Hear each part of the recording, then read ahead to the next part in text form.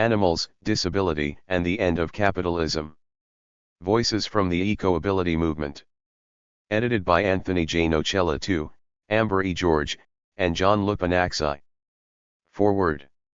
Judy K.C. Bentley. Introduction, Defending and Sharing Space and Place for Eco-Ability Voices for Total Liberation. Anthony J. Nocella II, Amber E. George, and John Lupanaxi. 1. Critical Animal Studies and the Importance of Anti-Racist and Anti-Ableist Politics. Anthony J. Nocella II, Amber E. George, John Lupanaxi, and Monika Repka. 2. The Interdependency of Humans and Nature, A Plea for Ecopedagogy and Eco-Ability Activism. Sarah R. Adams. 3. From Collective Autism to Autistic Wildness. Daniel Salomon. 4. I Fled to the Wilderness and Was Surprised by Enlightenment. Daniel Salomon.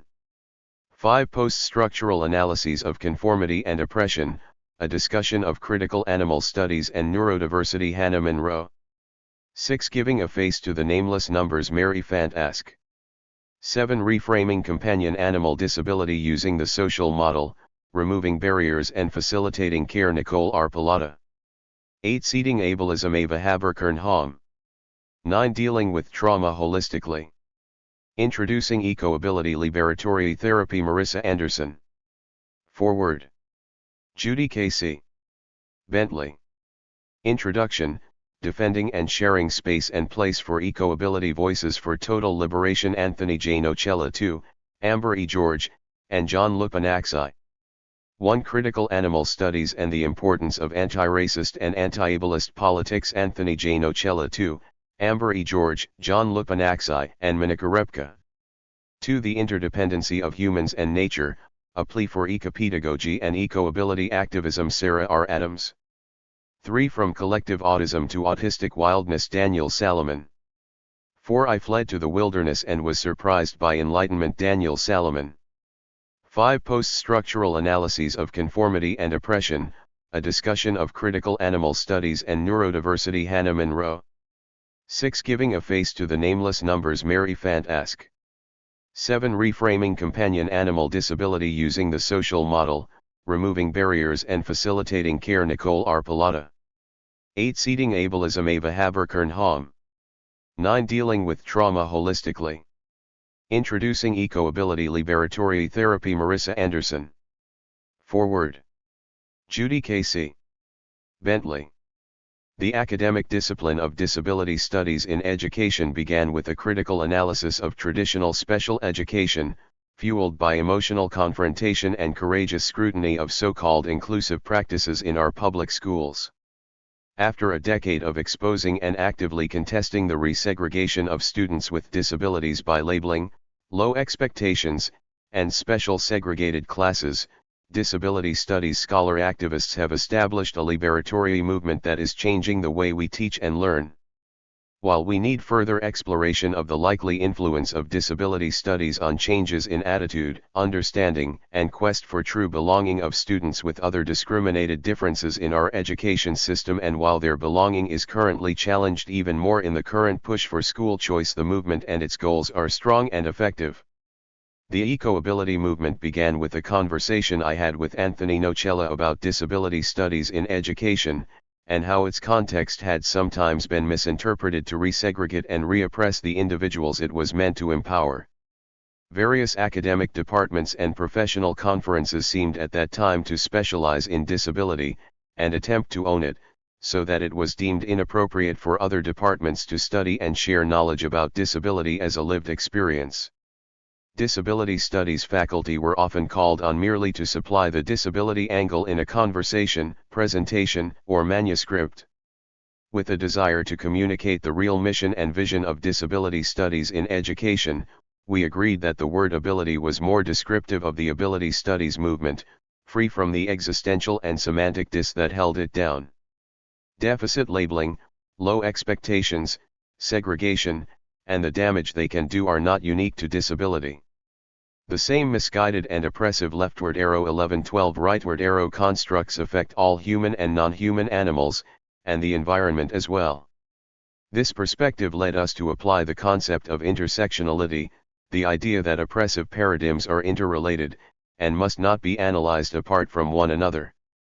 With the publication of Earth, Animal, and Disability Liberation, the rise of the eco-ability movement, eco-ability became a movement and a nascent field of academic study.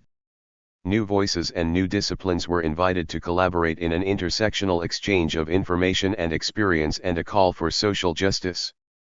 Eco-ability promotes a social justice theory and movement that deconstructs normalcy, troubles hierarchies of worth, and fosters mutual interdependence, collaboration, and respect for difference, in a fully inclusive world. Quite soon, scholar activists Colin Salter, Amber George, and J. L. Schatz joined us to produce subsequent volumes, Animals and War, Confronting the Military-Industrial Animal Complex, Screening the Non-Human, Representations of Animal Others in the Media, and the Intersectionality of Critical Animal, Disability, and Environmental Studies, Toward Eco-Ability, Justice, and Liberation. This book, Animal, Disability, and Earth Liberation Activists for Total Liberation, Voices from the Eco-Ability Movement propels and exemplifies the core values of the eco-ability movement, with a focus on activism. The editors Anthony Nocella, Amber George, and John Lupanaxi have assembled a community of bright and committed new scholars, with fresh ideas and an unwavering commitment to advocacy for change. Animal, Disability, and Earth Liberation Activists for Total Liberation, Voices from the Eco-Ability Movement is their first published work. They are nearly all vegans, and they bring lived experience with social injustice and ability to their remarkable and deeply personal stories. Through their leadership in the field of eco-ability, the editors continue to mentor and support new generations of the movement. Anthony is an intersectional, collaborative social justice scholar, educator, and activist with an international reputation. Amber teaches social philosophy, and serves as an ally, counselor, and community educator in social justice administration. John teaches and advocates for the development of scholar-activist educators. Animal, Disability, and Earth Liberation Activists for Total Liberation, Voices from the Eco-Ability Movement invites the discerning reader to meet the same challenges required of the authors to name and look beyond one's own privilege, to recognize and explore indignity, injustice, and subjugation, and to work toward transformative justice. Know that you will find here a leftward arrow 1213 rightward arrow book by scholar activists whose words will leave you hopeful, stronger, and better prepared to make a difference. Introduction: Defending and sharing space and place for eco-ability voices for total liberation. Anthony J. Nocella II, Amber E. George, and John Lupanaxi. As part of the recent growth in diverse scholar activism, eco-ability addresses the importance of recognizing disability as having differing abilities and theories of ability that contribute to a more holistic and inclusive understanding of diversity. Furthermore, eco-ability scholarship emerging with, and from, critical animal studies works from an anti-speciesist definition of diversity that suggests value in the many ways we all exist and contribute as interrelated and interdependent beings. Far too often, social justice work is not only human-centered at the expense of non-humans but is also policed by assumptions that stem from a problematic baseline of human being as being one particular thing: a consuming, white, heterosexual, cisgendered, male, presenting with no disabilities or anything that may differentiate an individual from a universalizing image and identity. Referring to this as normalcy, critical scholars have exposed the social dangers of such a way of existing as being in any way normal. Challenging labels and categories of who can speak truth to experience, eco-ability scholarship seeks to include all voices, especially the voices of those for whom voice isn't simply limited to words or standard conventions of academic writing. Resisting the disciplining of normalcy, eco-ability is defined by Nocella: the theory that nature, non-human animals, and people with disabilities promote collaboration, not competition, interdependency, not independence, and respect for difference and diversity, not sameness and normalcy. Sharad Collings challenges the borders of normalcy and nation, emphasizing the potential in the anarchist concept of mutual aid, explains that eco-ability is based on nature's teaching of diversity leftward arrow 12 rightward arrow and challenges the monoculturalizing of diversity endemic of systems of global capitalism. Collings notes that while disability scholars suggest that considering the ethics of the body ought to start with the unstable category of disability, it is also important to include the category of animal, or nature. Eco-ability scholarship recognizes that the degradation of marginalized people, especially persons with any of a multitude of possible disabilities, is deeply connected to the accepted domination and subjugation of non-human. To this extent, eco-ability work seeks to bring together diverse scholars sharing how they experience disability and resist the policing exclusionary violence of normalcy. This book is the third book that discusses the eco-ability movement using diverse essays to further examine the complexity of normalcy, diversity, and anthropocentrism. Furthermore, this book provides space and place for diverse eco-ability activist perspectives often excluded from academic publications. Many of the authors in this book not only have disabilities, but also have not been published before despite their many years of experience recognizing and resisting ableism and other forms of exclusionary violence. These voices are the primary sources for research and offer insight that expose problematic assumptions often made by even the most critical of social justice activists and scholars. Most of the time in scholarly and academic texts, we learn from detached scholars that are not affected directly by systemic forms of oppression, and this is especially the case with scholarship confronting ableism. The authors in this book tell their stories, share perceptions, and impart thoughts in relation to their unique life stories, all of which draws from practices of autoethnography and feminist standpoint theory. Autoethnography in eco-ability. Many writings by bell hooks are located in her socio-economic political identity and personal experiences, a method known as autoethnography. Other famous activist autoethnographies include, The Story of My Life, the Restored Edition, Autobiography of Malcolm X, Gandhian Autobiography, The Story of My Experiments with Truth, A Child Called It, One Child's Courage to Survive, and Long Walk to Freedom, the Autobiography of Nelson Mandela. These are just a few of the many autoethnographies that interweave personal narrative with theory and action. Methodologists who promote autoethnography argue that research can be conducted successfully leftward arrow to 3 rightward arrow on a topic through first-person narratives that relate action with the ideas and self-reported motives of the individual. Unfortunately, autoethnography is a methodology that has not been used a great deal in the social sciences when compared with other methodologies. While autoethnography provides rich data, it blurs the role of researcher and subject, which is also a goal and purpose of activist methodology. Therefore, to take the researcher out of this project is to lose an important part of the story. We encouraged our contributing authors to use personal experiences because we believe it expands the scope of information available.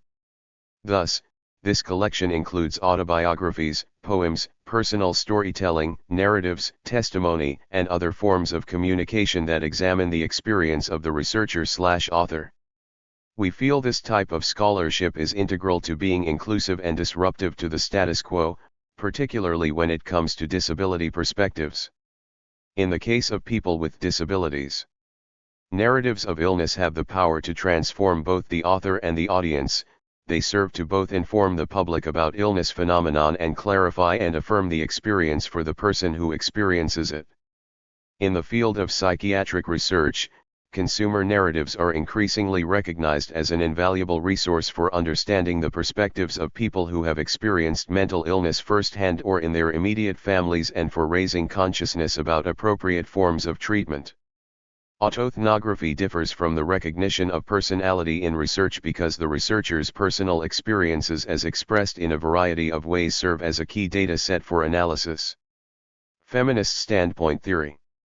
Similar to autoethnography, feminist standpoint methodology was developed by a number of feminists including Sandra Harding, Donna Haraway, and Nancy Hartsock. Feminist standpoint methodology is a form of perspectival theory/methodology. Central to influencing feminist standpoint theory was Friedrich Nietzsche's understanding of metaphysics, in which he argued that there are no facts, only interpretations, and that all interpretations are shaped by one's perspectives and thus are laden with presuppositions and biases. Nietzsche argued the more perspectives one could draw from, the more one could better understand reality. Thus, to avoid the falsehoods and simplicities associated with monoperspectival approaches, Nietzsche urged that one should employ a variety of perspectives leftward arrow 3 for rightward arrow and interpretations. Two crucial points come out of Nietzsche's discussion that became crucial for feminist standpoint theory. First, the knowledge we have is always limited and partial. Second, all knowledge is influenced by a number of factors, which include one's presuppositions, but also one's existential, social, and identity standpoint, including factors such as one's class, racial, and gender position. For our purposes in this book, we'd also add many other social and species identities such as one's non-human and disability status. Furthermore, feminists recognized that Nietzsche was somewhat limited in his view as a male, so they expanded beyond his metaphysics to include distinctive female points of view. According to Sandra Harding, for almost 2 decades feminists have engaged in a complex and charged conversation about objectivity. As he writes, feminist standpoint epistemologies reject the modernist assumption that there is a single ideal knower and that he can know or describe one true and final correct representation or reality. Like feminists, the eco-ability authors included in this text contribute the perspectives of non-humans, nature, and people with disabilities into this discussion. We recognize that knowledge is based on experience and socio-political values, and therefore all our contributions to the field of eco-ability are shaped by our experiences and life lenses. Accordingly, we must acknowledge that different researcher identities generate different insights and that a diversity of researcher identities thus opens avenues into a diversity of research settings and understanding. In this text, we challenge assumptions of the objectivist modernist theory and methodology that research can and should be neutral and detached, which is itself not a true or a historical claim but rather a social construction that should be deconstructed. Thomas Kuhn was one ardent critic of objectivist modernist science and truth-seeking. In Kuhn's 1962 classic, The Structure of Scientific Revolutions, he rejected the entire model of scientific knowledge as an internal logic that steadily progresses along the path of truth, to argue that knowledge is organized in a series of changing paradigms that are merely different from one another and do not progress toward truth. Kuhn replaced an internal model of knowledge from an external approach that emphasized the social and historical influences on science. Kuhn's work helped to expose the fraud whereby scientists hide behind the certainty of objective practice with a set of rigid set beliefs, which by default structures a particular outcome, rather than one that is free and uninfluenced. Scientific theories and paradigms are directly or directly governed and influenced by the dominant religious, leftward arrow 4-5 rightward arrow political, economic, cultural ideologies of a given society. Objectivity and the modernist mania for quantitative measurement, for instance, creates racist and ableist theories and approaches such as eugenics, IQ testing, and standardized tests. Along with feminists, critical theorists, critical race theorists, post-colonialists, postmodernists, anarchists, Marxists, disability theorists, and queer theorists, the eco-ability authors in this text are contributing to expanding Kuhn's ideas and challenging the core dogmas of Western theory and modernist epistemology. Further, quite unlike the isolated, detached, and political knower of modern epistemology, feminist standpoint methodology is based on shared experiences and concerns about oppressed and repression communities and group. Like feminist standpoint methodology, eco-ability also examines history written from below. Taking their cue from Marxist and populist theories that focus on the struggles of peasants, serfs, and urban working classes, our authors recover the voices of various marginalized groups silenced by conventional history as well as the reductionist class struggle narrative of Marxist theory. Harding writes, standpoint theorists themselves all explicitly argue that marginal lives that are not their own provide better grounds for certain kind of knowledge. Thus the claim by women that women's lives provide a better starting point for thoughts about gender systems is not the same as the claim that their own lives are the best such starting points. This text emerges from a call from oppressed and marginalized communities demanding resistance against modernist, speciesist, anthropocentric, Eurocentric, racist, sexist, and capitalist, socially constructed notions of objectivity. Like critical pedagogy, eco-ability is a praxis. It rejects the modernist ideals of knowledge as objective, nonpartisan, non-biased, and detached because it has a strong commitment to understanding the oppressed and working for liberation of all, human and non-human alike. We seek to not only to understand the conditions of oppressed groups and peoples, but also to be immersed in their struggles. We also demand that the products of our work, such as the writing of this book, be practical. As a result, this methodology goes to the root of the problem and examines the macro socio-political problem of domination and oppression, developed by social construction of privilege. At the same time, however, this approach demands that researchers understand their privilege and how they oppress. It forces the individual to take ownership of their actions and perspectives, which potentially oppress others in some ways, despite their intentions to develop a liberatory politics and praxis. Leftward arrow 5-6 rightward arrow. Outline of the book.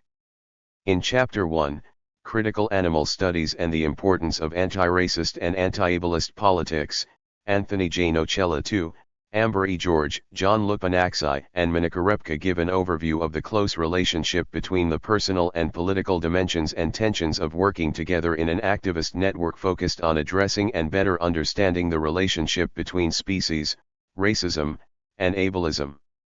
Sharing a glimpse into the work they are doing as part of belonging to the Institute for Critical Animal Studies, Nocella et al. Propose the idea that there may be a need for a radical animal studies, a critical extension of CA that works at the intersections of race, ability, and speciesism toward an anti-racist and anti-ableist politics. Sarah Adams in Chapter 2, The Interdependency of Humans and Nature, a plea for ecopedagogy and eco-ability activism, explores the concept of ecotherapy and ecopedagogy as a way of reciprocal healing of the self and the earth. Adams recounts the lessons she learned about the importance of ecopedagogy in conjunction with eco-ability while protesting the construction of the Dakota Access Pipeline at the Standing Rock Reservation in North Dakota. In Chapter 3 From Collective Autism to Autistic Wildness and Chapter 4 I Fled to the Wilderness and Was Surprised by Enlightenment, writing in his preferred voice, Daniel Solomon shares the connection between deep ecology, ecofeminism, and Rachel Carson's Silent Spring as he visits that place where Carson wrote that seminal book. Solomon explores the conflict between the neurodiversity and deep ecology movements to determine how to best resolve the conflict through interest-based conflict resolution. In Chapter 5 Post-Structural Analyses of Conformity and Oppression, a discussion of critical animal studies and neurodiversity, Hannah Monroe explores the discursive construction of normative behavior and nonconformity. Monroe discussed theories about normativity from a post-structural perspective. This chapter focuses on critical disability theory and describes the discursive processes of medicalization focusing on neurodiversity and autism. Mary Fant Ask in Chapter 6, Giving a Face to the Nameless Numbers examines the systematic ways ability-diverse humans are oppressed via ableism and speciesism. Highlight similarities between ableism and speciesism. Fant Ask, noting the number of similarities, makes a strong argument for the joint combating of ableism and speciesism through an ecofeminist ethics of care and bearing witness. Leftward arrow 6-7 rightward arrow in Chapter 7, Reframing Companion Animal Disability Using the Social Model, Removing Barriers and Facilitating Care, Nicole R. Pilata explores the issues surrounding providing care for companion animals with disabilities. She discusses various improvements that could be made in human society to remove systemic barriers that impede animals with disabilities from receiving quality assistance. Pilata uses her personal experience caring for a disabled canine family member to examine broader social issues that impact accessibility and care. In Chapter 8, Seeding Ableism, Ava Haber-Kernholm provides a critical overview of inclusive gardens and argues that even with many activists' effort to adhere to an ADA framework, community gardens are far from inclusive.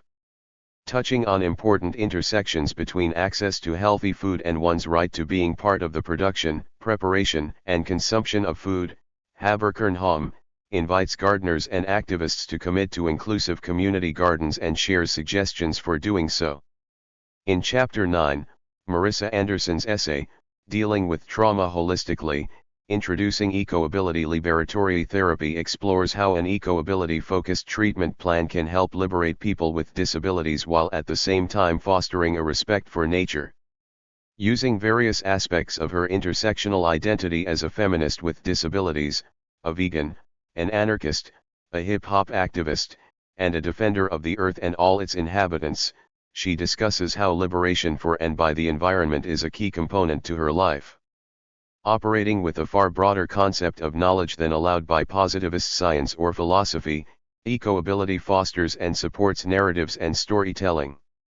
Like bell hooks, our text strives to discover personal stories as well as to consciously and deliberately promote liberation.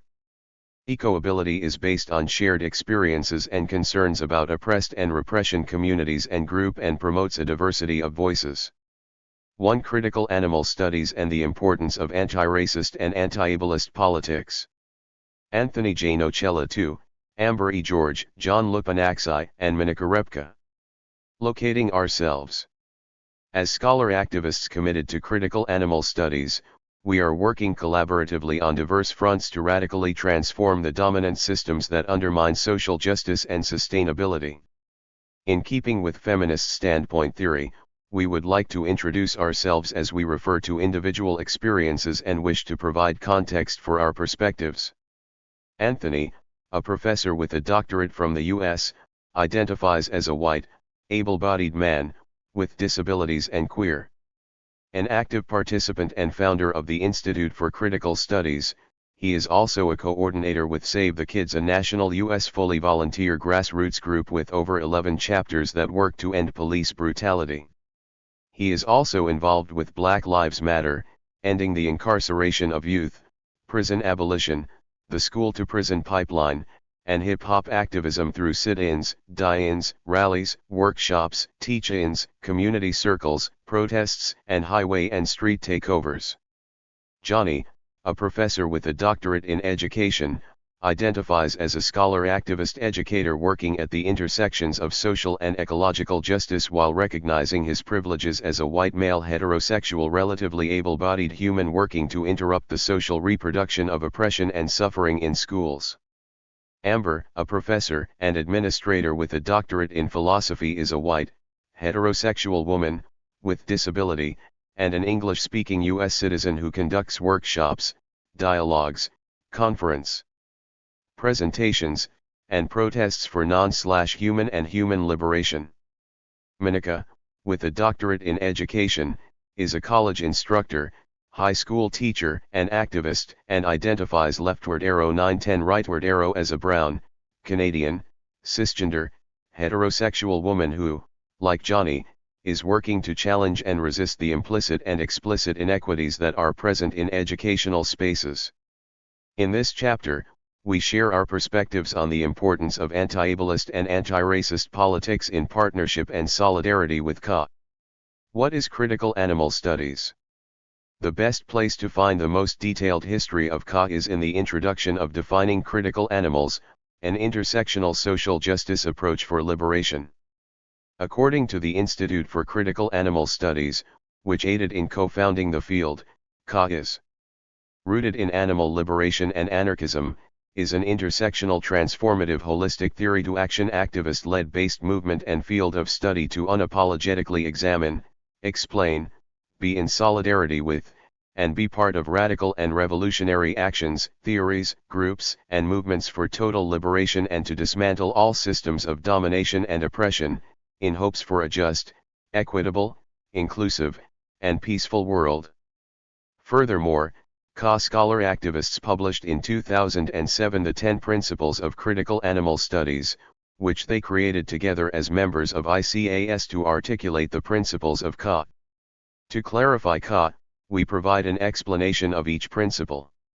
The first principle dictates that we pursue interdisciplinary collaborative writing and research in a comprehensive manner that includes perspectives typically ignored by animal studies such as political economy. Thus, we collaborate with each other for organizing and activism such as books, conferences, rallies, protests, die-ins, civil disobedience, podcasts, blogs, social media, and writing essays and book chapters. The next principle encompasses rejecting pseudo-objective academic analysis by explicitly clarifying its normative values and political commitments, such that there are no positivist illusions whatsoever that theory is disinterested or writing and research is non-political. In other words, we own and articulate one's subjectivity, locate and take ownership of one's domination, supremacy, and privilege and what one is doing to challenge it. This can occur at the beginning of a presentation, lecture, panel discussion, roundtable, workshops, teach-in, rally, protest, book chapter, book, essay, or conference to explain one's socio-political and economic status and experiences. The third principle mandates that we avoid eschewing narrow academic viewpoints and the debilitating theory for theory's sake leftward arrow 1011 rightward arrow position in order to link theory to practice, analysis to politics, and the academy to the community. We actively work to dismantle and disassociate oneself, movement, and group from academia, academics, academies, and the academic industrial complex as they institutionalize and detach from social movements because they are part of the dominating schooling system and a bureaucracy. Rather, we are scholar activists who engage daily in local communities and radical revolutionary activism, which informs our scholarship and in return our scholarship informs our activism and aids the movement. The fourth principle advances a holistic understanding of the commonality of oppressians, such that speciesism, sexism, racism, ableism, statism, classism, militarism, and other hierarchical ideologies and institutions are viewed as parts of a larger, interlocking, global system of domination.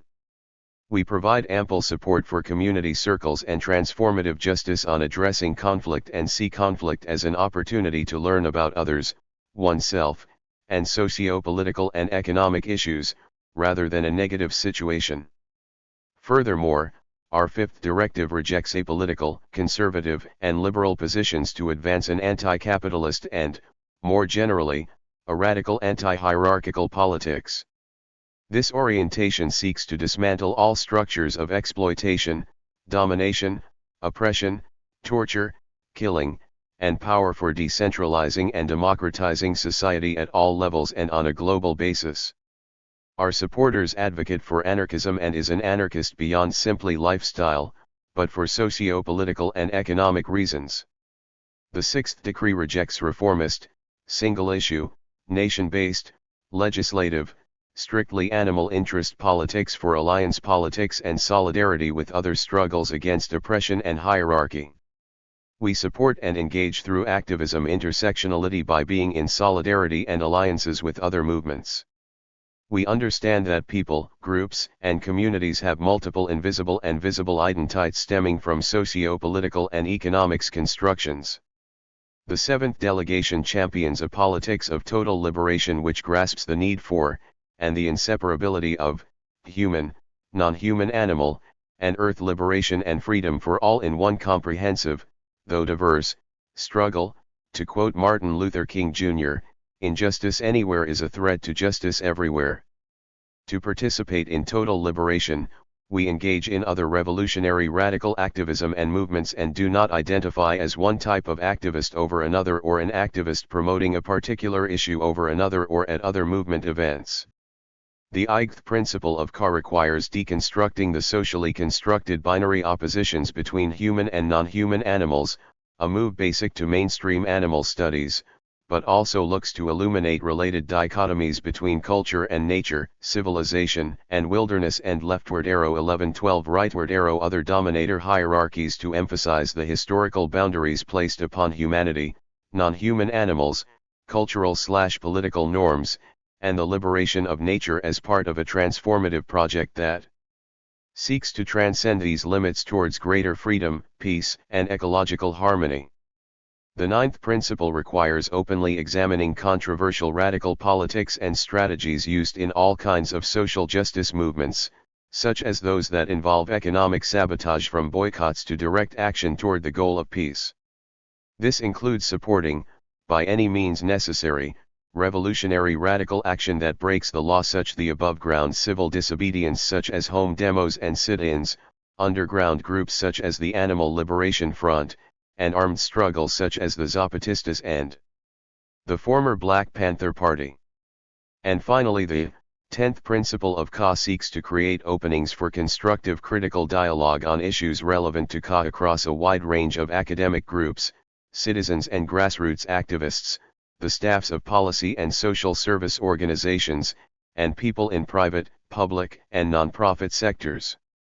Through and only through new paradigms of eco-pedagogy, bridge building with other social movements, and a solidarity-based alliance politics, is it possible to build the new forms of consciousness, knowledge, social institutions that are necessary to dissolve the hierarchical society that has enslaved this planet for the last 10,000 years. These principles aid in explaining and defining Ka and serve as strong guidelines for Ka scholar activists.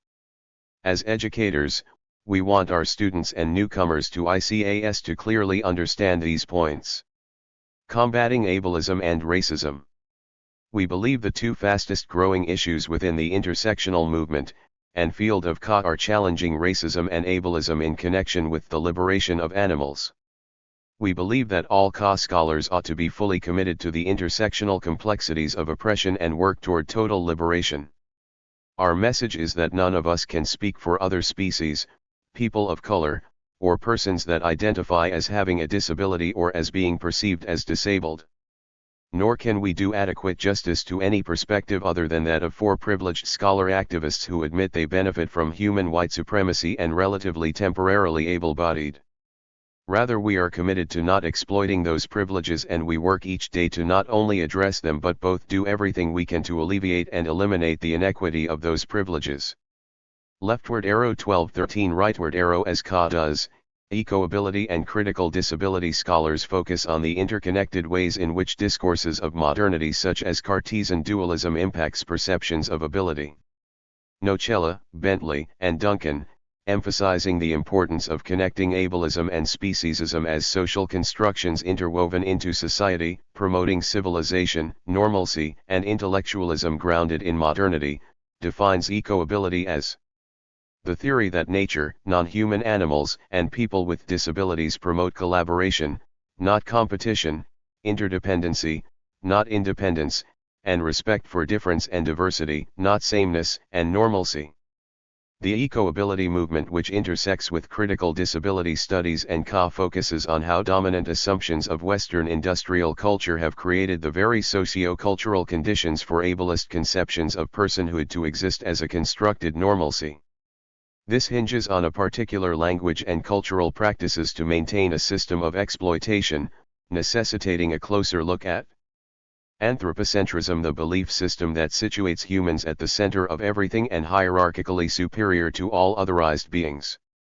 Ka scholars interrogate the ideological manifestation of anthropocentrism in relationship to humanist habits of culture that emerge in connection with an ontology of being rooted in Western philosophy and science. Collings explains. While anthropocentrism has led to the grim reality of widespread forest clearing, fish trawling, pollution and war, combined with the deadly practice of eugenics, this ideology has produced racial segregation, mass murder, and genocide, and has led to deadly experiments on billions of human and non-human beings. Further, Collings asserts that while disability scholars have argued that ethics of the body must begin with the unstable category of disability, she suggests that the category of animal must also be considered as an inherent part of the equation. Collings states, those viewed as disabled and those viewed as animal have both been figured as strange and are devalued due to perceived biological inferiority. Ka and eco-ability scholarship overlap in that they agree the neoliberalized perception of self in relationship to dominant social constructions of normal is a manifestation of anthropocentric discourses and thus can be understood and resisted through a process detailed in this paper. For those of us disciplined by normalized assumptions of human superiority and privileged by dominant definitions of ability, the challenge to address the complex leftward arrow 1314 rightward arrow and inextricable relationship between theory and action also becomes a challenge of doing so in accessible ways. In other words, while Ka seeks to interrupt dominant assumptions and privileges among academics and activists, it also requires a humble departure from a language of exclusion to practices that are accessible and inclusive of all. The question then is not, How do we do this through a Ka framework as outlined by the principles mentioned above? Rather, we ask, how might we continue to align with Ka principles while tending to the sensitive matter of ensuring that we work in unbounded ways to be accessible to all? Understanding ableism, toward eco-ability and anti-ableism in Ka. Similar to the roots of racism, ableism emerged out of the ideology of normalcy that divides the world into a socially constructed binary of abnormal versus normal. The normal are civilized, white, able-bodied, Christian, wealthy, domestic, formally educated, heterosexual, men. The abnormal are savage, primitive, interdependent, disabled, economically disadvantaged, non-educated, people of color, women, non-Christian, animalistic, wild, and queer. Furthermore, non-human animals are routinely disabled by the conditions of factory farming, captivity in zoos and other entertainment industries, and animal testing. Industrially farmed animals live in such unnatural and horrendously filthy conditions that disabilities have become a common, if not inevitable, outcome.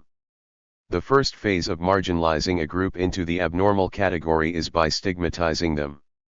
Western culture is replete with comments meant to demean humans through comparison to non-human animals. You are such a pig, you are acting like an animal, stop acting like a bitch, he's a dog, or you are as fat as a cow. Similarly, people with disabilities are stigmatized and marginalized by comments such as, you are retarded, suggesting a person is not intelligent, you are a freak, suggesting a person has uncommon sexual behaviors or simply acts outside the norm, why are you acting so lame, suggesting a person is annoying or uncool, and you are acting crazy, suggesting a person is not in control of their actions. The animal advocacy movement is not free from such ableist terminology. Meat eaters are called crazy, stupid, dumb, idiotic, or retarded. We all have overheard such conversations, and when we question the speaker's word choice, the response is often defensive rather than reflective. Leftward arrow 1415 rightward arrow people who challenge the norm and go against the grain of conventional societal messages regarding non-humans are marginalized alongside people with disabilities and other stigmatized populations.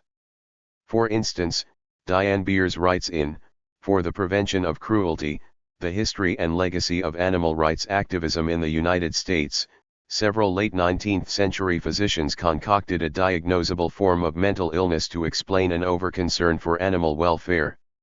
Sadly, they pronounced, that animal activists were misguided souls that suffered from zoophile psychosis. As Beers describes, zoophile psychosis was mostly used to diagnose women particularly susceptible to the malady. Since the early animal advocacy movement in the U.S. was primarily comprised of women, such charges upheld subjugation of women, people with disabilities, and non-human animals alike. The label zoophile psychosis demeaned those who have mental illness and the women falsely diagnosed, as well as detracted from animal liberation efforts. Similarly, when anti-oppression activists are brave enough to think critically and act against injustice, they are portrayed in the media as abnormal or freaks. Activists and vegans who oppose consuming animal products are characterized in the media as overly zealous, human haters, spacey and neurotic, even terrorists. Furthermore, living in a society saturated with ableist and speciesist media, well-intentioned activists and advocates often misuse language, metaphor, and representation, inadvertently reproducing oppression and privileging one group at the expense of others. Even within the animal advocacy movement, many, from queer/trans scholar activists to anarcho-ALF supporters, use ableist language and strategies. On blogs and Facebook, activists call animal abusers and each other idiots, blind to the truth, psychotic, etc. Another example is that of Rory Friedman and Kim Bruin, authors of Skinny Bitch, who in marketing their book write, "Stop being a moron and start getting skinny." However, using these outdated medical terms without any self-reflection suggests that those individuals are being reactionary and, albeit unintentionally, oppressive. Lacking any expertise in medicine, psychology, or psychiatry, they borrow terminology in a futile attempt to fight oppression from those industries that have aided in the construction of normalcy. In other words, they are trying to fight oppression with a form of abuse that they do not acknowledge. Academics, Facebookers, and bloggers are not the only ones using ableist language. At a fur protest recently, Anthony heard two classic chants: "When animals are abused, what do you do? Stand up. Fight back." Another chant was "Stop the murder. Stop the pain. Neiman Marcus is insane." The first chant is ableist because of its lack of inclusion of those that are not able to physically stand. Leftward arrow 1516 rightward arrow. The second chant is ableist because of use of the term insane, which stigmatizes those with mental disabilities as being violent. Additionally, some larger-sized or overweight individuals may feel completely disenfranchised or even shamed for not being able to adhere to specific, and often arbitrarily set, vegan guidelines.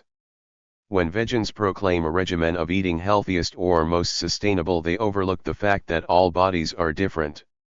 Vegan diets, for example, are usually high in carbohydrates with protein sources that are high in starch such as beans, tofu, and quinoa. This may be fine for many people, but it's often not healthy for type 1 and type 2 diabetics, for whom excessive carbohydrates could mean a dangerous spike in blood glucose levels that lead to limb numbness and vision issues. For someone with Crohn's condition, a diet high in fiber, fruit, and vegetables could potentially trigger a flare-up. The point is not that a vegan diet is wrong, but rather that food policing or shaming along with adopting the one diet fits all mantra disregards the serious structural and attitudinal barriers that are exclusionary both in terms of racism and ableism.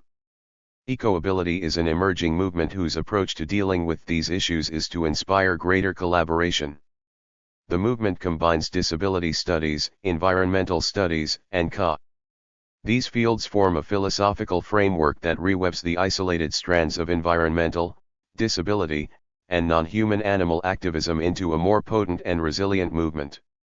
This structure directly confronts fragmentation by focusing on how the shared principles, practices, and experiences of these movements can bring forth new possibilities for mobilization, inclusion, and justice. Founded in 2011, Ecoability was outlined in Earth, Animal, and Disability Liberation, The Rise of the Ecoability Movement. This book aided in the establishment of the Ecoability Collective, founded in that same year to organize events and publications. In 2015, the Ecoability Collective and ICAS held the third annual Ecoability Conference. Today, Ecoability reaches a global audience with 2 journal issues dedicated to the topic, 3 annual conferences, and many events centered on the theme, and 2 books are coming out in 2017. The central topics in Ecoability are, ableism in the environmental and animal advocacy movements, challenging animal use and testing for those with disabilities, critically. Examining the objectification and exploitation of animals with disabilities, challenging the concept of normalcy and how it is practiced within the environmental and animal advocacy movements, how systems of domination have fostered ableism, speciesism, and ecocide, and promoting how disability, uniqueness, and interdependency is supported and embraced by non-human animals and the natural world.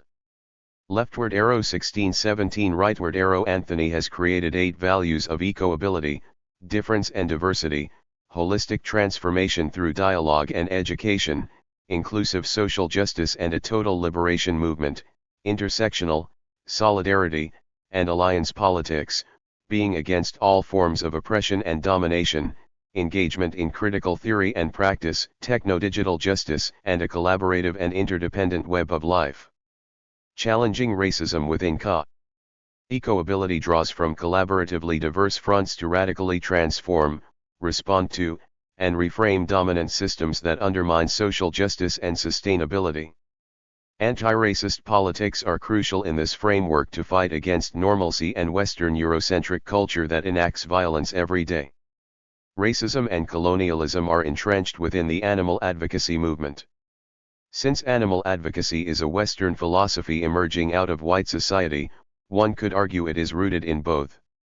Furthermore, colonialism and racism detached themselves from nature and are positioned in opposition to nature, constructing a binary of civilized versus savage and domestic versus wild. Colonialism and racism within the animal rights movement of today can include tokenizing people of color, disproportionately focusing on criminalizing people of color as the primary culprits of animal abuse, ignoring people of color who are involved in the movement, and neglecting the impact that food insecurity can have on people's ability to live a vegan way of life. People of color have been tokenized in the animal rights movement in several ways. Unfortunately, such tokenizing of people of color is nothing new, as women of color have been exoticized within the movement through advertisements, outreach materials, social media images, and objectification practices. Thus, reenacting violence or co-opting the abuse experienced by any marginalized group or suffering for the cause, is an unacceptable organizing stunt that will not lead to eradicating injustice and powerlessness. Co-opting positions of disempowerment is fraught with political and social implications that imply negative associations, stereotypes, and behavioral expectations that can take an immense toll on one's sense of pride and self-esteem. Furthermore, the process of co-opting can also have damaging effects on other organizing members who believe they are being good allies, doing the right thing by raising consciousness, acting in an inclusive manner, and bringing more diversity to animal rights organizing by tokenizing such individuals and experiences. Leftward arrow 1718 rightward arrow. Unfortunately, the media is guilty of framing television news broadcasts and newspaper stories about illegal animal entertainment as criminalizing people of color and using racist and colonial systems such as the criminal justice system. For instance, an argument from those within the animal rights movement is that Michael Vick is wealthy, famous, man of color, ran an illegal dog fighting ring and abused canines. As one might expect, the law and race are inherently connected here when considering this argument. While there is no doubt that Vick broke the law, what he did is comparable to what other people of color and white people do when they attend legal animal performance such as bull riding, zoos, rodeos, and marine aquariums for family fun and entertainment. Television commercials often present animal entertainment opportunities with smiling white parents and their excited white children. But, we rarely watch on the evening news issues of wealthy white folks who also partake in legal and illegal abuse of animals for entertainment and profit purposes. Thus, much of what the public comes to understand as animal abuse undergoes specific racist framing that implicates not only people of color but also other forms of animal entertainment in the United States, such as cockfighting associated with Latino communities. Another issue of importance within these movements is not promoting, supporting, or citing people of color because it is assumed there are no people of color in the animal advocacy or veganism movement. One only need cite the many sole vegetarian restaurants that have been in existence since the 1980s to understand that many people of color have been involved with veganism for a long time, whether as a personal choice or political one. It is absurd to assume that people of color do not care about animal rights, as there are those who do not partake in eating animals based on ethical grounds, both in Western and non-Western cultures. For instance, there are traditions from Chinese and Indian cultures, dating back thousands of years, that promote compassion for non-human lives and the environment. Despite these traditions, some of the most aggressive non-human animal liberation campaigns target Asian cultures and politics. Consider the dolphin slaughter in Taiji, Indonesian policy towards slaughtering orangutans, the cat and dog meat industry in China, or the fur trades across many cultures in Asia. These campaigns seem to suggest that all people from Asian cultures are not interested in animal liberation. Labeling everyone associated with these nations as being anti-animal rights is racist. Whether one is presently or historically tied to a culture that may or may not benefit from animal exploitation, one cannot generalize that all populations engage in these problematic behaviors and beliefs. Leftward arrow 1819 rightward arrow. We must recognize that there are people of color in the animal rights movement. However, it may be difficult to acknowledge their contributions when there is so much focus on white perspectives. White people who may not have come to terms with their own racial privilege may have difficulty being inclusive on account of their own fears or prejudices. One common and problematic assumption made often by white scholar activists is their apprehension to, or avoidance of, inviting people of color to join their organizing. In this case, it's often that the white scholar activist perceived that focusing on the rights of animals was privileged position. While on one hand these white scholar activists aware of this are not entirely incorrect, it often can be a position of privilege. In fact, if one is organizing for animal rights without acknowledging and supporting the importance of the material suffering of their activist friends at the hand of the systemic oppressors of Western industrial society, then the white scholar activist is missing the importance of the ways that these injustices are deeply entangled and thus require we fight them on all fronts. Furthermore, no one should define when, how, and where a person of color should enter the movement or constrain their participation to conform to whites' expectations. Adherence to this reinforces white supremacy and paternalistic thinking by supporting the notion that only white people know what is best for people of color. In the last decade, more people of color have joined the cause, and many of them are challenging racism within the movement and from a decolonial perspective. Some activists have gone so far as to accuse people of color of not caring about animals because they are not vegan, rather than understand that issues of class, culture, food justice, and environmental justice may influence their ability to be vegan. For instance, Amber has witnessed vegans attacking people of color's notion of animal-rich soul food rather than try to understand its legacy within a cultural context. Soul food for many represents a sense of belonging, community, demonstrating one's sense of cultural pride. People of color are not the only ones to indulge in animal-laden meals as a part of tradition or culture, as many people equate consuming animal products with abundance. Thus, in the largely white-centered animal rights and vegan movements in America today, issues that impact people of color like racism, classism, and heritage go largely ignored. This omission is unsurprising given that most representations of veganism are predominantly white-centric, and the activism used prioritizes theories, approaches, and practices created by white people and their perspectives, which have excluded people of color. Additionally, there is very little to attract people of color to animal rights, or veganism activism and scholarship. Furthermore, many individuals leftward arrow 1920 rightward arrow would perhaps choose to be vegetarian or vegan, if it weren't for the fact they live in low-income areas with minimal food choices and are subject to a government that subsidizes and promotes animal-laden, fat-heavy diets versus ones with vegetables and fruits. Scholars are aware of the racial and class privilege many white vegans benefit from when making vegan dietary choices in the midst of expensive health food stores, farmers markets, and accessible grocery stores in general. Whether it is the ability to buy and afford produce or to possess the free time to prepare vegan meals, scholars advocate against the institutional and environmental racism that segregates people of color into neighborhoods that lack grocery stores, farmers markets, and the ability to harvest gardens. Many white vegan chefs are trying to exoticize vegan cooking to make it more ethnic or make veganism stem from a position of other.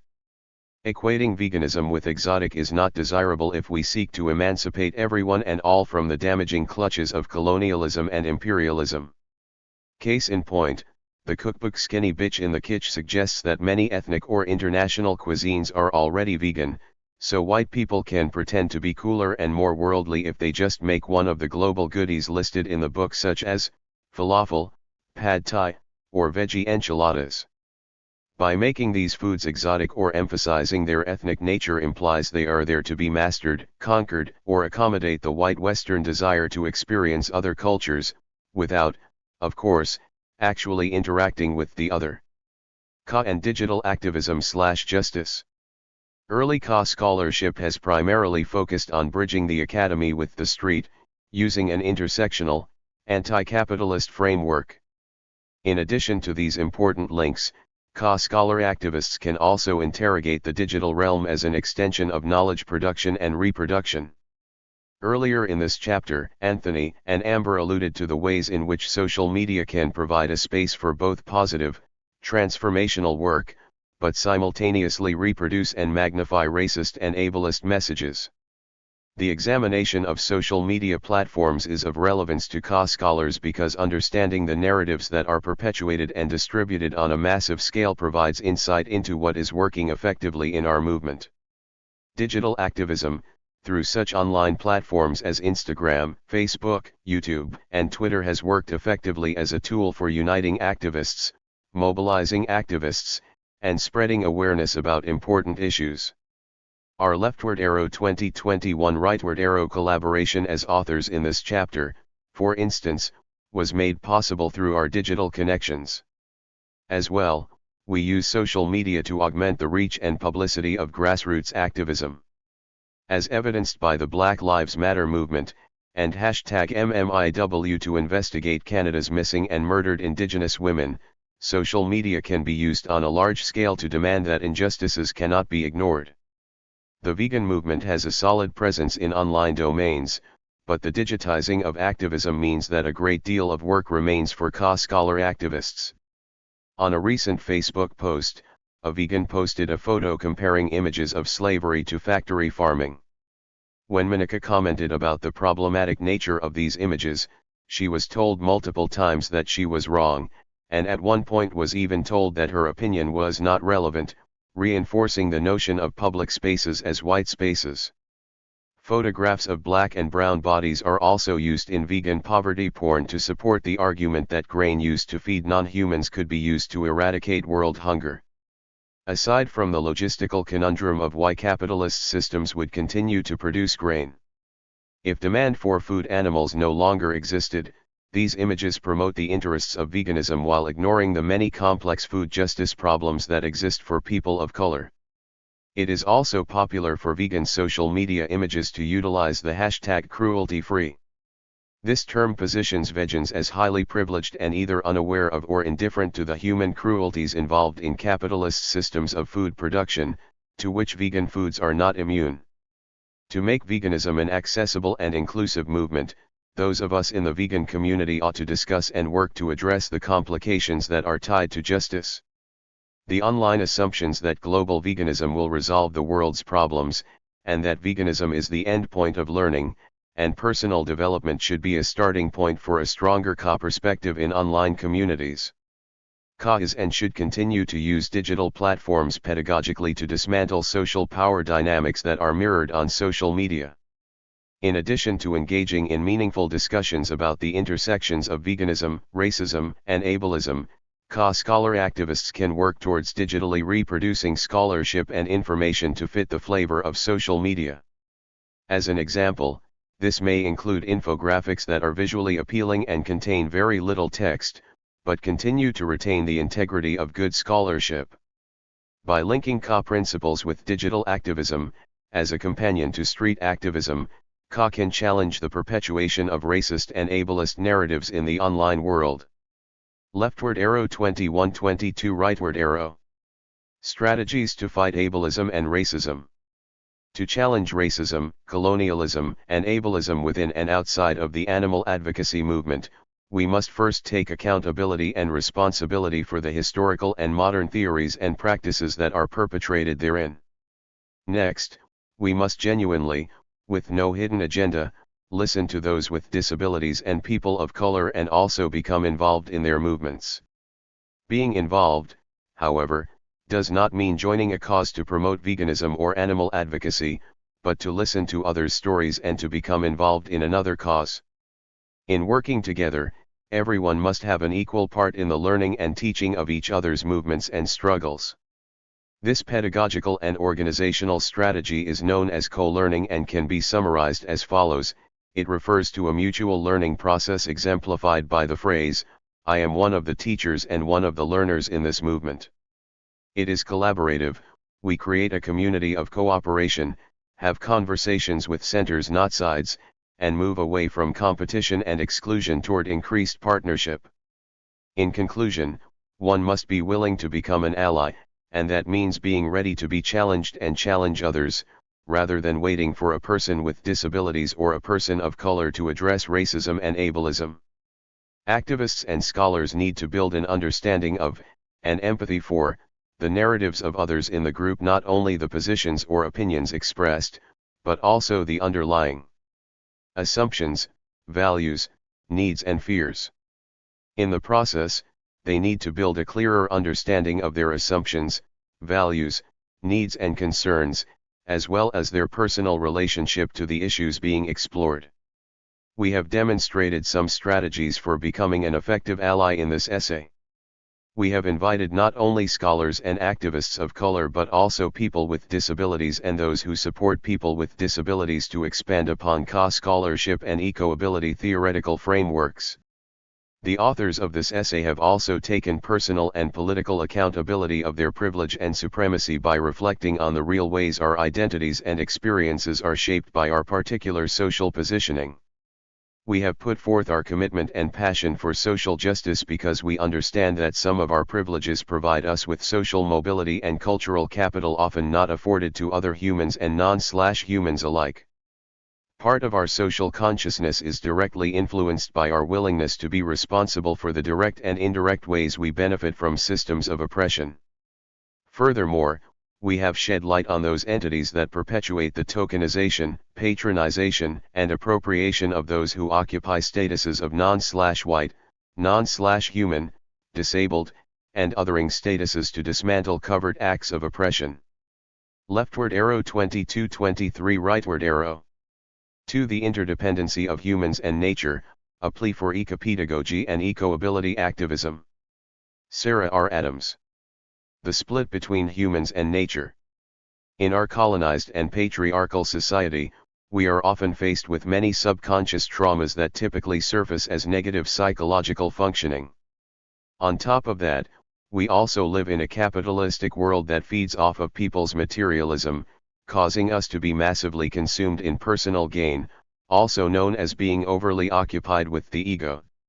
Society has been constructed in a way that makes us feel separate from anything larger than ourselves that does not involve money, particularly our planet.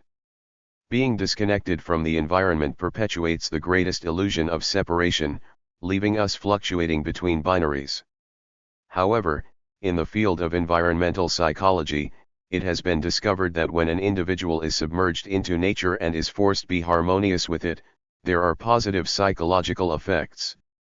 Environmental psychology is defined as a discipline that studies the interplay between individuals and their built environment. Nature as therapy, or ecotherapy, is a way of healing individuals with nature in mind. However, it is crucial to note the selfishness of ecotherapy because it is only viewed as a therapeutic technique that can benefit humans. Ecotherapy does not reciprocate care to the environment. Noting the positive effects of ecotherapy is only relevant because, unfortunately, many people do not feel the need to change unless there are personal benefits involved. Proving the benefits nature has on humans is a means of encouraging people to incorporate nature-based learning, or eco-pedagogy, into schools. In society there is an epidemic of nature deficiency, particularly the United States, and there is leftward arrow 25-26 rightward arrow an urgent call for healing.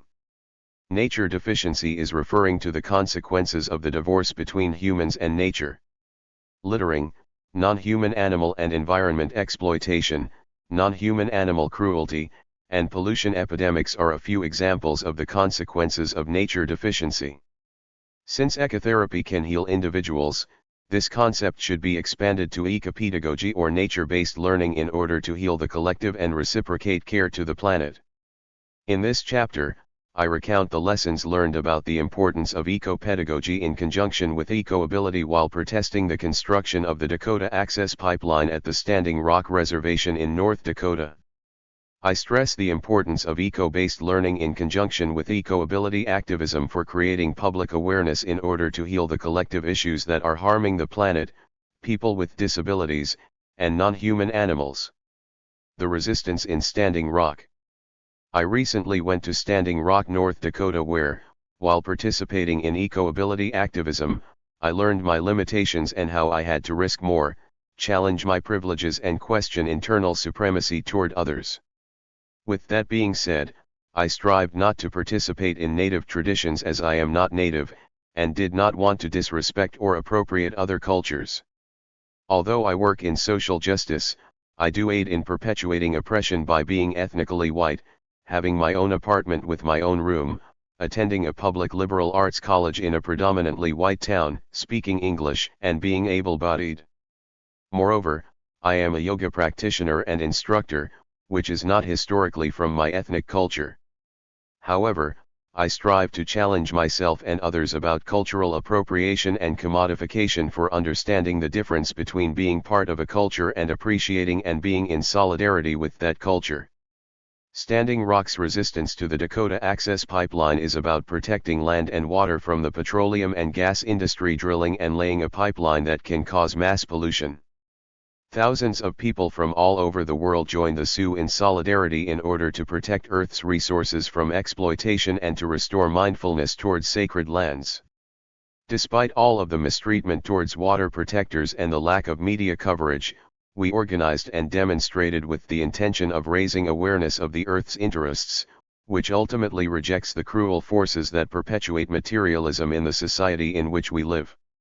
Leftward arrow 2627 rightward arrow. Several other undergraduate students and I camped in the Osity-Sacoan camp, where we had access to health care, schools for children, legal help, and other resources needed to sustain community life. We could sense that the entire community was established with a common interest to protect the water and the earth from the dangerous effects of the oil and gas pipelines.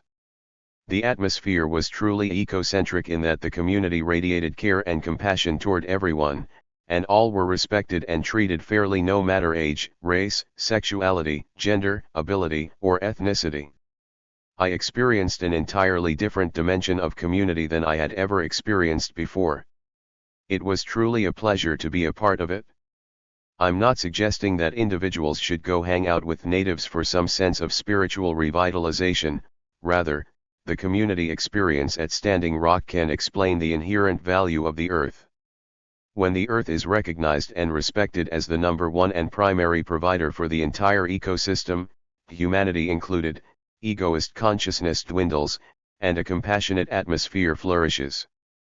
At Standing Rock, I learned that not only does the environment have a positive influence on individuals, but also positively impacts groups, and even more so when interdependency is recognized and care is reciprocated. Call for action. While at Standing Rock, I mindfully acknowledged that I was a guest of the community. For instance, I attended their prayers and ceremonies, and was profoundly moved by a parallel that existed between Native American spirituality and my practice of yoga. For example, a yogi/yogini practices meditation and sun salute at sunrise and sunset, just as the Native American Sioux practice ceremonies at those times. Like many of the Native Americans I met at Standing Rock who sought to express their sense of sacred in their lives that is formed between the connection between humans and nature, I do so through the practice of yoga. As a child, I always felt the divine within me but struggled to express it through the Christian religions my mother tried to force me into joining. I remember feeling humiliated and out of place in church. Later in my life, I was introduced to the practice of yoga, and I was moved deeply by it.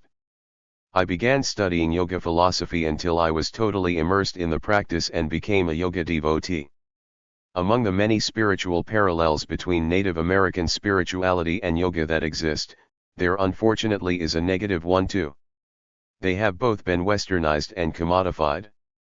Thus, cultural appropriation occurs when one superficially claims the identity of a yoga practitioner or yogi/yogini without being devoted to its spiritual practices.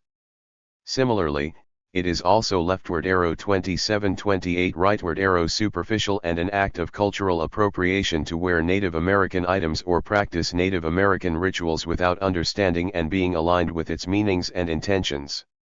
Other cultures' sacred practices are only to be embraced with humility, humbleness, and modesty. With this in mind, spiritual practices have the potential to be suitable for all people because they regard matters of the spirit, not the body.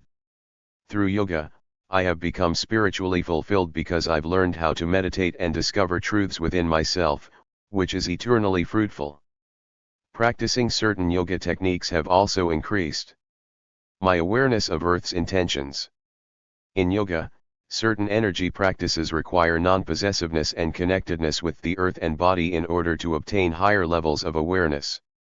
This makes yoga practitioners ideal candidates for furthering the eco-ability movement due to their respect of and humility for the planet. Amidst the chaos that I often witness as a sociologist and activist who has participated in direct action against hate, racism, fascism, bigotry, and white supremacy, spiritual yoga has taught me how to stay grounded and at peace. In addition to protesting the Dakota Access Pipeline on the front lines, I have also protested against sexism and gender inequality. I am on the front lines against social inequality because I have witnessed the differential treatment afforded to me versus my peers based on social identity differences. For instance, when once taking part in a direct action with a friend, we were reprimanded by authorities for writing positive messages on a sidewalk in a park. My friend, who is black, was harassed and threatened with jail time while I was set free without charges. Furthermore, I put myself on the front lines because I could see the torment my disabled peers experienced in high school. I put myself on the front lines because my brother, who is diagnosed with severe ADHD and paranoid schizophrenia, suffers only because he feels like a menace to society despite his many talents. Most importantly, I put myself on the front lines because I am an empathy feeling the earth suffering as her resources and creatures are continuously exploited. Reflecting back to my time in Standing Rock, I remember a Lakota elder saying that the earth teaches us everything we need to know. The planet's nature teaches us compassion and interdependence towards all living things. Despite this organic perception, civilization has perpetuated a binary between humans and nature that is causing a massive amount of disparities. It is necessary for humans to awaken to the needs of our planet so that harmony and balance can be restored. This philosophy toward nature leftward arrow 2829 rightward arrow is very similar to the foundations of eco-ability, a theory that was realized by Dr. Anthony J. Nocella. Nocella defines eco-ability as a theory that nature, non-human animals, and people with disabilities promote collaboration, not competition, interdependency, not interdependence, and respect for difference and diversity, not sameness and normalcy. Similar to the way in which Native American philosophies toward nature have been suppressed, eco-ability activism is not mainstream in our society because its ideological underpinnings and methods for change have been deemed inferior by Westernization. However, now more than ever, there is an urgent call for healing from our planet because environmental and social catastrophes are escalating. Environment's one-on-one care. Keeping in mind that systemic change can begin at the individual level, ecotherapy holds much promise for using nature as a means for healing individuals. Ecotherapy is a recreational therapeutic approach that merges individuals into the environment in order to draw out the strengths of participants to 1. Promote therapeutic and continued development despite health conditions and functional limitations. Ecotherapy includes many different activities and interventions to promote healing such as outdoor adventures, camping in groups, engaging cognitively with nature to discover symbolic thinking about the environment, and exploring nature with a therapist. Acknowledging that each patient has differing and complex needs, nature's expansiveness can provide for those needs and then some. This enables the patient to participate in a nature-based intervention that is suitable to their individual needs. Unlike traditional therapy that expects a patient to be open with a complete stranger and potentially take medications to cope with mental issues, ecotherapy stresses connecting on various levels with inanimate and animate beings besides the self through holistic means. One study demonstrates the power that nature-based therapy has had for military service members. Analyzing military service members is significant because often they experience extreme post-traumatic stress, physical injuries, and disability labeling. The disability labeling that military service members are often subject to upon their return home from service adds to the societal notion that people with disabilities are faulty or undesirable. Being considered undesirable has negative effects on the psyche because it leaves one feeling ostracized and leftward arrow 2930 rightward arrow unworthy of being. One example of the marginalization of disabled people is the abundant use of ableist language in today's society. Using words like crazy or freak to shame someone is suggesting that people with mental disabilities are also shameful to society. Despite this, we see that ecotherapy still offered significant healing for military service members because they were able to resolve social, identity, mental, and spiritual disparities. Thus, military members, especially those with disabilities, are likely in great need for support and therapy, giving further proof that ecotherapy should be given to those seeking assistance. Additionally, military members also show substantial dropout rates when undergoing traditional therapy.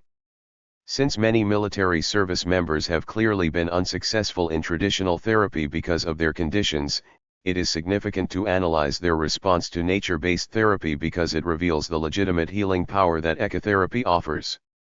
The outcomes for the military service members in ecotherapy interventions indicated that nature helps heal despite affliction or disability.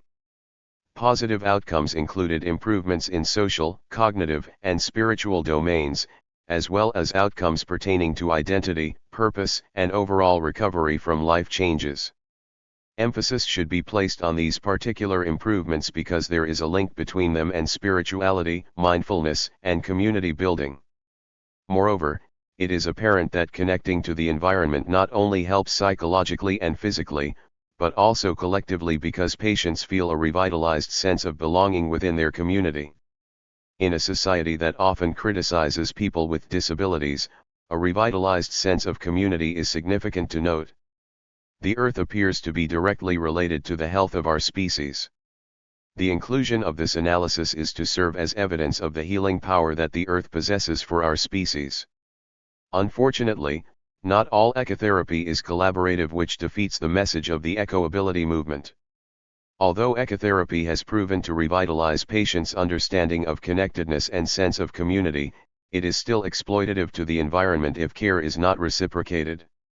As long as ecotherapy is one-sided, it will not promote eco-ability.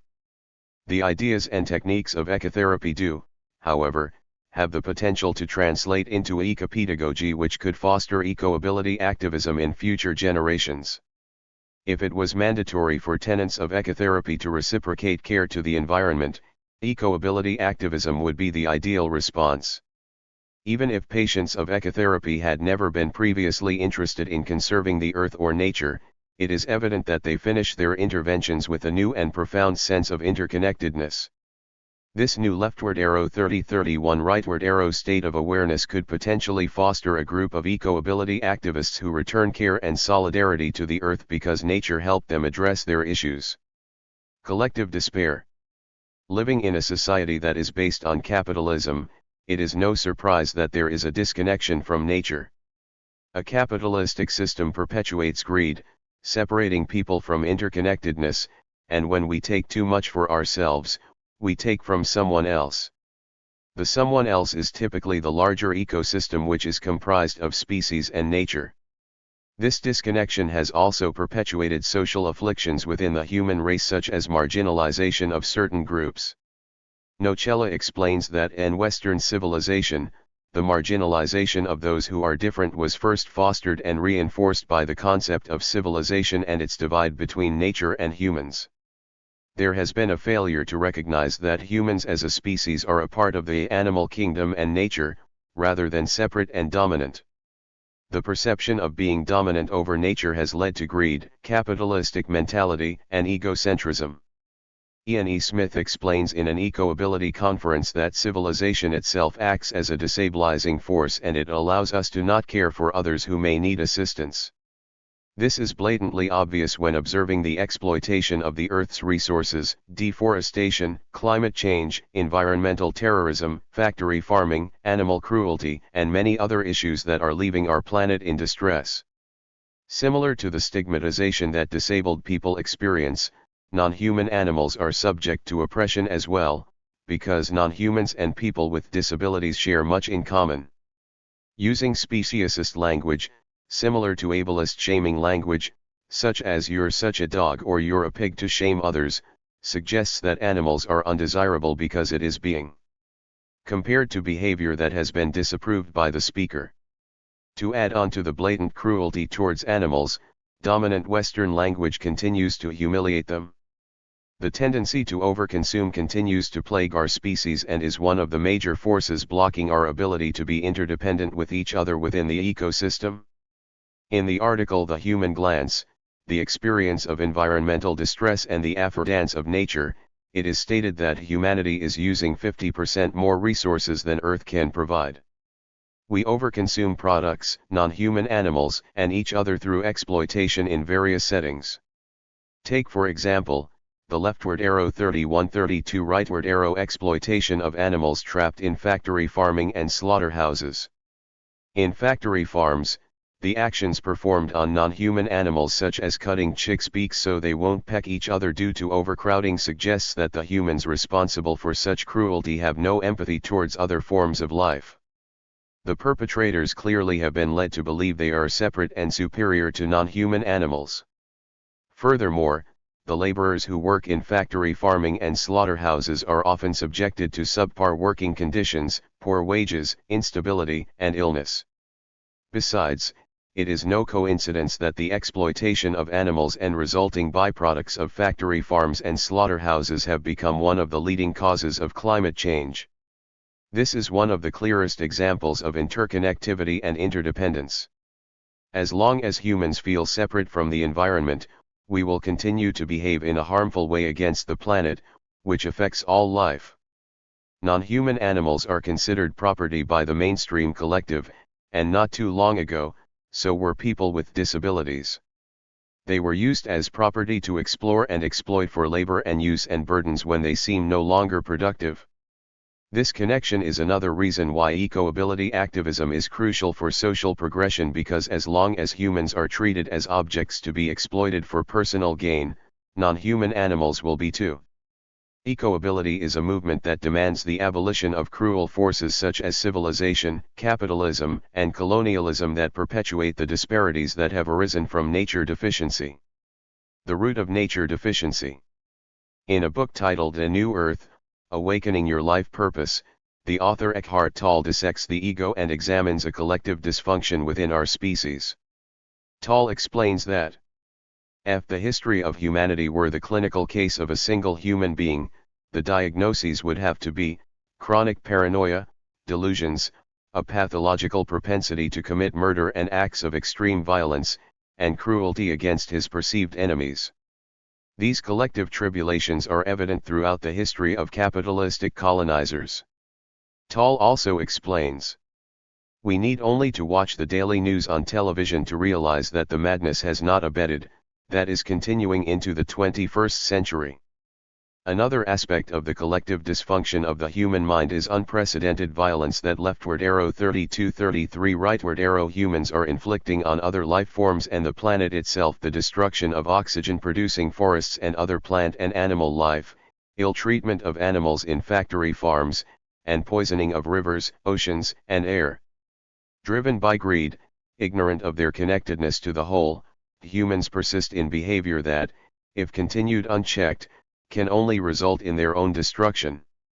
When Tolle explains that humans are motivated by greed, it is clear that the issues of humanity are rooted in egocentrism, being overly consumed in personal gain, which causes separation of the self from the whole. We must also note the effects that nature deficiency has on children, because they are the future of our species.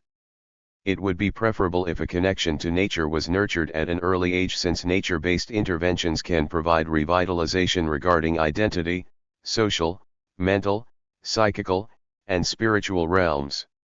Unfortunately, many children today do not express connectedness with the earth, which has a detrimental effect on development.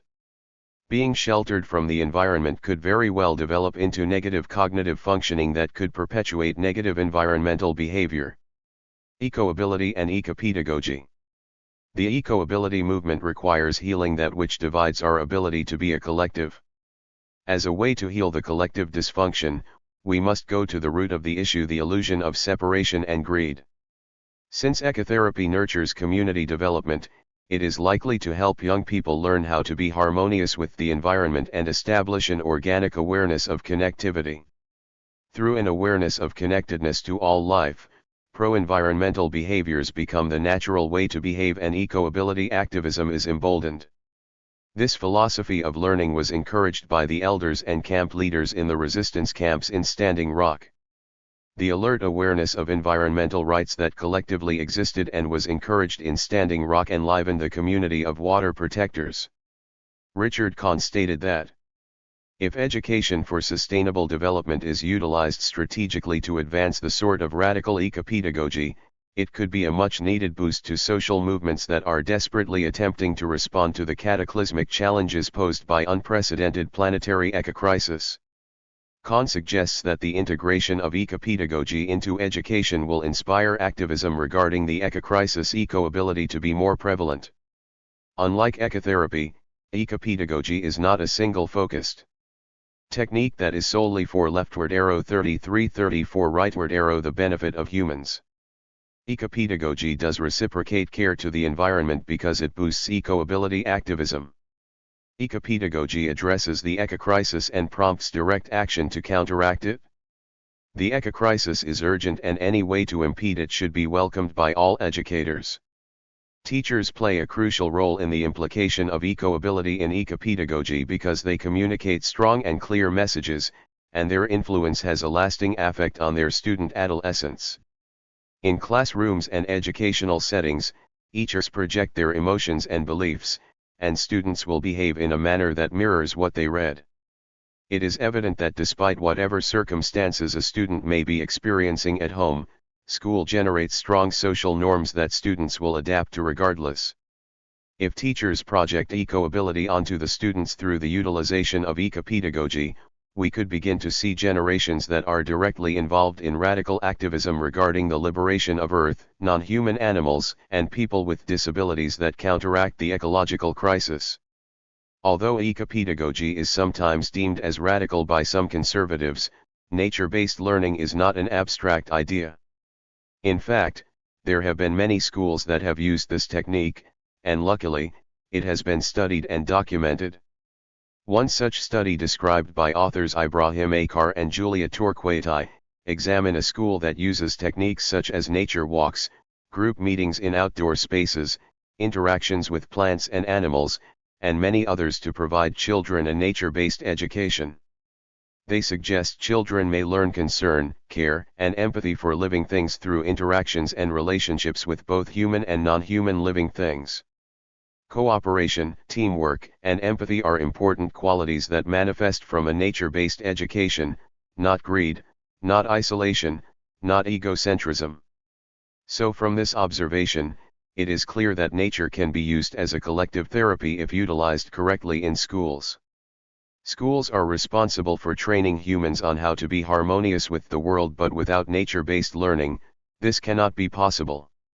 Mainstream education does not incorporate nature-based learning techniques into classrooms, so it is no surprise that we continue to see an overwhelming disparity of nature deficiency. When children are allowed interactions with nature, prosocial behavior is likely to develop. Behaving respectfully toward the planet and one another while having positive community experiences encourages altruism, ecocentrism, and eco-ability. Ecopedagogy clearly promotes the eco-ability philosophy leftward arrow 34-35 rightward arrow because and the ideology that is being encouraged respects differences in abilities while promoting values appropriate to the stewardship of ecosystems. There is no better way to promote eco-ability than through ecopedagogy in educational-based settings. It is also beneficial for parents and teachers because children in nature-based educational settings also prove to have reduced behavioral issues. Nature-based education or ecopedagogy is simply the larger picture and extension of ecotherapy, especially when considering the despair of our species and planet. Conclusion: requiting nature's hospitality. From analyzing the positive psychological, physical, spiritual outcomes of ecotherapy for military service members, it is evident that being immersed into nature is powerfully healing. Of course, it is unfortunate that the environment must be used as a therapeutic technique in the first place because one would hope that it is already an intimate part of the soul. However, it has been made clear that nature does not only serve as a means for healing, it also serves as a way to nurture community and a profound understanding of interconnectedness. we can predict to see a decrease in behavior that has been harmful to each other, non-human animals, and the earth when the majority of humans in our world can revive their intimacy with the environment. An awareness that understands connectedness will be morally obligated to return care through radical eco-ability activism by speaking out on behalf of the Earth's interests. It is now up to us to reciprocate care to the environment with eco-ability activism by dismantling the capitalist, colonialist, and civilization structures that have allowed negative environmental behaviors to prevail. Schools play the biggest role in this social movement because they foster the ideals and values that future generations will possess. Restoring balance for the planet and animals while demarginalizing people with disabilities is only possible if we begin to incorporate nature into our daily lives, especially education. The resistance in Standing Rock is a manifestation of eco-ability activism that is a response to the eco-crisis and cruelty of corporate capitalism. While camping in Standing Rock, I learned from residential water protectors that mainstream media coverage is limited and inadequate regarding the movement. It is up to the people to spread awareness through radical eco-ability activism because corporations are being allowed to take over land without leftward arrow 3536 rightward arrow consent of the people. Alas, we cannot expect people just to change their ways because we throw some facts their way. Healing must first take place. A shift in consciousness must occur on a mass scale, which could only be possible through the integration of critical ecopedagogy, sociology, and psychology. Environmental psychology offers the tangible proof of the healing power of nature, sociology enables us to analyze collective issues and develop solutions, and lastly, ecopedagogy enforces the change. Through this integration and manifestation of ecopedagogy, eco-ability activism will rise. From recent political events that have taken place in the United States, it is clear that colonialist governments have structured civilizations in order to feed money-hungry capitalists who have no concern for life besides their own. Eco-ability activism demands concord between all living 1. things. This will encourage self-sufficient communities that are not reliant on governments, but each other and the planet. 3. From collective autism to autistic wildness. Daniel Salomon.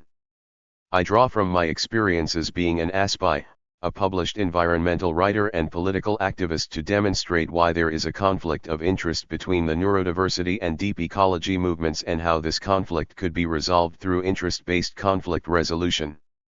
I begin with a definition of deep ecology, including delineating the branches of the deep ecology movement with their key arguments and impact on the environmental movement. I will argue why deep ecology is a legitimate cause for neurodiversity. I then integrate critical environmental studies with critical disability studies. I will reconstruct Zerzan's primitivist, anarchist critique of modern technology with psychology, environmental justice, and neurodiversity, addressing concerns of exoticism, idealization, and inaccessibility. I will accomplish this through Glendenning with psychology, McFag with environmental justice, and Prince Hughes with neurodiversity. I claim intersection between disability history and environmental history. Many modern technologies used to create modern society and the ideologies used to perpetuate are both the root causes of the planetary crisis and normalcy, a CRIP, neurodiverse variation on environmental historians Merchant and Hughes. Leftward arrow 3940 rightward arrow. A critique of the status quo is the greatest gift of deep ecology to neurodiversity and disability. Deep ecology makes normal culturally specific to white society. This gives neurodiversity and disability a foothold for being able to question society. I conclude with ways neurodiversity can advocate for non-humans and deep ecology can incorporate neurodiversity. I accomplish this through identifying the mutual interest of neurodiversity and deep ecology needing to question the mechanistic foundations of Western civilization. I call only for the elimination of technologies which thwart living organisms from surviving and flourishing, such as fast food and automobiles. I contend using technology is compatible with critiquing the shadow sides of technology. What is deep ecology? In the early 1970s there was a split in the environmental movement between mainline environmentalists and radical environmentalists, where radical environmentalists began to identify themselves as deep ecologists and labeled mainline environmentalists shallow ecologists. Deep ecology was a response to the mainline environmental movement in the 1970s becoming increasingly elite, specialized, overly professional and compartmentalized, leading to weak versus strong responses to the impending socio-planetary crisis, such as modest reforms versus radical revolutionary changes. Deep ecology, as articulated by philosophers Arne Naess and George Session, called for the natural world to be respected and protected for its own sake versus merely for its usefulness to human beings. This was coupled with a call to preserve Earth's wildernesses and biodiversity, reduce human interference in natural world, human population control, subsistence living, a more human-scale political economic system, radical revolutionary change at all levels of human society, putting theory into practice and practicing what you preach. I will contend that the aspects of deep ecology which involve respecting that the natural world exists for its own sake, the protection and preservation of wildernesses and biodiversity, some aspects of subsistence living, a more human-scale political economic system, radical revolutionary change, putting theory into practice and practicing what you preach is compatible with neurodiverse cultures, mad pride, and disability justice. Leftward arrow 4041 rightward arrow environmental justice concerns about deep ecology leaving intact individualism, inequality, and imperialism was one of the reasons for further splits in the deep ecology movement into primitivism, ecofeminism and ecocentrism. Primitivism felt the need to address how colonialism, alienation from the natural world and each other, and the socio-planetary crisis was also adversely impacting individual Westerners, calling for the ecological healing of individual Westerners through studying human evolution, dialoguing with indigenous peoples around the world, and engaging the natural world and human community. Ecofeminism was particularly concerned with how colonialism, alienation, and the socio-planetary crisis was adversely impacting women, how femininity and feminine ideas of nature have been systematically suppressed by patriarchy in the West, and how patriarchy has also adversely ecologically impacted men. The ecocentric branch of deep ecology, which includes the animal movements and the wilderness preservation movements, had concerns that environmentalist justice, primitivism, and ecofeminism takes the focus off the non-human world and back onto human beings, where environmentalism and animal liberation is reduced to an uncritical humanism which trivializes the reasons for protecting wilderness and animals for their own sake. It is also important to point out that colonized humans in the geographic South, which also includes First Nations and women in the geographic South, more than ever before are still disproportionately impacted by the most serious effects of the socio-planetary crisis because of the globalization of economic poverty, inequality, and environmental devastation, combined with the increasing feminization of world poverty. Attention to the geopolitical aspects of environmental inequality, which links the globalization of human poverty in the geographic South and human-induced environmental practices predominantly in the geographic North to the deterioration of the planet, is one of the most recent forms of the environmental justice argument popularized by religious leader Pope Francis. Pope Francis has also included respect for disability dignity as part of his uniquely Roman Catholic human ecology. A vision which includes respecting the intrinsic value and the inherent worth, as well as the individuality, leftward arrow 4142 rightward arrow diversity and gifts of every disabled human around the world, from womb to grave, calling for all disabled humans to be included and accommodated, for artificial barriers to be eliminated, for all of us to be treated as individuals and for our gifts to be employed. It is also important to point out that according to the United States International Council on Disabilities, disability is the world's largest minority. According to USACD, 57.8 million Americans have one or more disabilities, 5.5 million American veterans are people with disabilities, there are 1 billion people with disabilities around the world, 80% of people with disabilities live in developing countries. 1 in 4 of today's 20-year-olds will be disabled before they retire, and 80% of people with disabilities live in isolated rural areas. Not only do environmentalists need the disabilities communities around the world as allies in the socio-planetary struggle, the disability community is definitely being unfairly affected and burdened by the socio-planetary crisis. We deserve to tell our own ecological autobiographies to the global human community, ourselves, speaking for ourselves, in our own words, from our own point of view. I find ecocentrism the most persuasive because I empathize with the plight of animals and Earth, because I see in the suffering of animals and Earth, some of my own suffering and oppression as a neurodiverse human, where environmentalism and animal liberation then becomes a type of survivor mission for me. More importantly, nature is the closest I have ever had to a childhood, lifelong friend, the only place where I felt safe and belonged, growing up as an aspie in a neurotypical, ableist, human society.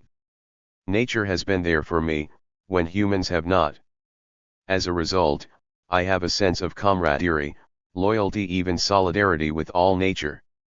This is the real reason why I am a lifelong committed environmentalist and animal activist.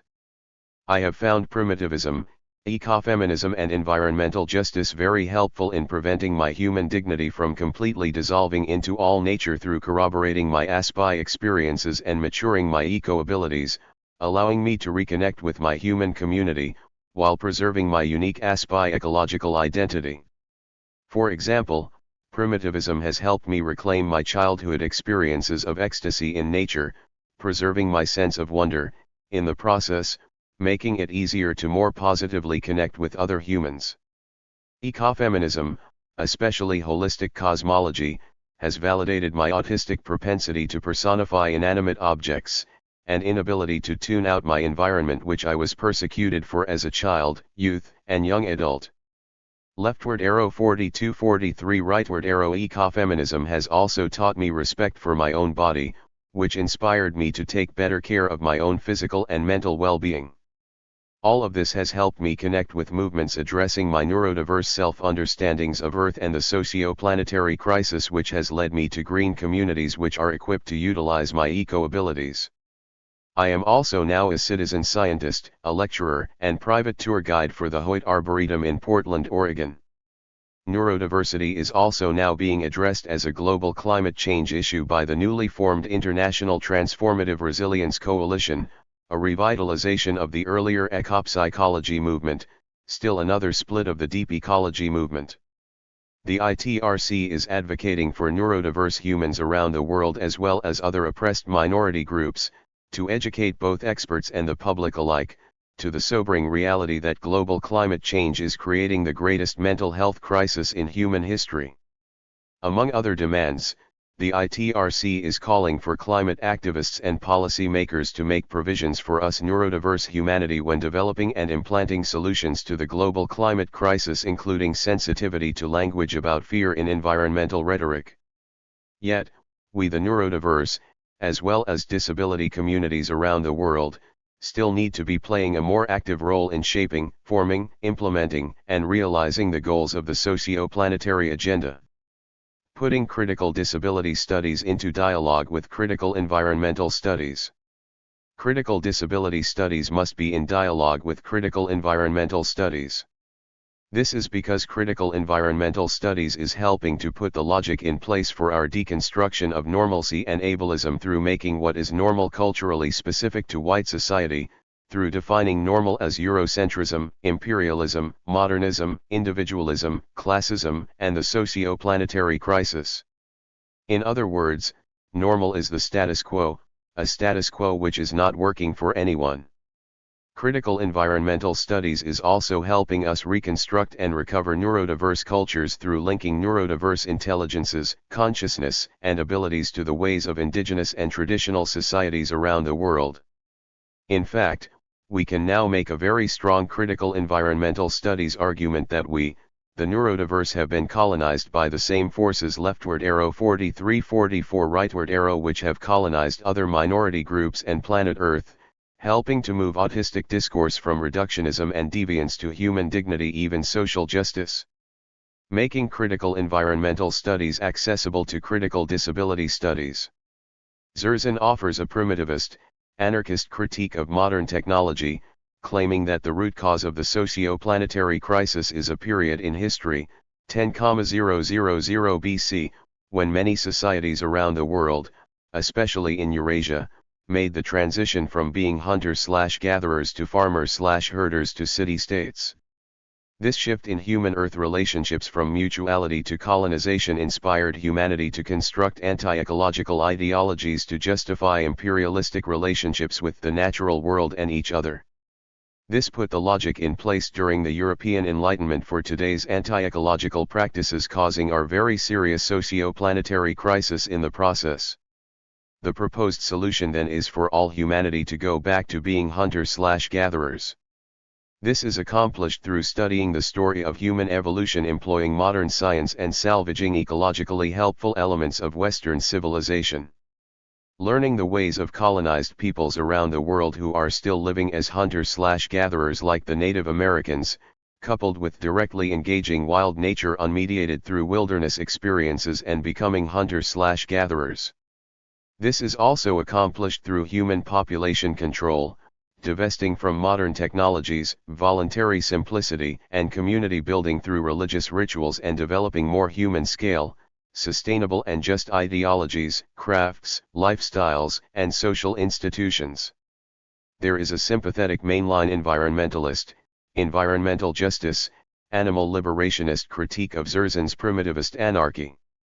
There are three main objections. The first objection is that anarchist primitivism can lead to exoticism, which is ahistorical at best, at worst, can revitalize, even invent anti-ecological practices like ethical hunting, only to be left ethically morally unquestioned. The second objection is concerns about idealization of First Nation societies, where various First Nation communities are then expected to live up to these Western formulated ideals, and when they do not, they are scapegoated with racism, leading to two types of paternalism, leftward arrow 44-45 rightward arrow 1 is reducing First Nation humans to moral patients versus moral agents. Seeing and treating First Nation peoples as morally innocent, ecological victims, incapable of making their own moral choices. 2 is animalizing First Nation humanity as being childlike to be parented by the adults, we as Westerners, under the spell of the white man's burden narrative.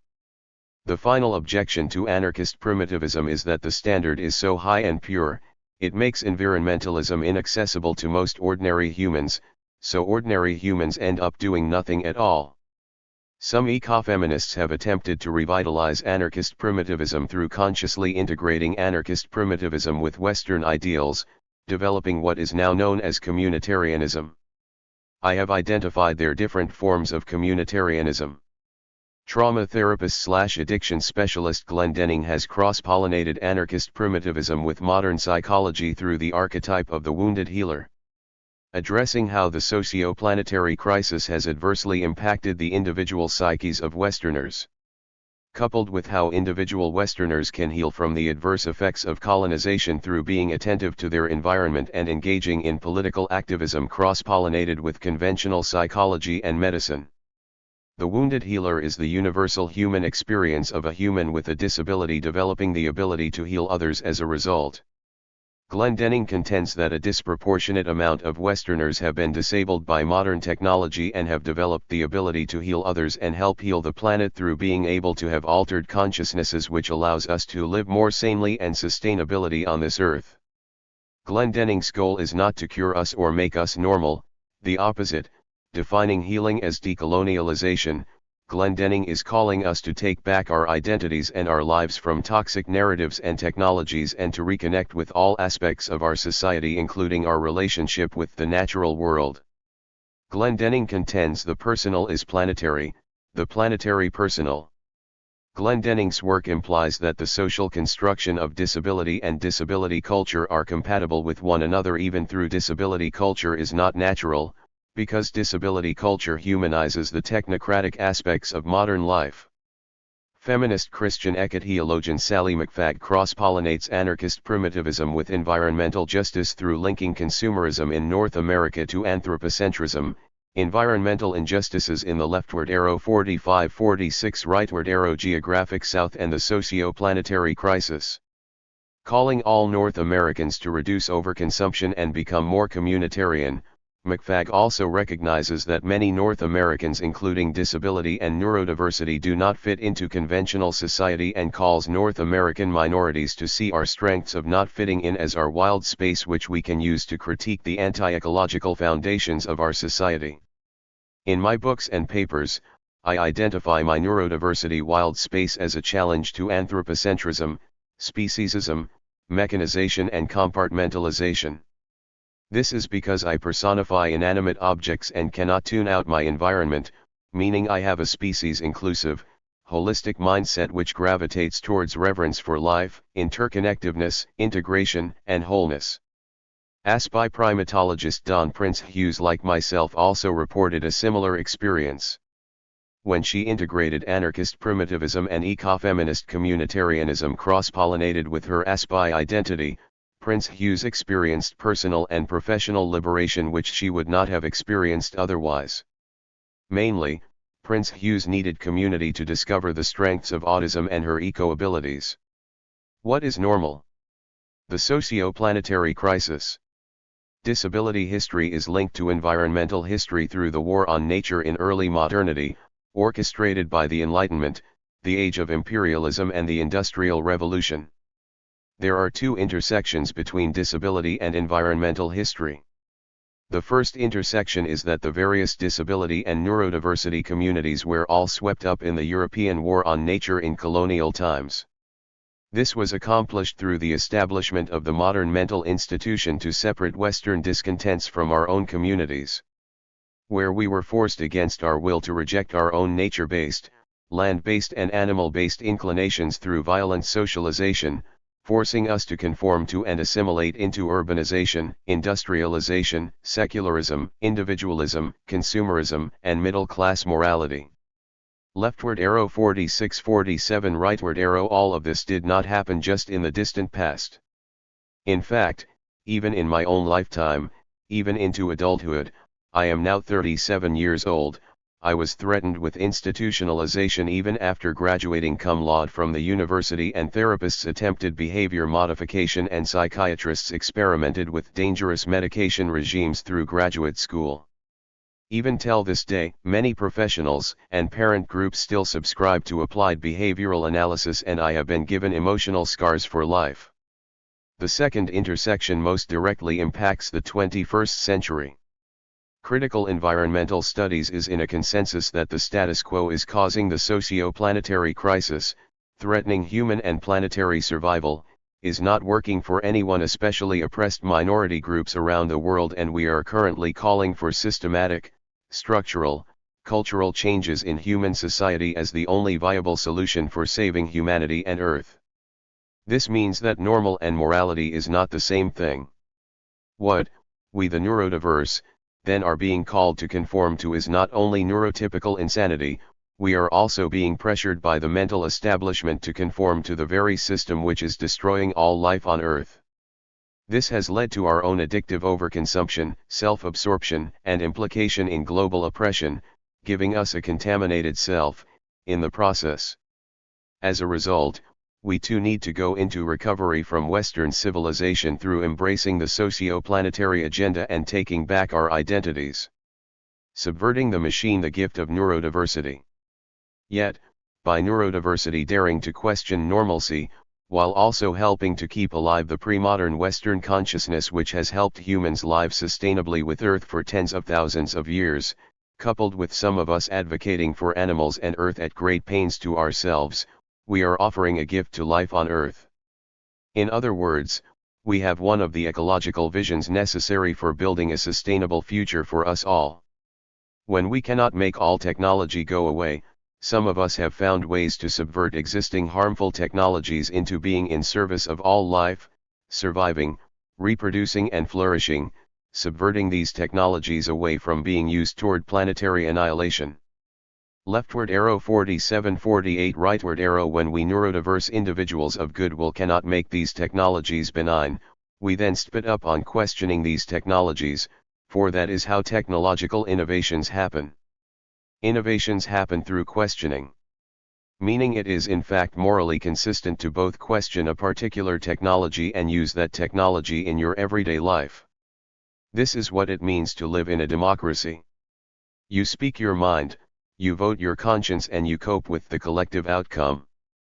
To the best of our abilities, one thing we as neurodiverse individuals could do to decrease our carbon footprint is to divest ourselves from the overconsumption which does not help us to survive, reproduce, flourish, and live with dignity.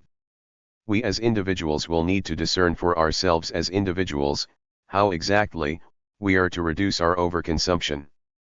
We could also choose to get ourselves informed, reconnect with the natural world, try to reconnect with the global human community, get involved with the socio-planetary movement, or focus on an aspect of the socio-planetary agenda which we are passionate about. This is because neurodiversity is moral. Collective autism is really collective wildness. For I fled to the wilderness and was surprised by enlightenment. Daniel Salomon. I am a neurodiverse man in a neurotypical world who does not fit in. Since a small child, I have been consistently lured into nature for refuge and relief from a hostile, alien society, where I was free to be myself. A place where I was not controlled, judged, or bullied for being different. Nature was a place where I could engage in his childhood fantasy play, where I had this inclination to personify inanimate objects, seeing inanimate objects as alive. I learned later that he was under the spell of an unconscious narrative called organic cosmology. A belief held by First Nation societies around the world, every Eastern religion and even every Western religion up till the Western Enlightenment. Organic cosmology is a belief that the universe is alive, even inanimate objects. These childhood experiences led me personally to self-acceptance and a massive religious conversation. Politically, these experiences gave me my professional vocation of grassroots political activism in defense of animals and the earth. I am going to recount specific places which provided me with empowerment as a neurodiverse human. I will also talk about the role each of these places played in initiating me into a life of good works. My first home in the wilderness, Tower Oaks Wilderness Area. Tower Oaks Wilderness Area was a 210-acre unprotected forest, wetland, and stream valley within walking distance of my childhood home in Rockville, Maryland. Tower Oaks, what I called Tower Oaks Wilderness Area, growing up, was my childhood hideout. Leftward arrow 5152, rightward arrow. Tower Oaks was also the target of a city stormwater management project. At age 11, I engaged in my first environmental campaign where I collaborated with local environmental leaders. I testified before the Rockville City Council. I was also interviewed on national public radio. I even drew a sketch of a Blackburnian warbler which was published in a local Audubon Society newsletter. We were successful in stopping the stormwater management proposal. We saved a stand of old-growth trees. We saved a 12-acre wooded wetland. We saved a stretch of stream valley. We even saved a part of the Chesapeake Bay watershed. All of which is still here even till this day. I learned from my first home in the wilderness about the interconnectedness of the natural world. I also developed a sense of place and I was initiated into the environmental movement. My second home in the wilderness, the places which inspired mother of the environmental movement, Rachel Carson. The state of Maryland had a community service requirement for high school graduation when I was a youth. I completed my high school community service hours through the Rachel Carson Council. As my community service project, I explored with my family the places which inspired mother of the environmental movement, Rachel Carson. We traveled from Beaufort, North Carolina to Boothbay, Maine. We even had the opportunity to stay a week in Rachel Carson's summer cottage outside of Boothbay in Maine, where I was given the opportunity to explore Rachel Carson's own tide pools and Rachel Carson's own fairyland of lichens. I even was given the opportunity to set up my own microscope on Rachel Carson's own desk. Out of my high school community service project, I self-published my first book through the Rachel Carson Council, where I sold over 200 copies, raising money for the Rachel Carson Council, in the process. My book was even used as part of a curriculum in a Northern Virginia public elementary school. I learned from my second home in the wilderness about my sense of wonder toward the natural world. I also learned from my second wilderness home about the types of discriminations and persecutions which women and marginalized groups experience when they advocate for the planet and humanity. Leftward arrow 52-53 rightward arrow. My third home in the wilderness, the Salisbury Zoo. I gained not only the ability to teach the public about animals and the environment, but I even gained the ability to engage in interspecies communications when I volunteered one summer in the Salisbury Zoo in Salisbury, Maryland, when I was an undergraduate at Salisbury University. I gained interspecies communications abilities when I reached out and prayed with a Canada goose with a broken wing named Wounded Healer, who I developed an interspecies friendship with and followed through the years. I developed both my interspecies communication abilities and my ability to teach and work with the general public when I read, studied, and attempted to practice the various Judeo-Christian spiritualities of interspecies communications, including the Franciscan tradition. All of these Judeo-Christian interspecies communication traditions were based on the premise that the natural world as well as humanity is basically good, and that it is possible to not only restore human relations, it is even possible to restore human-non-human relationships. I learned from my third home in the wilderness about the goodness of humanity and the existence of interspecies communications. My fourth home in the wilderness, Deer Ridge. I came back home to Maryland after graduating from graduate school in the Boston area. Several years later, I moved out to an apartment in the outer suburbs of Washington, D.C., adjacent to a major state park, to recover from burnout after going through a whole slew of discrimination situations because of my disability. I lived adjacent to the state park for 2 years. During these 2 years, I ended up cleaning up garbage in a nearby forest and stream valley. A handmade sign posted by an anonymous neighbor named this neglected place, Deer Ridge. Within 2 years, I was able to transform this abandoned town dump into a beautiful community resource and vibrant wildlife sanctuary. I learned from my fourth home in the wilderness a new appreciation for manual labor, the invigoration of physical exercise, the pride of good craftsmanship, the necessity of engaging in practical environmental work, the joy of protecting life and beauty, the happiness of getting out of myself and my problems, the reward of seeing the fruits of my own labor, and the connection between meaningful work and human dignity. Most importantly, I learned leftward arrow 53-54 rightward arrow from my fourth home in the wilderness that I was not powerless over my own environment. I could transform my environment through creative actions and hard work. Cleaning up Deer Ridge felt like I was restoring a beautiful work of art. I really felt empowered in my fourth home in the wilderness. I even felt less lonely when I was working in Deer Ridge. My fifth home in the wilderness, Portland, Oregon. My parents gave me the opportunity to visit Portland, Oregon on a family vacation about 5 years ago. When we visited Portland, I felt like Portland was my spiritual home. I felt like I just found the green community which I had been searching for over a decade. I felt like Portland was my spiritual home not only because Portland was one of the epicenters for the environmental movement. I have never been to a city which was so welcoming to strangers. Portlanders were so laid back and down to earth.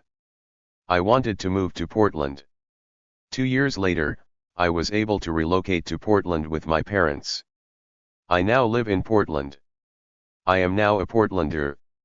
Becoming a Portlander really turned my life around. Becoming a Portlander was a real life-changing experience for me. I learned from my fifth home in the wilderness what it is like to be part of an authentic community, to work together towards a common goal, the necessity of livability, scalability, even belonging for my physical and mental well-being, and the possibility of being less competitive, more laid back, and more myself in community. I also learned in my fifth home in the wilderness that I could do anything. I learned this for the first time in my life. In my fifth home in the wilderness, I was able to fit into a human community for the first time in my life. My sixth home in the wilderness, Block 7. Shortly after moving to Portland, my beautiful new home was under threat by invading developers. A club for rich people in my new neighborhood wanted to sell off an entire block of their land to developers in a sweetheart deal. If this proposal went through, it would have destroyed the last remaining open green space in the neighborhood, a place which the city of Portland called Block 7. Despite powerful opposition on all sides, I banded together with my fellow neighbors, and after working very hard, together, taking all kinds of leftward arrow 54-55 rightward arrow different calculated risks and creative actions on behalf of Block 7 and the surrounding neighborhood, we were able to get the developers and the club to withdraw their proposal. Block 7 remains undeveloped, even till this day. By saving Block 7 from development, we were able to not only protect a block of open green space, coupled with a stand of mature trees and shrubs, we were also able to protect the environmental sustainability, human livability and historical character of our neighborhood, in the process. I learned from my sixth home in the wilderness about the importance of not giving up or giving in too quickly. Of not being intimidated by the fear of failure or by powerful opposition. That taking calculating risks despite uncertainty is in fact the most realistic option for moving forward. That winning is not everything. That success is not everything. Faithfulness is more important. In the end, we can still win and be successful. Block 7 also put a face on the moral bankruptcy of consumerism and individualism in North America, where I witnessed firsthand the sense of entitlement of the super-rich and how the land and the common good were being treated as a legal non-entity. I witnessed firsthand all the political, economic, and legal barriers individual citizens of goodwill are faced with when trying to effectuate change. I also witnessed firsthand that when individual citizens of goodwill band together to cooperate and work together towards a common goal, despite our seemingly irreconciled differences, we are then able to scour these political and economic barriers, even legal barriers. I learned from saving Block 7 that working together as a human community is essential for effectuating change on behalf of the planet and humanity. I also learned from saving Block 7 that working together as a team is something I could also participate in and contribute to. This is something I could do. This is something I did do. I pulled it off in real life. My seventh home in the wilderness, Hoyt Arboretum. Since I moved to Portland, I built up enough strength and confidence to start volunteering in the community. After exploring the great ecological institutions of Portland, I found the Hoyt Arboretum in Washington Park to be a good fit for volunteering. Not only did I have long-standing abilities in natural history, working with plants versus animals meant I could work on a clean conscience. I would not need to participate in practices which would be part of work, which involved harming or killing animals in any way. Harming and killing animals in a volunteer or employment situation is against my conscience. Many of the volunteering leftward arrow 55-56 rightward arrow and paid jobs in the animal field involved doing just that. Harming and killing animals. I walked into the visit center, filled out a volunteer application and met with the volunteer coordinator. I was accepted as a volunteer tour guide and I switched my focus from animals to plants. With time, I was trained to also become a herbarium archive assistant and citizen scientist by the Arboretum's plant taxonomist. I also have been able to give lectures, even lead entire workshops. I have even been able to lead all-access special needs tours for peoples with disabilities. I have been volunteering at the Hoyt Arboretum for over 3 years and counting. In my seventh home in the wilderness, I have been able to use knowledge I learned in school. Master practical skills in my field, work in my field, dialogue with and be mentored by people in my field. Teach, lead, and mentor myself. Have some of my nonprofit innovations be accepted and implemented by an organization and be able to research and implement constructive environmental solutions. I even have been able to overcome my fears of volunteering and paid employment in my seventh home in the wilderness. My eighth home in the wilderness, Pittock Mansion. One of the places I really liked in Portland was the Pittock Mansion. The Pittock Mansion, with its bird's-eye panoramic view of the entire city of Portland surrounded by the Cascade Mountains with snow-capped Mount Hood towering over and framed by a moist lush temperate rainforest which encloses a vast vibrant fecund garden, embodied my childhood fantasy of what an idyllic Pacific Northwest garden estate would look like. An enchanted garden. I started volunteering at the Pittock Mansion earlier this year, combining my love of history and my newfound respect for historical preservation with my personal response to the human ecology dimensions of Pope Francis's encyclical. As a result, I gravitated to hosting the Gate Lodge at the Pittock Mansion, where Pittock's steward or groundskeeper live with his wife and daughter. I really like hosting the Gate Lodge for two reasons. First, the Gate Lodge preserved how an ordinary family lived in the olden days.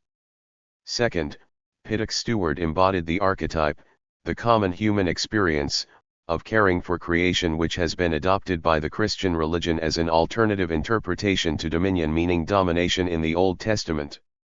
Leftward arrow 56-57 rightward arrow. I also sought solace in my eighth home in the wilderness when I was working to save Block 7 from overdevelopment. The Pittock family provided an alternative way to be super rich. The Pittocks, who came from a Unitarian background, treated all their employees fairly and justly, engaged in community service and philanthropy, used local building when possible when building their estate, and did not live an excessively extravagant lifestyle. Also, the entire Pittock estate and grounds were saved from demolition by a grassroots effort of local citizens of goodwill. These two alternative possibilities gave me the inspiration to carry on in my struggle to save Block 7 from overdevelopment. Conclusion. I originally fled to the natural world to escape loneness and alienation. I was surprised by being taught how I could reintegrate myself back into my community and fulfill my dream of becoming a Roman Catholic Christian. 5 Post-structural analyses of conformity and oppression, a discussion of critical animal studies and neurodiversity. Hannah Monroe. This chapter explores the discursive construction of normative behavior and nonconformity. I will discuss theories about normativity from a post-structural perspective, particularly focusing on critical disability theory. I will then describe the discursive processes of medicalization, focusing on neurodiversity and autism. After outlining theory on difference and medicalization from critical disability studies, I will focus specifically on neurodiversity. My analysis of neurodiversity as a site of nonconformity will primarily focus on autism, as this is the focus of my thesis research. Then I will apply these ideas to critical animal studies, exploring the ways non-human animals are nonconforming in relation to discursive norms. This includes the discursive construction of humanness, and how notions of what it means to be human function not only to oppress animals, but also humans who are constituted as deviating from the normative notion of the human. To close this chapter, I will discuss the possibilities for non-human animals to be included in ideas of neurodiversity, in the ways they resist human norms. My graduate research focuses on neurodiversity, and autism specifically, though thinking about the social construction of normalcy is helpful for questioning other dominant discourses around disability as well.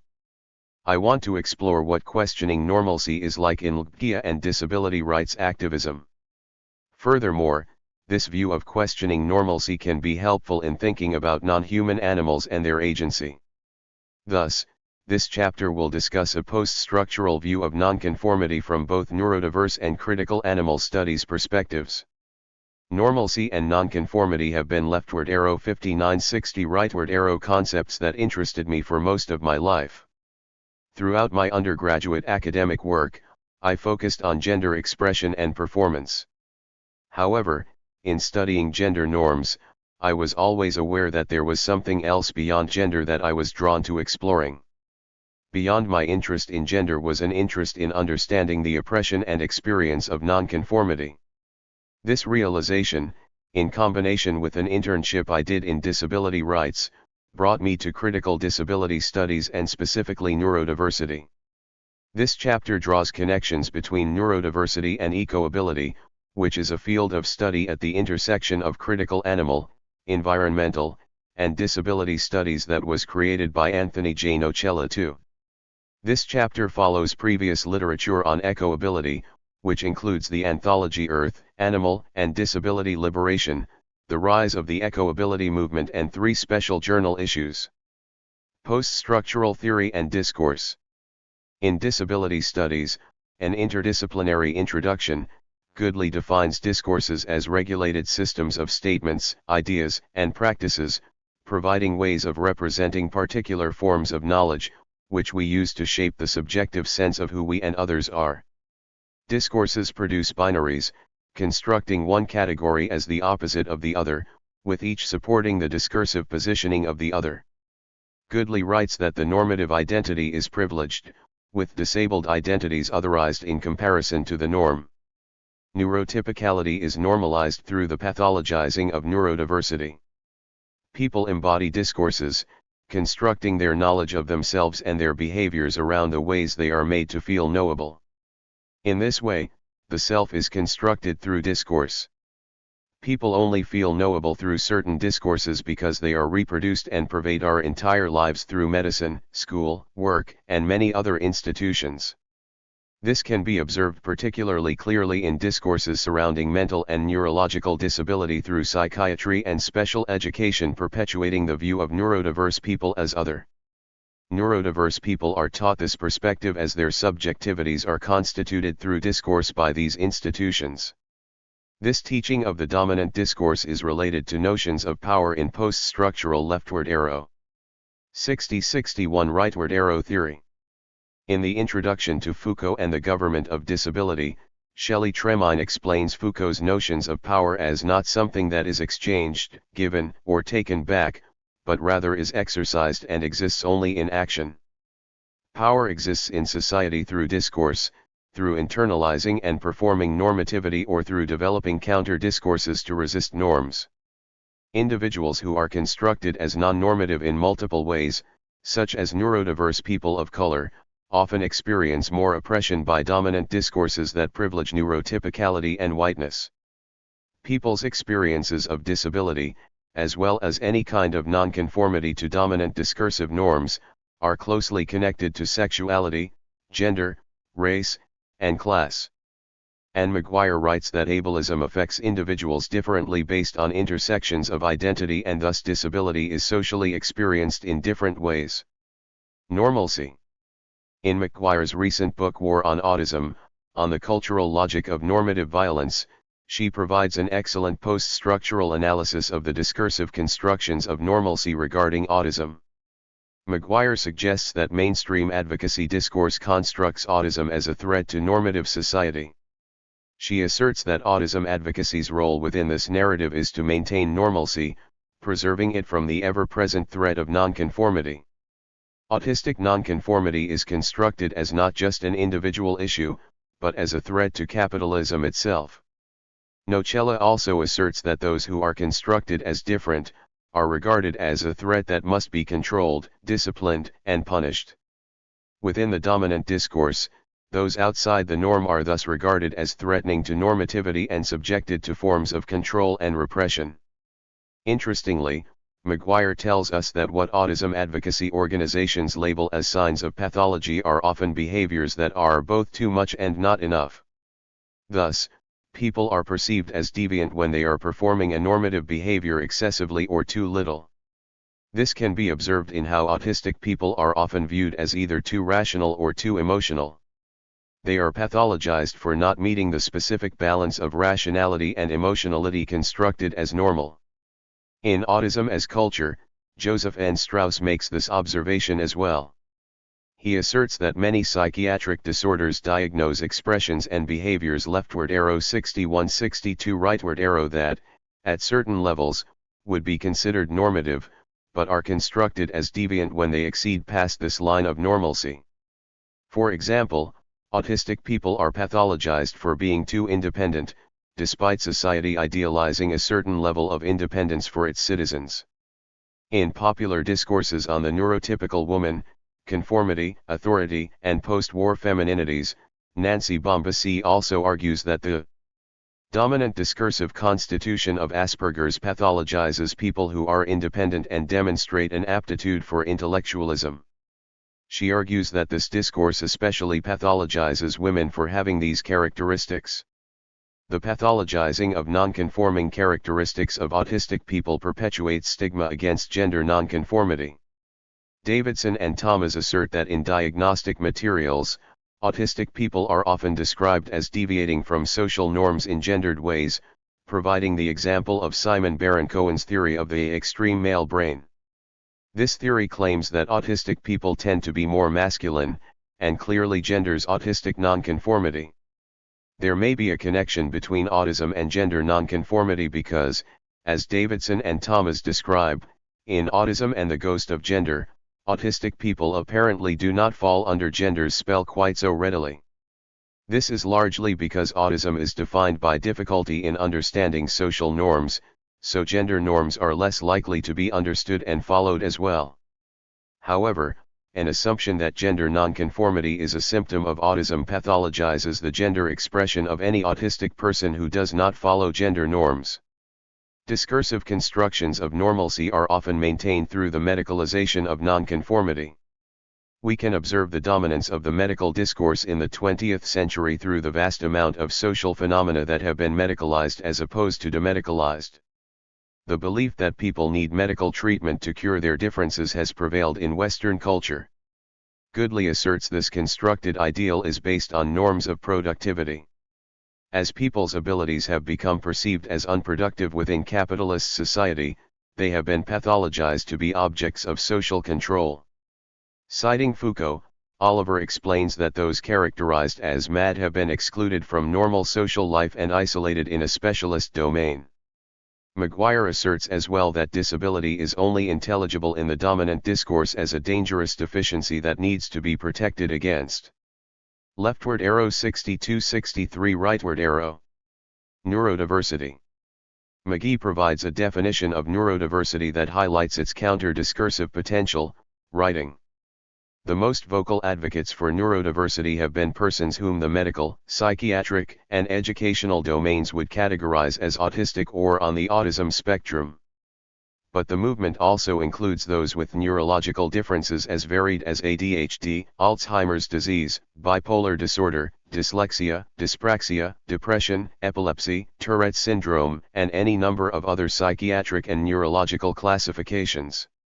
This definition fits particularly well in a post-structuralist theoretical framework, as McGee emphasizes that individuals are categorized or classified as diagnoses outlined in the Diagnostic and Statistical Manual of Mental Disorders.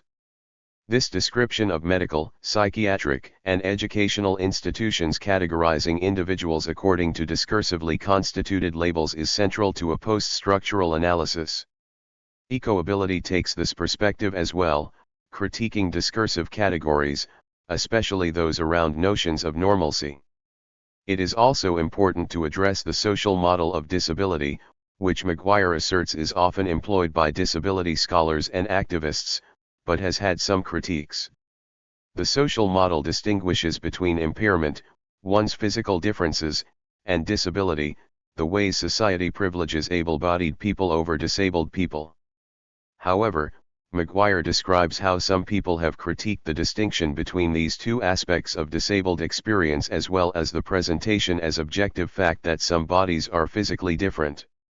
She also cites Shelley Tremine's assertion that we should not accept the notion of impairment as impartial, as this label carries political and discursive power.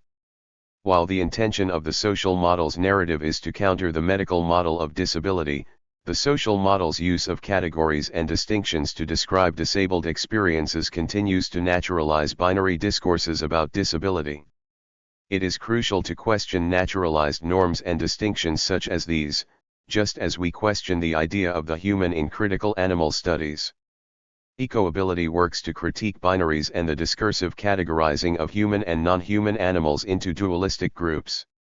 Sacha, Bentley, and Schatz assert that we must maintain an awareness of and work to deconstruct all oppressive, hierarchical dualisms.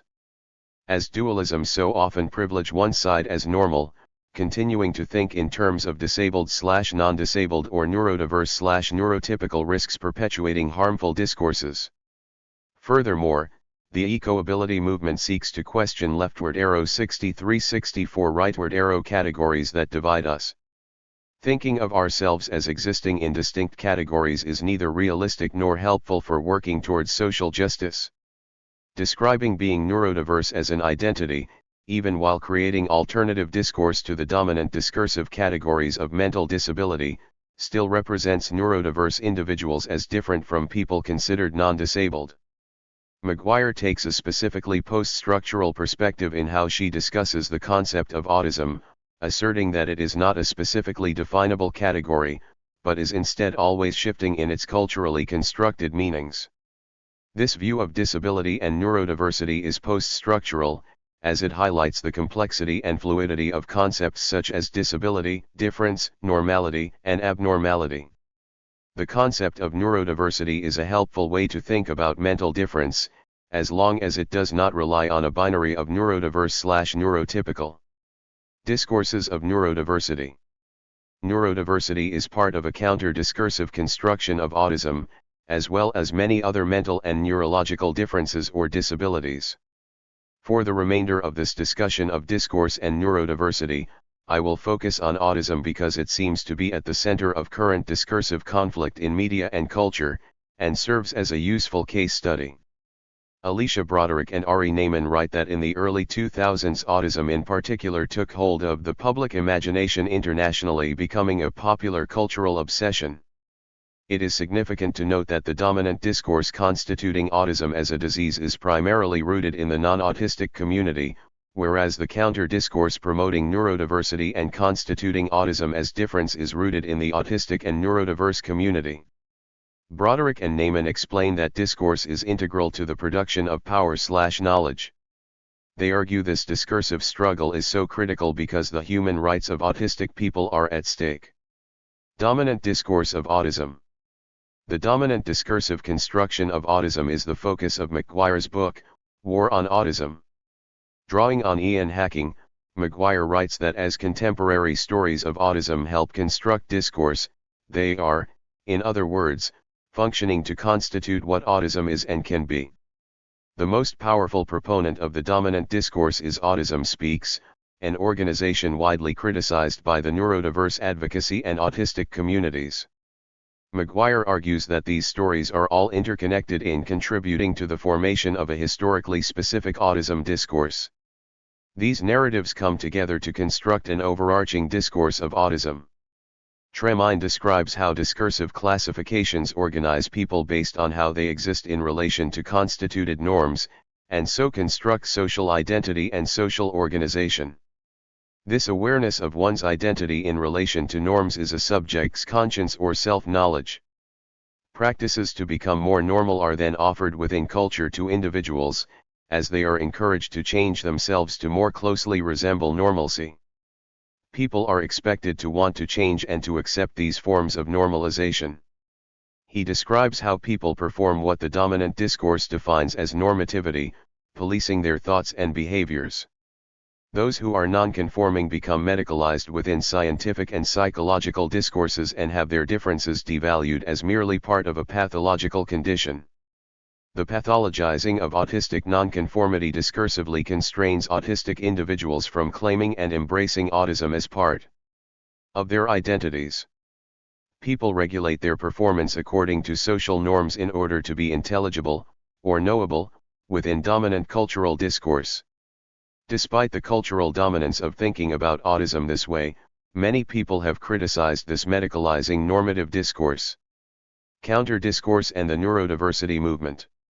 Drawing on Hacking, McGuire emphasizes sharing counter-discourses, such as through stories from autistic individuals, promotes alternative narratives of autism in culture. This can broaden intelligibility for autistic people, rendering their ways of living and thinking more visible.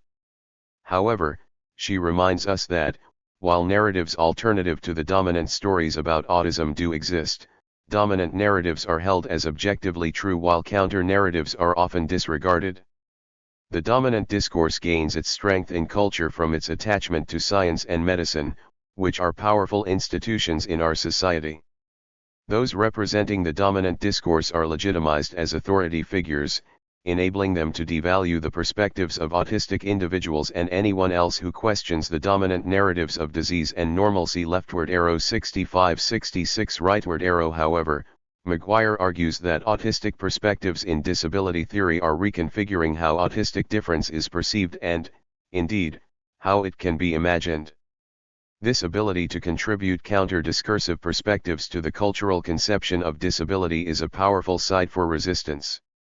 The neurodiversity movement promotes a counter-discourse of autism along with other mental and neurological differences, questioning the supposed legitimacy of medical discourse and the pathologizing of nonconformity. In her article Quirky Citizens, Autism, Gender, and Reimagining Disability, Buemiller argues this is ultimately a social movement about issues of normalcy and broadening intelligibility. As such, it provides implications for gender studies and feminist theory. Her assertion that autism is in fact medically defined by an inability to understand social conventions highlights a connection between social norms, unintelligibility, and disablement. Just as counter-discourses from the neurodiversity movement, and critical disability studies, seek to question the constructions of disability and normative existence, critical animal studies questions the notions of humanness and animality. Ecoability bridges these two perspectives, as discussed by Nocella in his chapter defining ecoability in Earth, Animal, and Disability Liberation.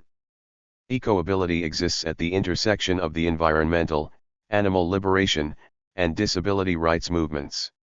Ecoability shares the neurodiversity movement's goal of deconstructing the idea of normalcy. Nocella explains that these concepts are social constructions that fail to respect the uniqueness of individual abilities and differences. In the ecoability movement's work to embrace diversity, it clearly allies with the neurodiversity movement as previously outlined. Critical animal studies and ecoability look at the ways dominant discursive constructions of humanness lead to oppression of marginalized people as well as non-human animals. Furthermore, applying the aforementioned post-structural analyses of discursive constructions of normalcy, disability, and autism to critical animal studies can yield some interesting results. Neurodiversity and critical animal studies. One of the most important discursive connections between disability and animal rights is how the idea of humanness is constructed within ableist discourse. The concept of humanness is connected to dominant discourse of normative development, as is discussed by McGuire in War on Autism. She asserts that to be understood as human by the dominant discourse within leftward arrow 66-67 rightward arrow the binary of human/non-human is to behave in a normative way. Thus, autistic people are then viewed as partially developed, and thus as not fully human. Humanness is perceived as a state that one must achieve, and thus can be taught if one has the potential to be completely human. When discussing the signs of autism, McGuire describes these as constructions of what it means to be human. As signs of supposedly abnormal human behavior, these guides of what people are expected to watch out for designate who is fully performing humanness.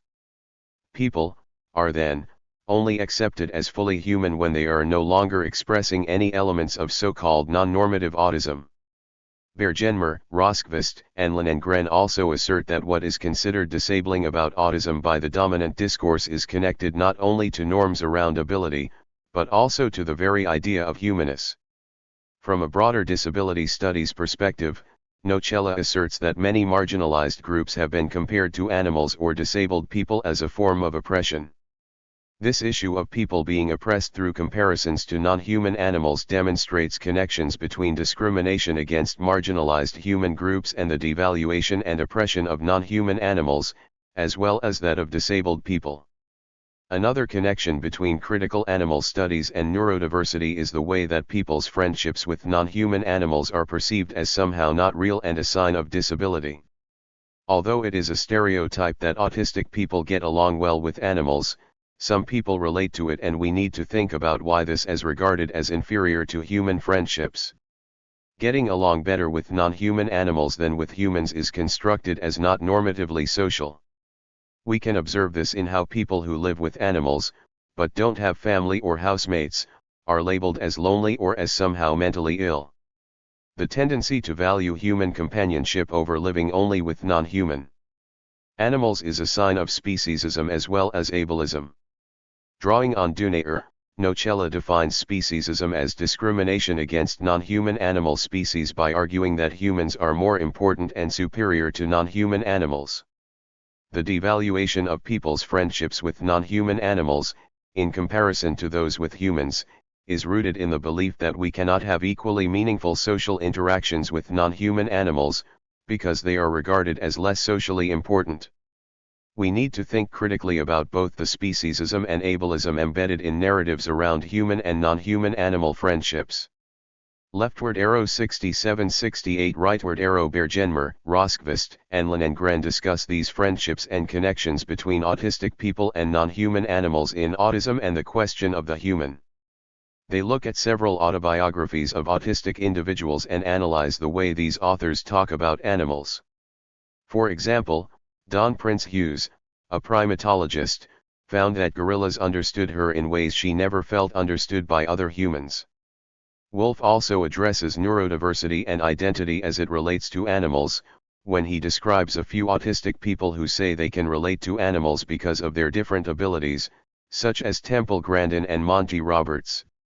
I thought it was particularly interesting to read about how Roberts learned more about herself and her unique perspectives by being around gorillas, as this suggests animals may be allies in a way for people with disabilities. These are experiences of solidarity between neurodiverse people and non-human animals that should be valued. People who are non-conforming may be able to find support from non-human animals because they might relate to animals' non-conformity to human neurotypical culture, and vice versa.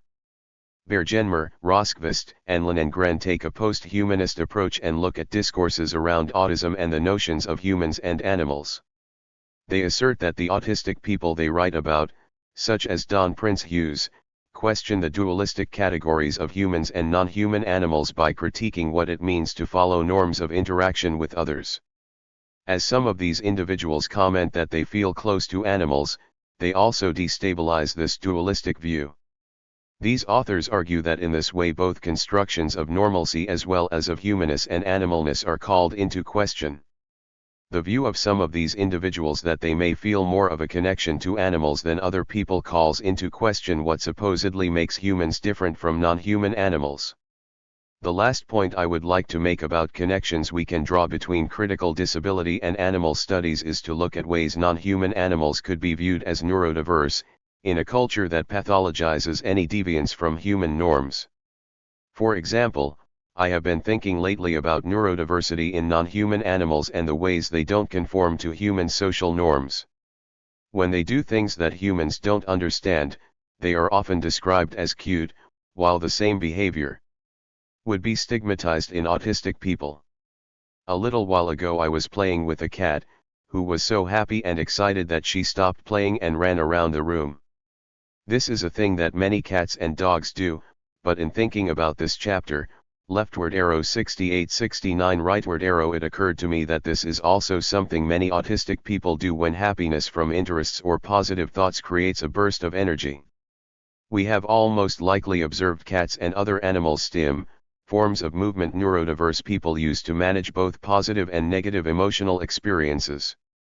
Examples of stimming include cats kneading with their paws and purring to calm themselves and express contentment. It is important to note that in relation to the standards our society places on people and non-human animals, they could in many ways be perceived as neurodiverse. People often punish their pets for engaging in behavior that could be perceived as non-conforming, when it becomes somehow inconvenient for the humans they live with. As mentioned before, many people perceive seemingly weird things non-human animals do as cute, infantilizing them. However, their behavior can sometimes cross a line at which it stops being cute and becomes a problem. Examples include cats scratching on furniture and animals who are so anxious, or perhaps introverted, that they avoid being around the humans they live with. There is an expectation that they should be social and entertain people. It is important to think about what these expectations and beliefs about differences in animals say about both speciesism and ableism in our society. Conclusion. I would like to end this chapter with a discussion of and call for collective resistance against these discourses of normalcy that could include human and non-human animals.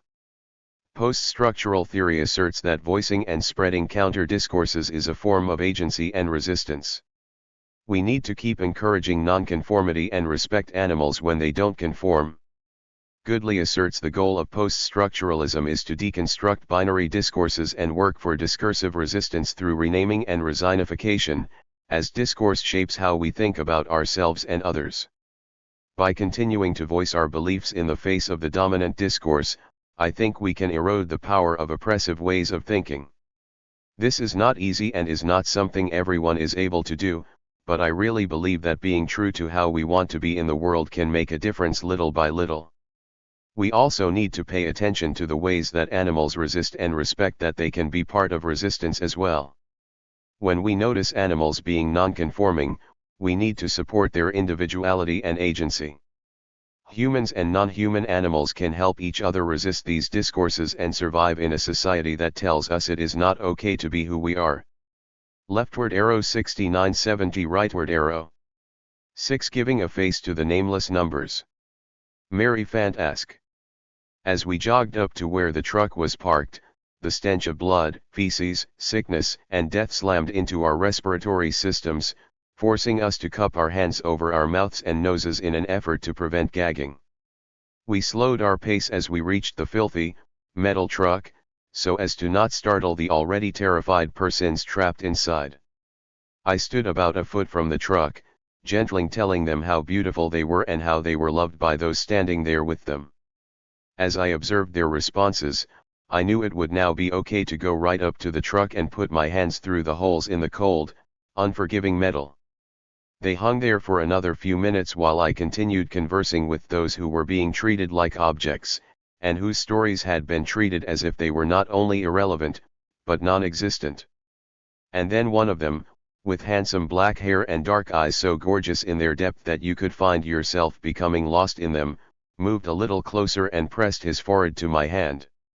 I do not dramatize when I say that everything went silent, that for those few incredibly intimate and beautiful moments during which I suddenly knew him, and him me, the rest of the dark, violent place of death we found ourselves in, with its deafening mechanical sounds and blinding smell of blood, fell away. We connected in every sense of the word. And then the sounds and smells came back, smacking me in the face, as he was dragged away in the truck that would lead him to his brutal death. I held on, touching him, communicating with him, for as long as I could, once again jogging, but this time beside the truck, and this time with tears rolling down my face and off my cheeks. And that was it. That was our entire interaction. Our entire story together. And yet, it changed my life. For although I had spent years in the company of his kind living on sanctuaries, and although I had also spent years involved in ecofeminist and eco-ability discussions concerning the objectification of disabled persons like me and animal leftward arrow 7172 rightward arrow persons like him.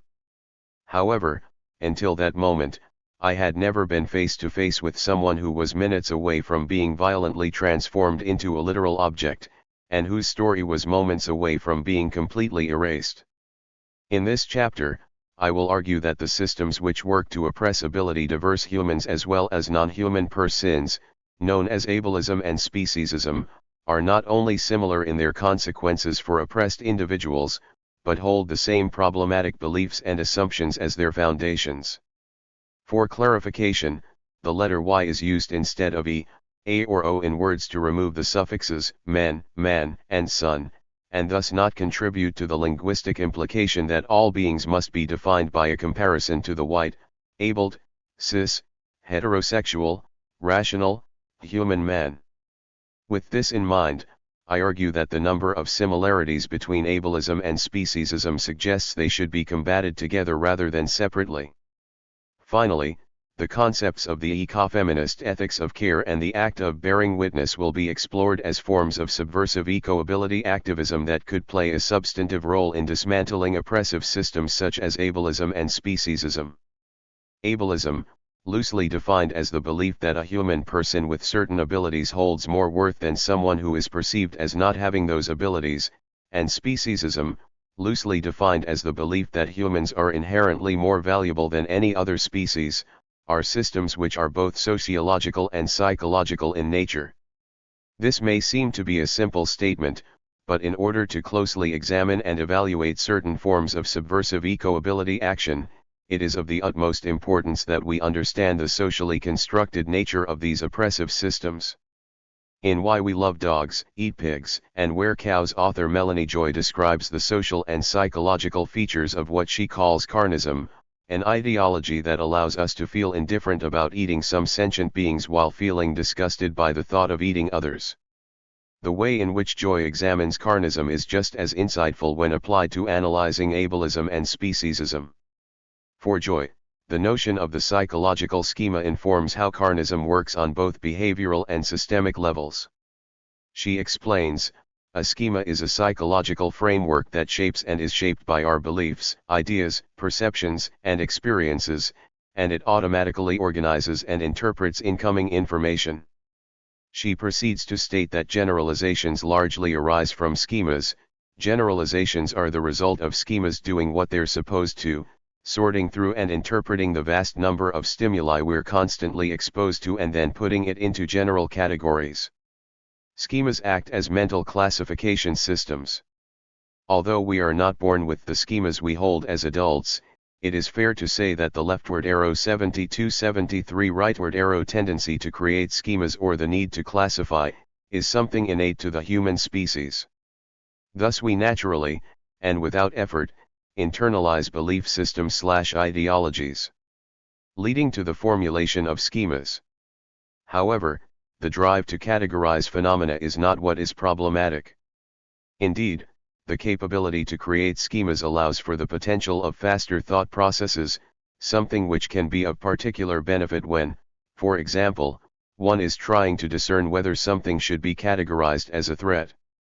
Schemas, as psychological constructions, are not inherently problematic and do not necessarily produce discriminative thoughts or actions, but it unfortunately appears as if this is the case far too often.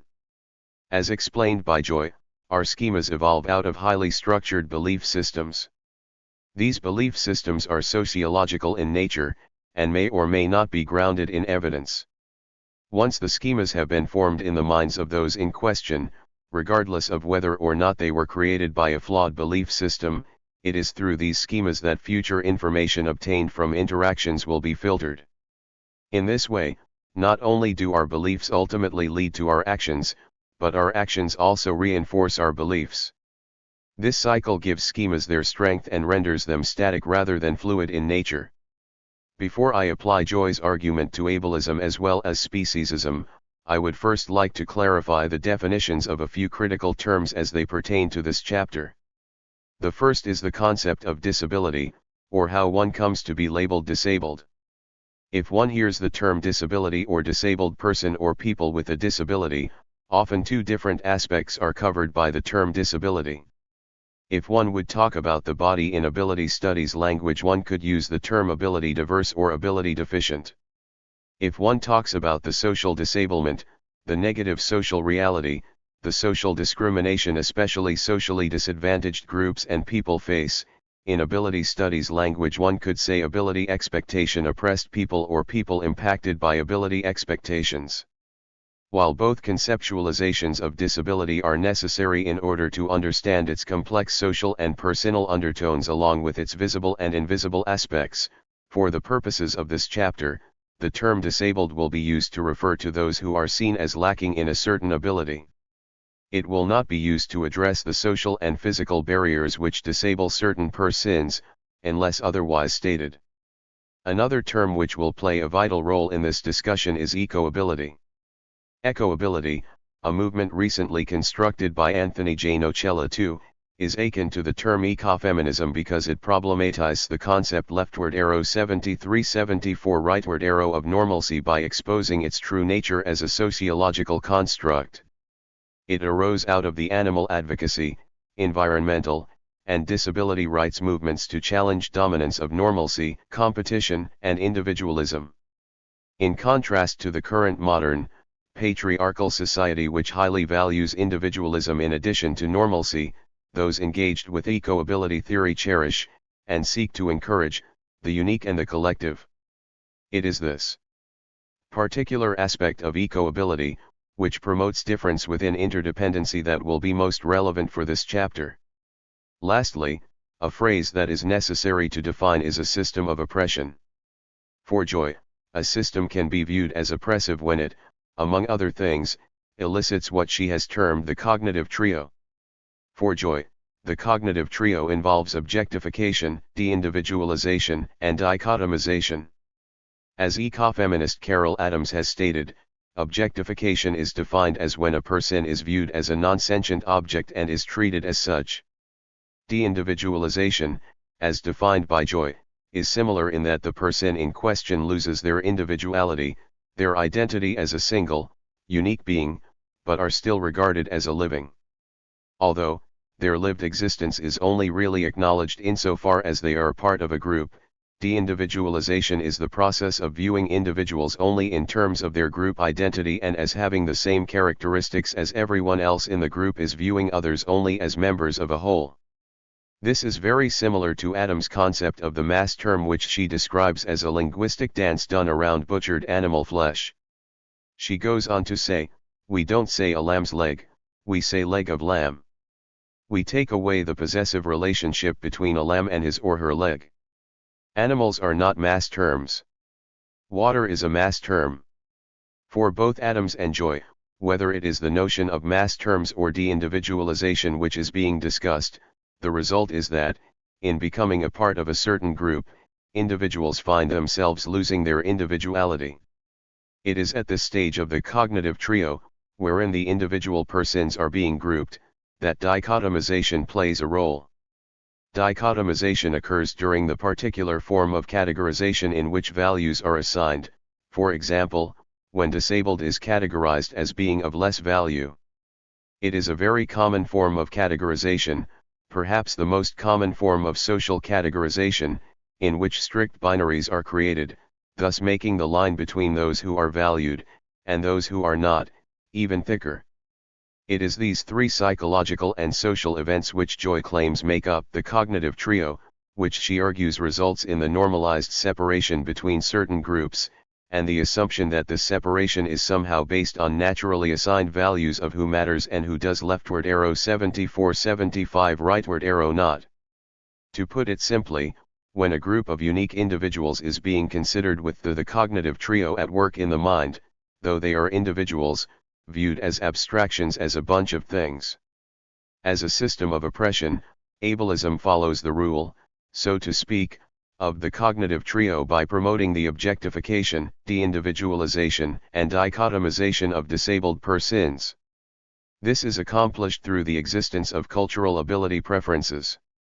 The term ability preferences is a way of referring to the nearly universal phenomenon of certain abilities being viewed as more valuable and critical to the human experience than others.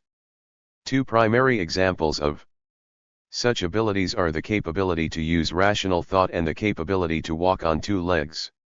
This belief system, which prizes these two abilities in a hierarchical fashion above others, contributes to the formation of psychological schemas which are then used to sort persons into groups based on their perceived capability to perform these tasks.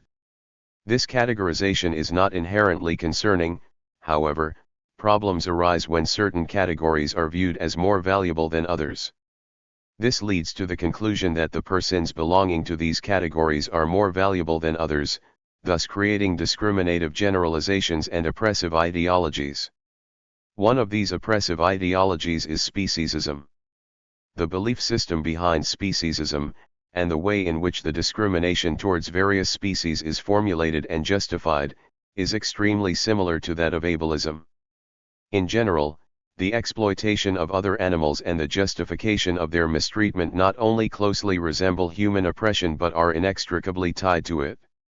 At its most basic level, speciesism is the discriminative set of beliefs which maintains that the human species inherently holds more value than any other species. The speciesist mindset involves a strict hierarchy with certain animals closer to the top. However, humans are always placed in the topmost dominating position. At its foundation, as is the case with every discriminative ideology, speciesism is based on the idea that one group are different from another in some way, which is inferred to mean that they are less valuable. More specifically, speciesism at its core holds the position that non-human persons are categorically different from human persons due to their inability to perform certain tasks and actions. And just as is the case with ableism, two of these actions which are considered to be of particular importance when it comes to this categorization are that of being able to think rationally and walk bipedally. Leftward arrow 75-76 rightward arrow nowhere are the consequences of speciesist oppression more obvious than within the animal agriculture industry. This industry could not exist were it not for the extreme objectification and de-individualization of non-human animals. Fish, chickens, pigs, goats, sheep, turkeys, rabbits, cows, and other species are killed by the trillions every single year. Tragically, the fact that such an unimaginably large number of these persons are slaughtered annually only works to further their oppression. For the larger a group becomes, and the more distanced one feels from said group, the less compassionate one will feel for that group. The psychologist Paul Slovic discovered this when he spent time studying the relationship between the number of victims in a traumatic situation and the reaction of the witnesses. He found that, if a tragedy had a large number of victims, witnesses more frequently depersonalized them and appeared less emotionally affected by their suffering. He also noted that this process of psychic numbing, as he labeled it, would commence after the group became larger than just two people. His final realization was that, numbers and numbing go hand in hand. The death of one person is a tragedy, the death of a group is a statistic. To summarize, unlike groupings of objectified, de-individualized persons lumped into an oppressive single category, individuals are far more likely to elicit sympathy/arouse compassion. While knowing that we humans often act in a way that appears so callous can be distressing, having such information is literally invaluable for those who wish to alter this reality, a reality which involves a dangerously problematic over-reliance on schemas and generalizations which in turn leads to discrimination, violence, and oppression. Understanding the social and psychological mechanisms involved in the formation of oppressive mindsets and apathetic attitudes means that social justice activists who are fighting for the rights of the oppressed can be more strategic, and therefore more effective with the methods they use to elicit social change. The method that will be the primary focus here is the act of bearing witness, with an emphasis on the integration of feminist care techniques. To begin with an anecdotal example of the power of bearing witness, I would like to use the story of Emily the cow, a person who escaped from a slaughterhouse in Massachusetts. After evading those the slaughterhouse had tasked with capturing her, a feat that she accomplished partially because she was aided by people in the community who became emotionally invested in her plight, she finally found a safe, permanent home where she received love and care. Shortly after her death, a memorial was held, during which one of the attendants expressed how Emily's life had catalyzed a new awareness in people. The leftward arrow 76-77 rightward arrow attendee of the memorial explained how Emily's large, luminous brown eyes communicated so much more than words ever could, and how such connections gave wordless testimony to the urgent necessity for an all-embracing compassion. This example demonstrates the immense power of giving attention to the stories of the oppressed and silenced through bearing witness. Bearing witness is about facing the suffering of an individual directly, even when it would be easier to turn away, and helping them in whatever way possible, even if that way is just by being present. Toronto Pig, Cow, and Chicken Saves are animal rights sister organizations, of which I am a member and co-founder.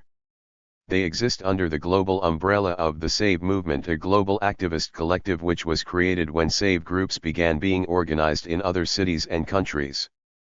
The purpose of the Toronto SAVE groups is to bear witness to the tens of thousands of non-human animals who are killed each day in slaughterhouses in and around Toronto.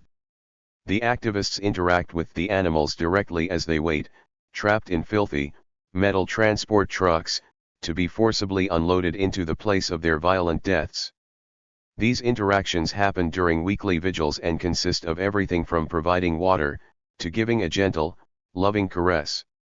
In photojournalist Joanne MacArthur's interview with Anita Krajcin, one of the co-founders of Toronto Pig Save and the SAVE movement, Krajcin states that her inspiration came from the following quote from Leo Tolstoy's A Calendar of Wisdom, When the suffering of another creature causes you to feel pain, do not submit to the initial desire to flee from the suffering one, but on the contrary, come closer, as close as you can to him who suffers, and try to help. Put into practice, Krajn explains/argues, that this requires one to see, listen to, and touch the persons being transported to slaughter, who are purposely sequestered and silenced in invisible places. Krajn makes it clear that bearing witness is far more involved than mere witnessing on its own. When one participates in a vigil, one's senses are bombarded with the same smells, sounds, and sights as the animals. This alone is jarring and forces the human person to begin understanding what the animal persons in the trucks in front of them must be experiencing. This understanding only deepens as one gets closer to the truck. One may hear their sporadic cries and the panicked shuffling of their feet, occasionally interspersed with a thud as one of the individuals trips over another. One may see their eyes bulging with fear or tearing up with despair. One may even feel their emotional experiences through touch, as many of them will seek the comfort of a gentle caress. By engaging with the animals in this way, whether through the use of one of the senses or them all, one is made aware of the individuality of the animal, who they may have previously thought of as only leftward arrow 77-78 rightward arrow an objectified member of a category. As a result of this new awareness, the human person may very likely alter their ethical guidelines by which they live their life. The idea of living in an ethical manner as a result of such emotional interactions is what ecofeminists call the ethics of care. Josephine Donovan describes the ethics of care as the following. A recognition of their subjecthood not only engenders ethical knowledge, that ethical knowledge, it is here claimed, inheres in and emerges from the communicative encounter between subjects. There is, in short, an ethical substrate, a cosmic sympathy, expressed through what I am calling emotional qualia that comes alive or becomes apparent in communicative encounters between living entities. Just as qualitative properties, such as taste, smell, or feel of a physical entity arise or emerge when a subject encounter that object, so emotional qualia emerge in one's encounter with another subject. For Donovan and other ecofeminists such as myself, the ethical consciousness which arises through an interaction of two persons whose subjective lived stories have become intertwined is tangible, and is in every way as valid as knowledge obtained via modern, scientific techniques, if not more so. Indeed, upon consideration of the positive social changes that would likely arise through the mass dissemination of such ethical knowledge, the act of bearing witness becomes revolutionary for both the individual and the collective. Here, I would like to briefly return to the passage at the very beginning. Usually, at Toronto Cow Save vigils, we unfortunately only have a few minutes with the animals, but, on this day, I spent over 15 with this one individual person. Despite having been to countless vigils before, I was still shocked by the emotional strength of the connection which took form during our communication, the connection which saw me being dragged away from the truck by a fellow activist when I could not physically make myself leave his side, not even when the truck started moving. In hindsight, I believe that it was my experience of Donovan's cosmic sympathy that is responsible for my particular desperation to save him at that moment. Through the sound of his anguished and panicked bellows and the sight of his pain, a sense of ethical responsibility made it into my ears and into my soul. It is events such as these that make bearing witness so powerful. Even though my particular story of bearing witness centers around my intersubjective emotional experience with a non-human person, this understanding of ethical responsibility arising naturally through moments of bearing witness applies to any interaction between two subjects. For example, one could apply these exact principles to bearing witness with those who are disabled and are experiencing homelessness, a population of human persons whose existence, and certainly their individual subjectivities and stories, are also hidden away and ignored. Leftward arrow 78-79 rightward arrow. In conclusion, it has been put forth in this chapter that the basis for oppressive systems such as ableism and speciesism is both psychological and sociological in nature, as they involve the formation of mental schemas, which are founded on, and in turn encourage and strengthen, potentially problematic social generalizations and belief systems. One such belief system is that the ability to form rational thought, as well as the ability to stand bipedally, are of the utmost importance. As such, those who are viewed as not being capable of accomplishing these two overvalued actions, such as persons with disabilities and non-human persons, find themselves being categorized within an ableist binary system. Once in this system, these individuals are now viewed as other and less valuable and have their identities as unique persons with their own subjectivities and stories stripped away. Once they become viewed as this grouping of other somethings, atrocities which are done unto them are viewed as less deserving of a compassionate reaction than if the same had been done to an individual whose unique subjectivity was recognized and valued. The act of bearing witness was discussed as having the power to bring awareness to the subjective experiences and stories of those who have been objectified and silenced by speciesist and ableist rhetoric. It accomplishes this by encouraging intense sensory and emotional interactions between persons who would not otherwise communicate. These interactions give rise to a collective ethical consciousness, which is an invaluable form of knowledge that can only be obtained through emotional and so-called irrational means. Because eco-ability rejects the glorification of independence and modern intellectualism, which holds the belief that knowledge may only be obtained through rational scientific means, bearing witness can be defined as a form of radical eco-ability activism. Both eco-ability and bearing witness place emphasis on the recognition of the critical importance of creating a collective through the recognition and validation of unique differences, and so it could be said that the two go hand in hand in fighting oppression. To put it plainly and simply, the remarkable subversive power of eco-ability theory and the act of bearing witness is in their ability to put a face to the nameless numbers. 7. Reframing companion animal disability using the social model, removing barriers and facilitating care. Nicole R. Pilata. Companion animal disability can be viewed through multiple lenses, but any analysis must take into account the fact that animals are strictly defined as property under the law and thus do not possess legal rights. While there are parallels with human disability, their property status places animals with disabilities in an uniquely vulnerable position, as they are at the mercy of a human owner who has complete control over the animal's life, provided their behavior does not cross the threshold into criminal animal cruelty or neglect. The best parallel may be to children with disabilities, because they too are legally and socially dependent on an adult to meet their needs and provide care, but an animal's status as property renders this analogy incomplete. Taking into account the sociological confines of property status, but assuming guardians have a respectful and loving relationship with their companion animal, and are committed to providing the best care leading to an excellent quality of life, there are improvements that could be made to remove systemic barriers that impede animals with disabilities from receiving quality assistance.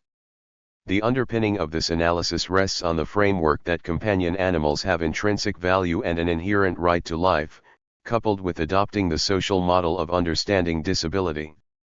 I will use my leftward arrow 8182 rightward arrow personal experience caring for a disabled canine family member to examine broader social issues that impact access and care.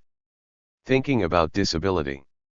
Until the 1980s, disability was typically analyzed using a medical model, which focuses on understanding disability or illness from a clinical perspective in which healthcare providers and medical knowledge are central. Under the medical model, disability is viewed as a problem that exists in a person's body. However, in recent decades, a social model that focuses on societal aspects of disability, specifically the ways access to mainstream society is restricted for individuals with impairments, has gained prominence in the field as a more accurate way to capture the experience of disability. The social model distinguishes between impairment and disability, with the latter resulting from being excluded from the social environment. It is this lack of access that defines disability, rather than the particulars of a medical diagnosis. The social model thus focuses on aspects of social organization that engender differential treatment and act as barriers to mainstream society, rather than on the clinical factors of the individual's impairment, in an effort to better understand the experience of living with a disability. When my dog Alec became paralyzed, our world changed profoundly and we both experienced new challenges. In thinking about companion animal disability, we might use a medical or individualistic model to inquire 1. How the impairment affects the individual animal emotionally and physically, and 2. How it affects the caretaker's life, an experience that will be framed in part by the caretaker's beliefs and attitudes, and the meaning they have ascribed to their relationship with the individual animal.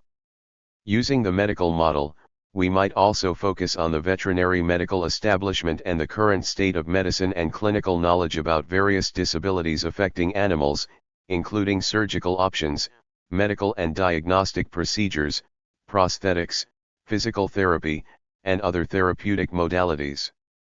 All of these questions were central to my experience caring for Alec, but issues of social structure equally affected the circumstances that shaped our lives as we navigated our new normal. There is some overlap with questions framed using a medical versus social lens, but the latter's focus on disability as an issue of equal access to mainstream society arising not from individual impairment or limited function leftward arrow 82-83 rightward arrow but from aspects of social organization that act as barriers can help us think about companion animal disability in expanded ways. The cultural mythology of unconditional love. My love for Alec was boundless, igniting both powerful emotion and practical action. I would have done anything for him, and was happy to reshape my life after he became paralyzed to meet his new needs. I believe our bond was mutual, but I am only comfortable using the phrase unconditional love to describe my own feelings. Indeed, one of my pet peeves, so to speak, is the concept of unconditional love as attributed to dogs by humans. Although a well-intentioned way to romanticize dogs, it is both overused and misused in the context of human-canine relations. Particularly problematic is the tacit expectation that unconditional love flows in one direction only from dogs to us. Despite the cultural belief that dogs possess this ability as an inherent trait, we rarely flip the script and ask about our own willingness to love a vulnerable animal in this boundless way. And it bears repeating that animals classified as property in an anthropocentric, hierarchical society are always vulnerable. Leaving aside questions of what kind of emotions non-human animals experience, a critical look at the cultural ideal of unconditional love as applied by the dominant species to a subordinate one in American culture reveals several problems. Perhaps most importantly, it rather conveniently obscures power dynamics. Dogs in American society are utterly dependent upon their owners for everything, from basic necessities like food, water, and shelter to higher-order social and psychological needs like companionship, exercise, and mental stimulation. In this way, they are similar to children, who cannot choose the parents that until a certain age will constitute their whole world and may be wonderful or horrible. As a result, children may continue to love parents who abuse and neglect them. Unconditional love takes on a twisted and tragic meaning in this and similar contexts where it is built upon a foundation of pronounced power imbalance. In a relationship where one party has complete control, the concept of unconditional love becomes a facet of the dominant ideology that serves to legitimize and mask power relations inherent in the dog-human relationship. Although an increasing number of Americans identify their companion animals as family members, this is very much a provisional status, which can be terminated at will by the member of the relationship who is not leftward arrow 83-84 rightward arrow legally defined as property, and therefore has the absolute authority to define the relationship. Although they indisputably occupy a more privileged cultural position than, for example, farmed animals, society harbors contradictory values about companion animals. It is still legal to buy and sell them, reinforcing a social status more akin to commodities than family members. It is also legal and socially acceptable to terminate the fictive family member relationship at any time. In the U.S., countless healthy dogs are relinquished to shelters each year, approximately half of whom are killed, for trivial reasons that would be considered nonsensical if applied to a human family member. It is impossible to know if everyone who gives up their dog for lifestyle reasons claimed in happier times that their dog loved them unconditionally, but it is likely in a society in which this cultural narrative is prominent. In this cultural climate, having a disability places vulnerable companion animals in an even more precarious position. Attitudes are one of the most significant barriers to inclusion in mainstream society, both for people and animals with disabilities. For animals, they also mean life or death in terms of whether an owner decides to accommodate the disability or euthanize their pet. Cultural attitudes and social norms about what is acceptable treatment of companion animals is an important and fundamental aspect of applying the social model to animals with disabilities. Yet, the U.S. legal system's designation of animals as personal property does not reflect the lived experience of the growing number of Americans who have defined their relationships with their companion animals differently. Despite the broader socio-legal context in which corporations, ships, and cities can be legal persons but animals are legal things, at the micro level many people cherish the companion animals with whom they share their lives and are devoted to their well-being. Alec's story. My rescue German Shepherd Alec was the love of my life. First and foremost, he was a unique and special individual in his own right. In relation to me, Alec was my best friend, constant companion, and treasured family member. I loved him beyond words. We had been together 5 wonderful, happy years when Alec suddenly developed rear limb paralysis at age 7 due to acute intervertebral disc disease. After a routine trip to the park to play, he began limping, and by the time we got to the vet, less than an hour later, he could leftward arrow 84-85 rightward arrow no longer walk. After 2 emergency spinal cord surgeries, life-threatening complications, and 12 days hospitalized at a specialty veterinary facility, Alec remained paralyzed, lacking even the ability to urinate on his own. Given the severity of the situation, I was told he might not live. But he did. The fact that Alec was alive was all that mattered to me, but he now had serious medical needs. One of the first things I needed to learn was how to manually express his bladder, which involves locating the bladder with your hands and squeezing very hard until you can push all of the urine out. It was incredibly difficult for both of us, but extremely important because if I did not completely vacate his bladder multiple times a day, Alec would quickly develop an infection. At 70 pounds, Alec's size made my daunting new nursing duties more difficult than they would have been with a smaller dog. I was terrified when he was discharged into my care and out of the hands of the trained technicians who had been caring for him around the clock at the animal hospital. Our lives had changed irrevocably, and I honestly did not know, given Alec's size and the severity of his new medical needs, if I could care for him by myself. To complicate matters further, we found ourselves without a place to live. After he was released from the veterinary hospital, I could not bring Alec home because the rental house where we had been living was only accessible by stairs, which in our new reality represented an insurmountable barrier. Having recently moved across the country, I had no family and few friends in the area. We had nowhere to go. Fortunately, the director of the animal protection organization where I was working allowed me to move into a vacant first-floor office while Alec recovered from surgery and I looked for new housing. Although it was strange to live in my office, I was immensely grateful to have a place to stay as Alec and I together faced an uncertain future. Those first few weeks after Alec became paralyzed were characterized by continual stress and intermittent panic, but I did my best to maintain a positive attitude. When I couldn't hold it together after trying to find his bladder but not succeeding, when my wrists were so sore I thought they were going to break from pressing on his abdomen, after struggling to keep him lying still on his side for this necessary indignity, and worrying my failure to vacate his bladder was going to create an infection and cause further complications for him, I would leave the office to quietly sob in the hallway so Alec wouldn't see me break down. I struggled with feeling overwhelmed and scared, but I was so grateful he was alive. Most important to me was his emotional state, and I was keenly attuned to Alec's quality of life in the aftermath of losing his ability to walk. During this time, I monitored him closely for signs of depression, but I was leftward arrow 85-86 rightward arrow amazed at Alec's resilience and cheerful demeanor in the face of these new challenges. Dogs seem to experience time differently than humans, privileging the present moment over worrying about the future or dwelling on the past. This here and now focus may be beneficial in helping dogs adapt to disability and changed circumstances. We lived in my office for almost 2 months while Alec recuperated from his surgeries and I learned to care for him. I slept on an air mattress, ate vegan microwave dinners, and developed a new routine with Alec that involved gentle physical therapy, helping Alec to rotate his position so he would not develop pressure sores, the dreaded but necessary bladder expression every 4 to 6 hours, and constantly cleaning soiled beds and Alec himself with a waterless shampoo. Keeping his body and bedding clean was an ongoing challenge because he could no longer control his bowel movements, nor get up to avoid them, and would dribble urine between the times when I expressed his bladder.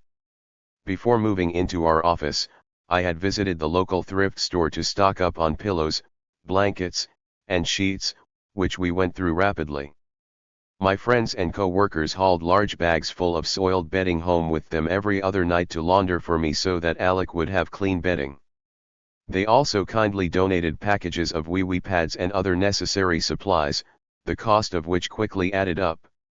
I left Alec's side only to dash to the bathroom, and occasionally take makeshift showers standing on a towel hovered over the industrial sink in the supply closet. Alec had his own sleeping area, but one night he dragged himself over to my air mattress, and after that we slept together side by side on the tiny bed. He took up most of the mattress but I didn't dare try to move him and risk hurting his back, which was still healing after surgery, so I ended up partway on the floor each night. I did not mind. We returned to the veterinary hospital for rechecks after Alec's surgeries, and after the 6th week when his deep pain sensation, essentially a way to measure nerve function by determining if he had any feeling in his paralyzed limb, still had not returned, the neurologists gave him a poor prognosis for return to normal function, meaning he would never walk again.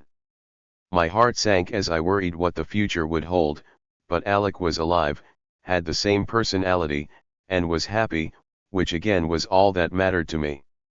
In the interim, although I had hoped he could recover, I researched dogs living with paralysis and found that even big dogs could successfully use a mobility cart, or dog wheelchair, to get around. Leftward arrow 8687 rightward arrow. So I ordered him a mobility cart and tried to learn everything I could about taking care of a large dog with hind-end paralysis.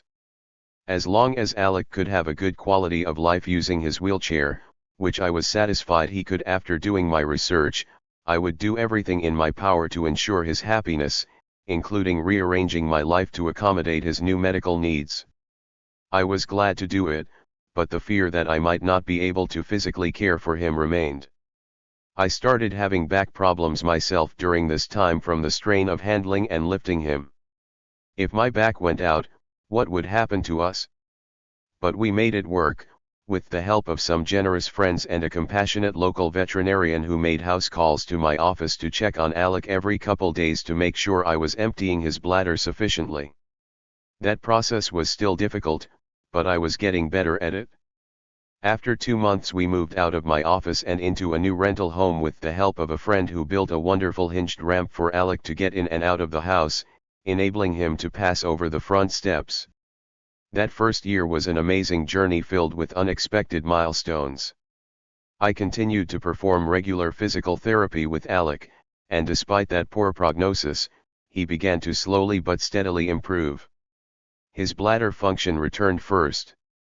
Bladder expression was easily the most challenging thing for both of us, so after that everything else was a bonus.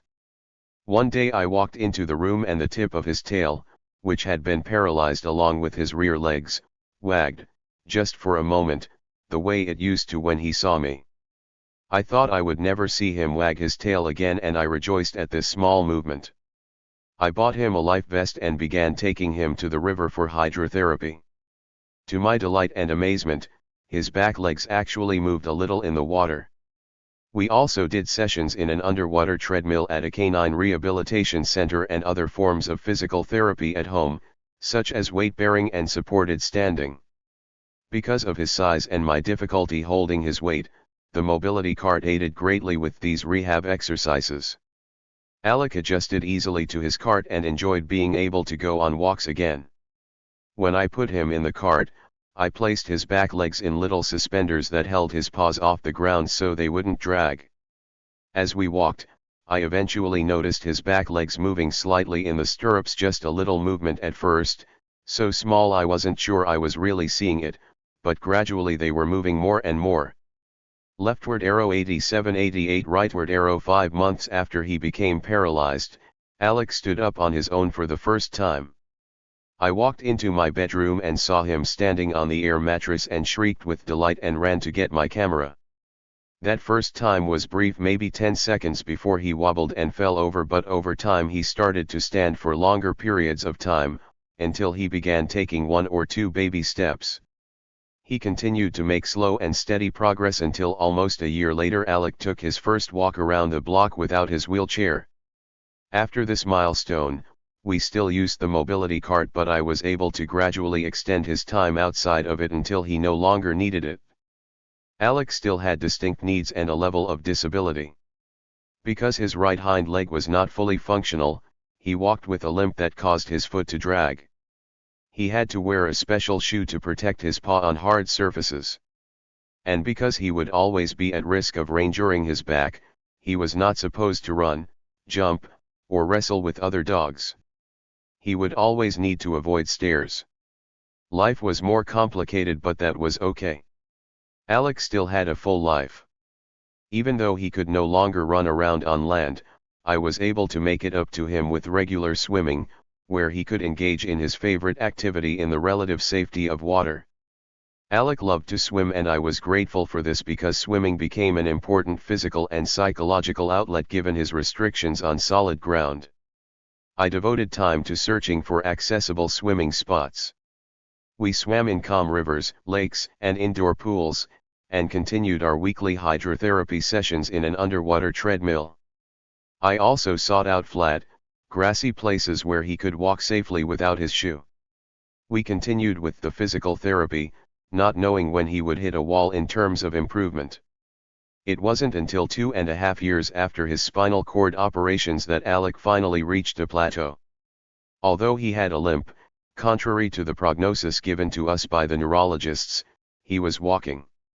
I started a personal blog during this time to keep family and friends updated about our situation, and an unexpected consequence of reporting on Alec's rehabilitation was that guardians with dogs in similar situations found us and reached out to say we had given them hope. It is important to emphasize that not every dog in Alec's situation will walk again, but it is equally important to not give up too soon based on incomplete information if any measure of improvement affecting quality of life is possible. Through my experience with Alec, I learned there is much that is unknown about neurological injuries. Leftward arrow 88-89, rightward arrow. When I started my blog, I was scared but trying to maintain hope. Writing about our experience was a way for me to manage my fear and uncertainty. I had no idea that so many people would write to me to tell me that our story had given them hope when their own dog became paralyzed. I cried tears of joy when I heard from strangers that Alec's story had inspired them to not give up on their disabled animal companions. Although my story is about a dog who did walk again, our experience is also relevant in cases where that will not happen. Even if Alec had never walked again, the physical therapy we did was important because it strengthened his core muscles, which supported his back and helped keep him strong. Swimming was important for physical conditioning as well as psychological stimulation that movement and play brought to him. Inherent value. After Alec developed paralysis, I learned it was not uncommon for people to euthanize dogs with a similar prognosis. Although my friends and family understood my wholehearted commitment to Alec, there is not a cultural consensus on the value of a pet's life. My housemate at the time told a friend of hers what was happening when Alec was still hospitalized, and he responded saying that a bullet would have been less expensive. Although I was appalled by this person's comment, I know the callous disregard and utilitarian way of thinking about animals it represented is not completely aberrant in a culture that views dogs as disposable. Even if an owner is willing to do whatever it takes to give her animal a good quality of life after developing a disability, she may face subtle and not so subtle resistance from those in whom she must now place her faith and trust, veterinary professionals. Not only was I given no hope by the veterinary neurologists that Alec would walk again, but one vet in particular was actively discouraging and questioned my decision to care for him despite his life-changing condition. My devotion to Alec carried me through the dark times, but for others who do not have such a close bond with their dog, such a prognosis could easily tip them to a decision to put their dog to death. When Alec received that poor prognosis, I did my best to research his condition on my own. However, I soon discovered there was very little long-term data on large dogs with his type of injury. This dearth of data results in part from the leftward arrow 8990 rightward arrow fact that when they are given no hope by their veterinarian, or information about responsible and supportive caretaking in light of a permanent but not life-threatening impairment, many caretakers are left thinking euthanasia is the only feasible option. As I tried to navigate my new role as caretaker of a large dog who had suddenly acquired a disability, it was not easy to work with some of the veterinarian's pessimism, and at times the dismissive attitudes were dismaying to say the least. Reflecting on the trying experiences, I am grateful for the staff who were more supportive and, while being careful not to diminish the severity of the diagnosis, did tell me they had seen amazing things happen with physical therapy in some individual cases. In a vast sea of what seemed to be indifference to Alec's life, this was all the encouragement I needed, and I am so grateful I did not listen to the first neurologist. Whether or not he walked again, Alec was able to enjoy a good quality of life, and the fact that a respected veterinary neurologist in a state-of-the-art animal care facility was so thoroughly discouraging in response to my willingness to do everything I could for Alec raises the question: how many other guardians in similar situations are given a message by trusted veterinary professionals that suggest it will be impossible for them to manage their dog's care on their own, or that physical therapy is a waste of time, essentially giving them no hope and steering them toward a decision to euthanize their newly disabled animal? I don't want to sugarcoat my experience caring for Alec. It was very difficult. But every step was worth it, and would have been even if he never walked again. The fact that he did suggests there could be countless dogs in similar situations who are never given the chance, either due to caretakers who decline to put forth the effort or added expense to care for a disabled animal, or are discouraged by veterinary professionals from giving their animal a chance to live with his or her disability. I was able to uncover one single study when I tried to research Alec's condition on my own, a research report published in the Journal of the American Veterinary Medical Association, which revealed that persistent absence of DPP does not necessarily indicate that a dog will be persistently paraplegic. The development of a voluntary tail wag was a useful early prognostic sign for recovery of motor function in such dogs. It also noted that in the 70 case studies of dogs with conditions like Alec's, 17% were euthanized at their owner's request. 6 of these dogs were euthanized upon initial examination, 2 dogs were euthanized 3 weeks after surgery due to lack of improvement, and 4 were euthanized 2, 4, 9, and 36 months after surgery due to lack of improvement. Leftward arrow 9091 rightward arrow. This was the only study I could track down that dealt with Alec's condition, and it was not easy to find. I am glad I was able to locate it because the research finding about an early tail wag being a good prognostic indicator gave me hope, and indeed this small sign did end up being a harbinger of further improvements and return of motor function. But I had to discover this on my own. In the absence of significant longitudinal data, messages given to clients by the veterinary establishment should be appropriately measured. Attitudes like the one I encountered from the first neurologist, dissuading me not only from trying physical therapy but also attempting to care for Alec at all, undoubtedly contribute to inflated euthanasia rates of disabled animals and perpetuate a lack of long-term data that would more accurately predict recovery rates and outcomes for dogs who do not recover. Finally, a widely held misconception about animals who become disabled is that they cannot enjoy a high quality of life. This is a myth. While it is true that an owner may perceive the extra of time and effort needed to care for the animal as an increased burden, disabled animals like Alec can and do enjoy their lives. Evidence suggests that dogs do not dwell on the fact that yesterday they could run and today they cannot. They focus on the present moment, and with the assistance of a caring and informed guardian they can make a relatively smooth adjustment to their new reality. In the study cited above, even owners of dogs who retained some amount of incontinence and had a lengthy recovery reported their animal was happy and functional, and that they were pleased with their dog's quality of life. Although Alec's physical abilities were altered, his demeanor never changed. With the adjustments we made, including the mobility cart and new swimming routine, his quality of life remained high and his attitude stayed joyful and enthusiastic. He was a happy dog, always. I will note that caring for an animal with paraplegia and trying to aid their recovery and/or adaptation to the impairment through rehabilitation can be expensive, as with all veterinary care. I paid several $100s for the mobility cart, surgery costs are astronomical, and underwater treadmill sessions are expensive, as are consultations with veterinary rehabilitation specialists. However, the aid of rehabilitation professionals is important. Without proper guidance you could easily injure your animal. For example, you should never take a dog who has paraplegia into a river without professional advice relating to your dog's particular medical condition. But there is an increasing number of resources available for caretakers of disabled dogs, and as awareness grows, and more information is gained about leftward arrow 91-92 rightward arrow neurological injuries in both people and animals, there is cause to hope for improved outcomes in the future. I want to again stress that although it was central to our experience and the story of our lives together, the main point of this essay is not that Alec regained his ability to walk, but rather to point out the barriers that exist for caretakers of dogs who become disabled in ways similar to Alec.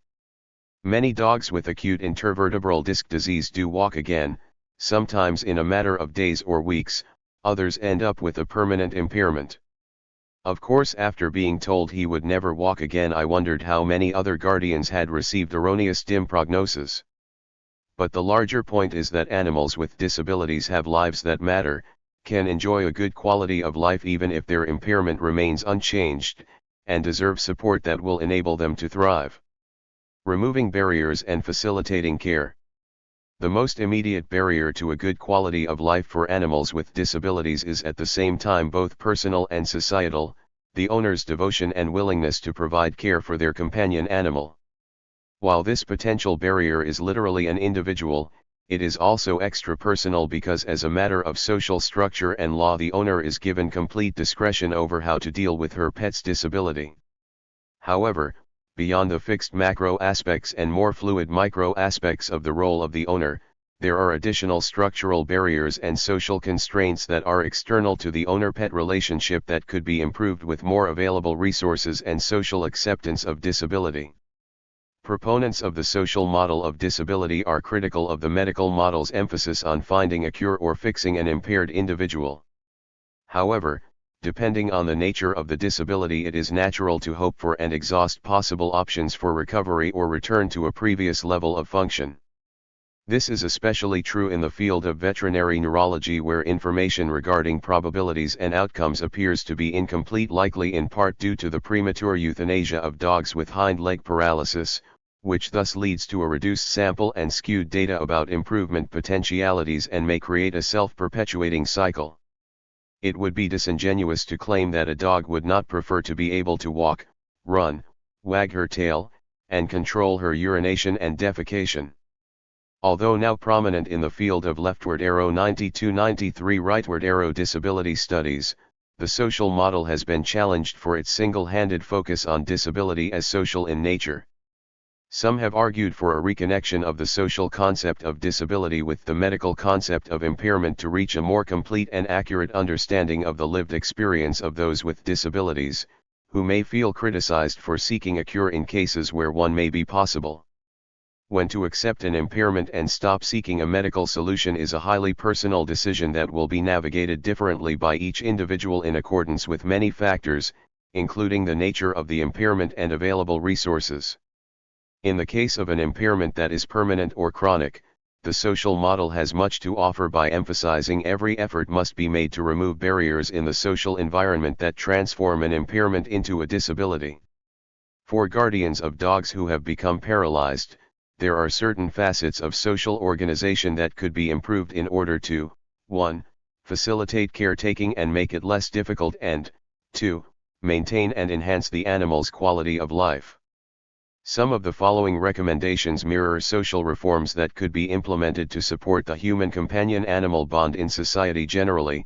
These reforms could reduce the killing of unhoused animals, many of whom are relinquished to shelter facilities by their owners for reasons that could be addressed and alleviated at the policy level, for example banning no pets clauses in rental housing and allowing companion animals on public transportation. Companion animals are already restricted from many public and private spaces in society, but for animals with disabilities like Alex, and by extension their caretakers, the restrictions are even more pervasive and, as with people with disabilities, primarily related to access. Accessible rental housing. The first step in reducing barriers to responsible care is increased access to rental housing for those who share their lives with companion animals, whether disabled or not. Specifically, blanket no pets restrictions should be banned and replaced with non-discriminatory policies that could still require references and deposits to cover potential damages but would ultimately base the decision to rent on information about the individual caretaker and her particular animal. Evictions would be allowed in cases of leftward arrow 93-94 rightward arrow nuisance/noise disturbance, property damage, or if the animal is dangerous, but not for the mere fact of owning a pet. Ontario currently bans no pet clauses and lobbying efforts are underway to institute similar legislation in Vancouver, BC. For those who don't own their own home, caring for a disabled animal can bring extra complications due to the fact that much rental housing prohibits pets altogether, or charges an extra fee when they are allowed. This severely restricts housing choices, and within the limited universe of available housing that allows companion animals, an even smaller subset of options will be accessible for a dog with impaired mobility. I was fortunate I had a landlord who allowed me to install a temporary ramp on the front porch, and a friend with the skills to construct it. Eventually I relocated to a less expensive city and found a first-floor apartment with only a small step up to the front door, carpet so Alec would not slip, and access to a level grassy outdoor area. People with disabilities have protections under the Americans with Disabilities Act when seeking a rental living space. Landlords must make reasonable accommodations for a tenant with a disability at their own expense, and must allow the renter to make reasonable modifications to a unit to ensure safe and comfortable living conditions. Despite problems that may exist with implementation and enforcement of the ADA, there is no such requirement for animals. Caretakers of companion animal with disabilities are on their own when seeking accessible rental housing. They must rely on personal resources alone since there is no social policy or law protecting companion animals with disabilities. Elevating the legal status of animals beyond the category of personal property is likely a necessary first step to securing any rights in this area for them. Accessible exercise areas. Despite the expansion of dog parks in recent years, many are not feasible recreation spaces for dogs with physical impairments like Alex. A concentration of many animals in a small space is problematic for dogs with impairments that put them at risk if confronted with rowdy dogs with varying levels of socialization skills who will engage in rough play. Further, Alex's movement was very circumscribed on land following his developing paraplegia, and swimming became an essential activity. One lake in particular had characteristics that worked leftward arrow 94-95 rightward arrow well for him, but only allowed dogs access during 6 months of the year, so I could not bring Alec in the warmer months when the area was also being used by people. We eventually discovered an indoor canine pool facility where Alec could swim regularly, which was a blessing for us, but it was not cheap.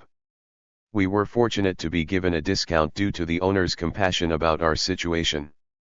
After he became disabled, some of my happiest moments consisted of seeing Alec tired and content after a swim session, where he would chase after his ball in the water and enjoy a physically and mentally stimulating aquatic workout. It is a positive sign that more of these facilities seem to be opening. I also took Alec for sessions on an underwater treadmill, and these added up financially as well. But they were crucial to maintaining his quality of life, and increased affordability and accessibility of exercise options would greatly facilitate caregiving of animals with disabilities. The lakes had the advantage of being free, but the weather in our city was often cold and rainy, which limited our sessions, as did the fact that not all outdoor swimming spots allowed dogs. Further, all of these areas were a considerable drive from our home, and while I was fortunate to have a car, for those who do not, their options are even more limited due to policies that prohibit companion animals on most public transportation in the U.S. As with housing policies that discriminate against renters with companion animals, this is another instance where lack of access to societal spaces for pet guardians generally needs to be reformed. Access to public transit. The fact that companion animals are prohibited from many social spaces amplifies the difficulties one may face when caring for a companion animal with a disability. Public policy should be changed to allow access to public transit for caretakers of companion animals, thereby reflecting their de facto status as family members for many people. Leashed and under control animals should be permitted on buses and trains when space allows. Dogs and cats are allowed to ride on many trains and buses throughout Europe, which is generally more dog-friendly than the US. Though laws vary by city and country, dogs are also more likely to be allowed inside stores, restaurants, and cafes in Europe. Access to public transportation would make it much easier for pet guardians without a car to transport their animal to the veterinarian or to accessible exercise areas. Leftward arrow 95-96 rightward arrow. Animal-friendly workplaces. Many people who would be responsible and loving caretakers are understandably reluctant to add a companion animal to their family because they work full-time and would either have to leave the animal alone all day or pay for a dog walking service or doggy daycare, a circumstance which makes responsible animal adoption less accessible for those who are not financially well off. This is another situation that is amplified when we consider the needs of animals with disabilities, who may have medical issues that make them unable to be left for long periods of time. To make it easier for a guardian to care for an animal who has become disabled, more workplaces should adopt flexible policies regarding companion animals. This can be done in a way that takes everyone's interests into account and could be addressed by each individual place of business to assess the needs and desires of its employees and the physical constraints of the workspaces available. As an added bonus, a growing body of research shows that pets in the workplace can have positive effects on employee happiness and productivity. Sidewalk and street crossing design. Curb ramps, also addressed by the ADA, are important for making sidewalks, street crossings, and other pedestrian routes accessible to people with disabilities. They are also vital for those caring for animals with disabilities. It is difficult and dangerous for an individual using a wheelchair or other mobility device to cross the street when the sidewalks end on either side without a curb ramp. In this situation, the person with a disability, or caretaker of an animal with a disability, must make a difficult choice. They can stay home and not go to their desired destination, or they can risk their safety by entering the street and traveling alongside vehicular traffic until another curb ramp appears. Alec and I would often have to do this, using a driveway to leave the sidewalk in advance of the corner when a curb ramp wasn't present and walking in the street until we could get back up on the sidewalk. Title II of the ADA requires state and local governments to make pedestrian crossings accessible to people with disabilities by providing curb ramps, but requirements differ based on the age of the particular street and sidewalk. If constructed before 1992 and not altered since, state and local governments may choose to construct curb ramps, but are not necessarily required to do so. Leftward arrow 96-97 rightward arrow. This is an area of overlap between the concerns and needs of people with disabilities and caretakers of animals with disabilities. If pedestrian routes were more accessible to people, by extension they would also be to animals using mobility devices. Information, resources, and support. Americans spend thousands of dollars per year on veterinary care for their companion animals because they are treasured members of the family. Veterinary professionals should act in accordance with this designation and never steer a guardian toward euthanasia without presenting all relevant information to the client, including letting them know when information about long-term outcomes is lacking. They should also share resources about caring for an animal with a disability and be supportive of clients who may be bewildered, overwhelmed, and uncertain about next steps in light of a life-changing circumstance, but are committed to being a responsible medical advocate who makes the best decision for their friend.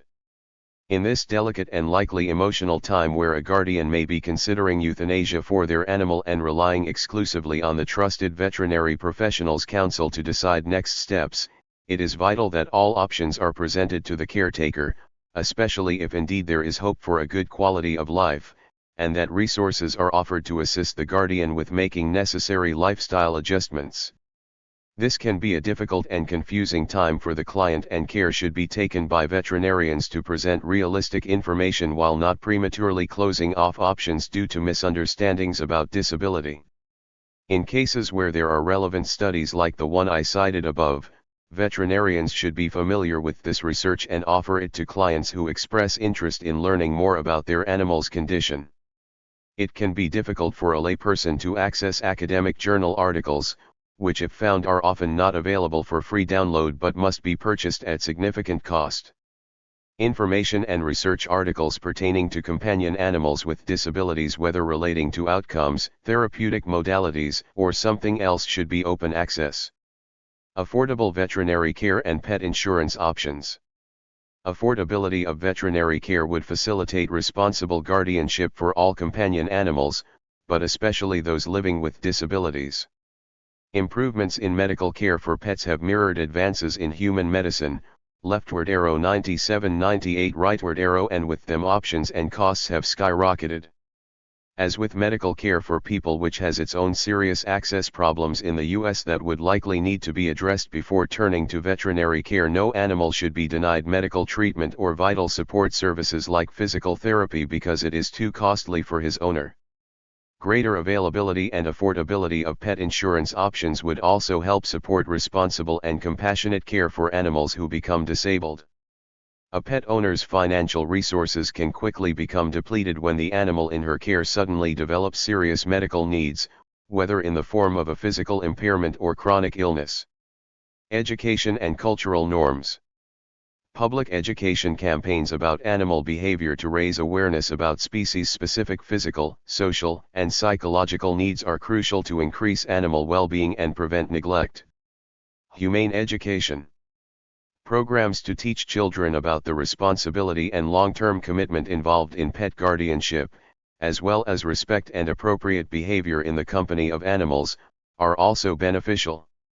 These programs could include a component on animals with disabilities to show that with appropriate care and support they can enjoy a good quality of life. Humane education programs targeted to young people are important because their attitudes and values are still forming. It is more difficult to change the behavior of adults who may have been socialized to think of pets in instrumental or objective ways.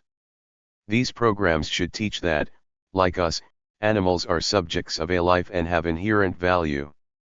The current classification of animals as property under the law is a hindrance to their interests being taken seriously in society. Companion animals with disabilities may find themselves at an even greater disadvantage. However, the law follows social change, which starts at the grassroots. As social norms about animals continue to evolve, the legal system will shift to reflect the growing cultural awareness of animals as family members whose lives have intrinsic value. Treating non-human members of the family with dignity and respect not only matters to those individual animals, but will also contribute to the creation of a new social consciousness and a better world for all animals. Leftward arrow 98-99 rightward arrow. 8. Seeding ableism. Ava Haberkern-Hom. In my community, I work within the food justice movement as an advocate for inclusion. My work includes developing an inclusive community garden, advocating for accessibility and inclusion in community growing spaces, and leading workshops on inclusive food justice. Two terms significant to my work are inclusive and community garden. Inclusive is defined as a social, emotional, and physical environment in which every individual both feels and is safe, respected and valued enough to be able to fully participate in the community gardening and food justice movements. Furthermore, the Center for Disease Control and Prevention defines community gardens as collaborative projects on shared open spaces where participants share in the maintenance and products of the garden, including healthful and affordable fresh fruits and vegetables. Additionally, community gardens may offer opportunities for strengthening social connections, skill building, decreasing community violence, and increasing physical activity. Building from this definition of a community garden, an inclusive community garden further requires that the space is not only accessible in according to the American Disabilities Act but is also socially and emotionally welcoming. An inclusive community garden is a place where all activities are held in an accessible environment and where participants representative of a diversity of cultures, ages, economic statuses, and abilities share leadership roles and responsibilities. Ableism within the food justice movement. Despite growing popularity, most community gardens lack any type of accessibility even if they are on government-owned land, and are legally required to be accessible under the Americans with Disabilities Act. This widespread leftward arrow 103-104 rightward arrow inaccessibility forces many community members with physical accessibility needs to be excluded from their community gardens. Furthermore, although there are more community gardens that are starting to incorporate accessible garden beds, few, if any, are also inclusive. In fact, the majority of accessible gardens, in my region, are run by medical and/or educational organizations. These gardens are what I call special education gardens. They are primarily run by non-disabled people and marketed as inspirational learning spaces. Special education gardens, although often ADA accessible, are built on a charity model of disability through which the disabled gardeners are treated like inspirational students and not like knowledgeable peers, farmers, and/or gardeners. It is important to note that my knowledge of accessible/inclusive community gardens isn't exhaustive, and it is equally important to note that the rarity of these spaces across the United States makes concrete statistics nearly impossible to gather. I see and feel this lack of inclusive community gardens immensely. I've had the opportunity to work with many local food justice advocates, nonprofit workers, and coordinators of community gardens/farms. However, to date, only one garden organization has taken concrete steps to become inclusive. It has almost become predictable for my suggestions for accessibility and inclusion to be dismissed, not acted upon, or met with hostility. For example, I was once hired as a program manager for a gardening organization that received a grant to become inclusive. They dismissed all my ideas for accessibility, canceled all my community classes, continued to hold board meetings in an inaccessible space, and asked me to pretend to use a walker in their fundraising video. I was a token to them, the disabled person, as an inspiration. Although my experience with this organization was unique in the humiliation it caused, their attitude towards inclusion, itself, was not a unique experience. Often, I hear the following justifications for inaccessibility in a community growing space: lack of resources, accessibility will negatively influence production, accessibility is a waste of time and resources because of lack of disabled participants, and/or organizations highlight the fact that they already have some disabled participants so the space is accessible enough. Although all these excuses may contain some validity, exclusion is exclusion and exclusion is oppression. As Paulo Freire stated, any situation in which A objectively exploits B or hinders his and her pursuit of self-affirmation as a responsible person is one of oppression. Such a situation, leftward arrow 104-105 rightward arrow, constitutes violence, even when sweetened by false generosity, because it interferes with the individual's ontological and historical vocation to be more fully human. Thus, inaccessibility and non-inclusivity are barriers to participate in a movement that regards food security as a human right, a movement that sees food access as a necessity for being fully human. So, I ask you, reader, to contemplate what these practices of exclusion tell us about who is considered human and who isn't.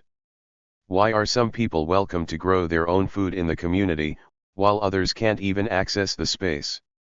As Abby Wilkerson states, food is much more than a means of survival. Food practices, given their cultural basis, constitute an embodied manifestation of social hierarchies enacted through daily practices of exclusion and inclusion, of external control as well as self-monitoring and discipline, of producing, selling, and buying, of working and of giving and receiving care. Equally, food practices constitute an avenue for seeking justice, conviviality, a better life. In order to create sustainable change, I first want to explore the deep historical and social roots of ableism to understand the ways they present today. It is necessary to view these social behavioral patterns as rooted, firmly in our socio-political history. Understanding oppression takes the blame off the oppressed, places it on the oppressive system, and creates room for positive action. Recognizing the complex ways in oppression works to undermine equity and equality, I focus on efforts that emphasize how everything is connected. Freire and Bergman Ramos wrote, "Once a situation of violence and oppression has been established, it engenders an entire way of life and behavior for those caught up in it, oppressors and oppressed alike. Both are submerged in this situation, and both bear marks of oppression. Analysis of existential situations of oppression reveals that their inception lay in an act of violence initiated by those with power. This violence, as a process, is perpetuated from generation to generation of oppressors who become its heirs and are shaped in its climate. This climate creates in the oppressor a strongly possessive consciousness, possessive of the world and of men and women. The roots: eugenics, the disabled body/mind, and the socialized environment. Disabled people have had our exclusion from social spaces justified, and our presence in the community policed, for hundreds of years. The term disabled originated in the 1800s to describe impaired Civil War veterans who were leftward arrow 105-106 rightward arrow considered unable to compete in the production-based economy and in need social services. Institutions were, then, constructed to house disabled community members, along with the feeble-minded, and other societal members with impairments, away from society. It was thought that disabled community members could not safely live alone. However, inside the institutions, residents grew their own food, cleaned the facilities, and helped care for each other. Due to their labor, most institutions eventually became self-sufficient. Mitchell and Snyder explained. This designation as non-productive developed although many institutional residents participated in laboring economies developed within institutional societies. Residents farmed the institution's land, provided housekeeping services to fellow inmates and administrators, supervised each other on behalf of the institution, produced products for the state: brooms, clothing, baskets, etc. at excessively low wage rates. In many cases, nothing more was provided in exchange for their labors beyond the benefit of living an excluded life within the walls of the institution. Institutionalizing the disabled also marked the beginning of rehabilitation-based segregation and eugenics. Eugenics is the study of, or belief in, improving the human gene pool by either discouraging the inheritance of undesirable genetic traits or by encouraging the reproduction of highly desirable human traits. The birth of eugenics categorically separated humans into normal and deviant, worthy and unworthy, humans and burdens. Mitchell and Snyder wrote, by the end of the 19th century, efforts to segregate, restrict, and oppress populations, identified variously as feeble-minded, subnormal, deviant, etc., went increasingly transnational. Eugenics, the social engineering project that sought to eradicate defective traits from a nation's hereditary pool, went global. Scientific collectives were formed, restrictive policies were translated from one cultural context to another with relative ease, categories of pathology proliferated, and parallel populations found themselves increasingly the subjects of incarceration practices. Today, the discourse and/or practice of eugenics can be still found in various social spheres such as special education, prenatal testing for disability, and the food justice movement. In the food justice movement, statistics on obesity, health, and disease often accompany articles on community gardening and/or food access, and the concepts of health offered in these articles often portray disability as a symptom of poor health. Guthman offered, leftward arrow 106 107 rightward arrow. The food justice movement aims to bring analogous focus to food-related environmental conditions and income insufficiencies that lead to ill health. Obese bodies are evidence of injustice, with lack of access to good food assumed to be the cause. Therein lies the problem.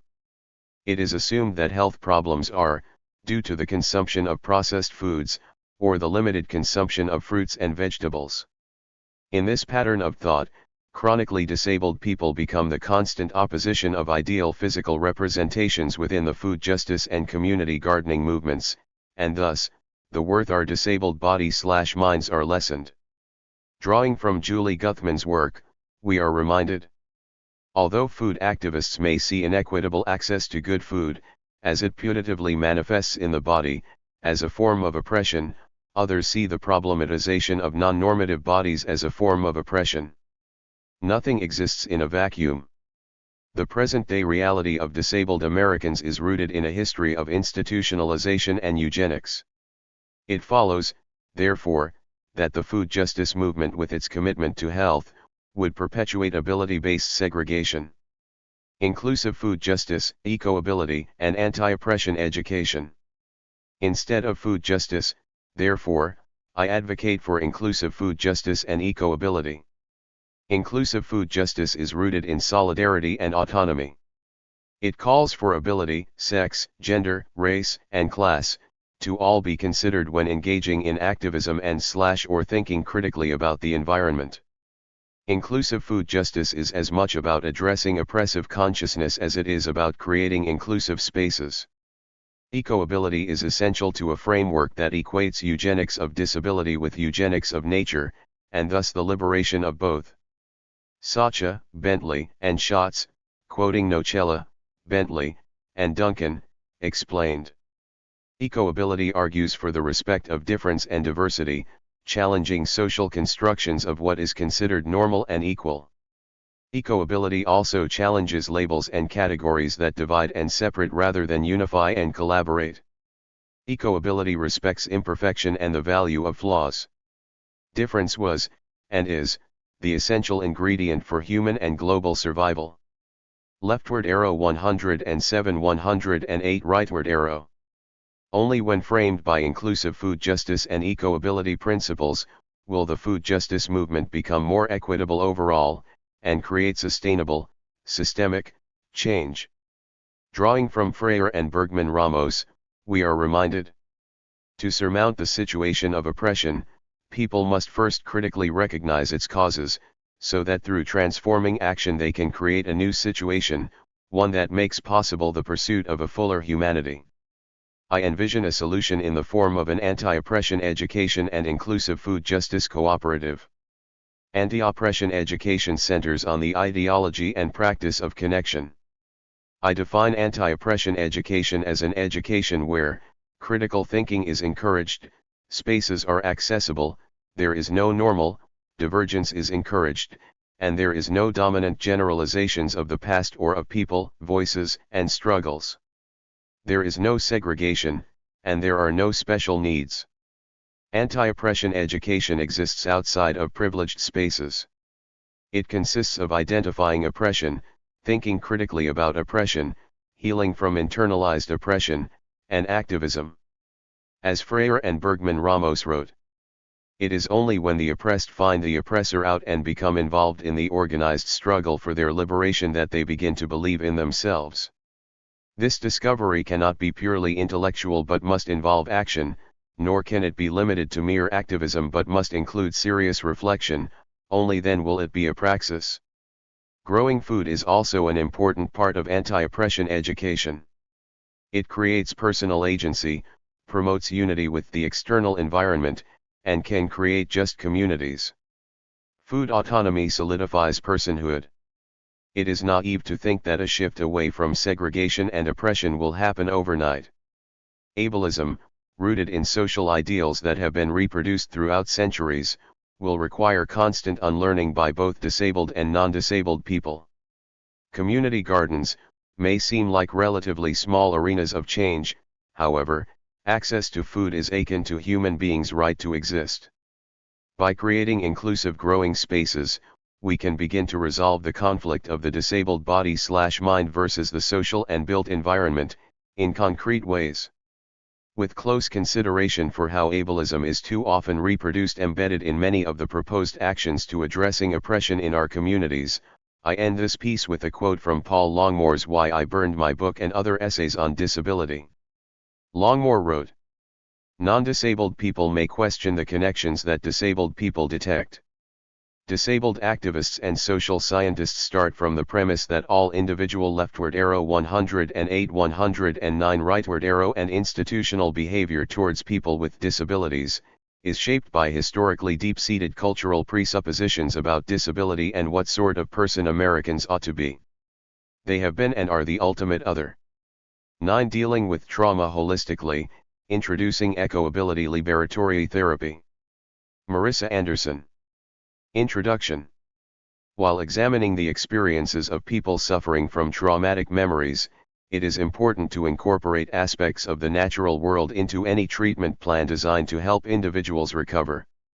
Many people who have endured trauma and subsequent recurrent memories, often develop thought suppression or trying to eliminate thoughts, ideas, and images related to undesirable stimulus as a defense mechanism. A more effective, healthy, and productive way to deal with traumatic memories is to have a well-rounded therapy treatment plan. In this chapter, I will define and introduce eco-ability liberatory therapy. I argue that eco-ability will not only help humans with their trauma, but also aid in the destruction of oppression and dismantle capitalism, which in return help all beings and nature be liberated from systemic oppression. In this chapter, I will begin by introducing myself because locating oneself is a socio-political perspective known as feminist standpoint methodology. Feminist standpoint theory is a critical, activist scholarly theory in which the author explains and defends their choice to write personally about a topic to which they are an expert. Feminist standpoint theory is particularly relevant to this discussion since it argues that all scholars, researchers, and theory are subjective and no one or no theory can be objective, apolitical and detached. Leftward arrow 111 112 rightward arrow. Locating myself. I am an intersectional feminist with mental disabilities, who is also a vegan, anarchist, hip-hop activist, and defender of the earth and all its inhabitants. Who I am allows me to engage in a mutual liberation between the environment and myself. It is mutual liberation in that I fight to defend the earth against human exploitation and the earth in return allows me to feel free, liberated, and at peace when I sit next to a river, hike up a mountain, or ride my bike on a path through the forest. The earth provides everything that human and non-human animals need while it continues to be exploited for financial gain by humans. The capitalistic society that has been created by human animals has caused destruction for all living things. Once a person has the experience of liberating the environment, they can then have the earth liberate them back, but it is important to remember that the earth does not belong to us, rather, we belong to the earth. We must remember that earth is our home that we dwell on and earth does not need us to exist, but we need the earth to exist. As someone who identifies as an earth activist, I joined the Sioux tribe and other water protectors at Standing Rock to protect Mother Earth. We engaged in a direct action on Thanksgiving that is now known as one of the biggest demonstrations to take place on the front lines of native land. During the protests, I rode in a rowboat holding my No Dakota Access Pipeline sign with two other activists from Fort Lewis College chanting "Water is life," and "You can't drink oil, keep it in the soil," and "Who do you stand for? Mother Earth. Who do you stand with? Standing Rock." I felt the splashes of the water I was defending and the breeze of thankfulness from Mother Earth. To exploit the planet that has given us so much is disrespectful, as we should view this relationship no different than how we see the relationship between humans, where one individual is thankful and gives back to those that have given to them. This is an example of mutual friendship and should not be limited to only human relationships. This friendship is valuable to all life. When activists defend the earth and all that live on it, they support themselves. The earth naturally provides us with air, water, and fire, and all of the other elements we need in order to survive. It is our responsibility to provide the Earth with what she needs to survive, and currently she needs protection against destruction caused by exploitative humans. Our loved ones live on the Earth, and if we can be thankful and work and protect her, it is likely we can then live in a healthy, beautiful, global, diverse, and complex ecosystem that we can appreciate. We have gotten away from being one with the Earth leftward arrow 112 113 rightward arrow through the use of technology and reliance on capitalism. When breaking away from this harmonious, holistic, and interdependent relationship between human animals and the Earth, we give up the idea of what it means to value life, love, liberation, and freedom. With the recognition of Mother Earth as a powerful woman, and the one who started the family tree, it is vital that we recognize the love, respect, and defending she needs. When discussing Mother Earth, you must also mention the creatures that live on her. Part of liberating Mother Earth requires liberating its animals, human and non-human alike. As a college student and Earth activist, I spend time disseminating literature about animal liberation and attending conferences such as the 15th Annual North American Conference for Critical Animal Studies held at Fort Lewis College. This creates a space for me to learn, educate, experience and organize with others around veganism and animal liberation. Which is important for many reasons.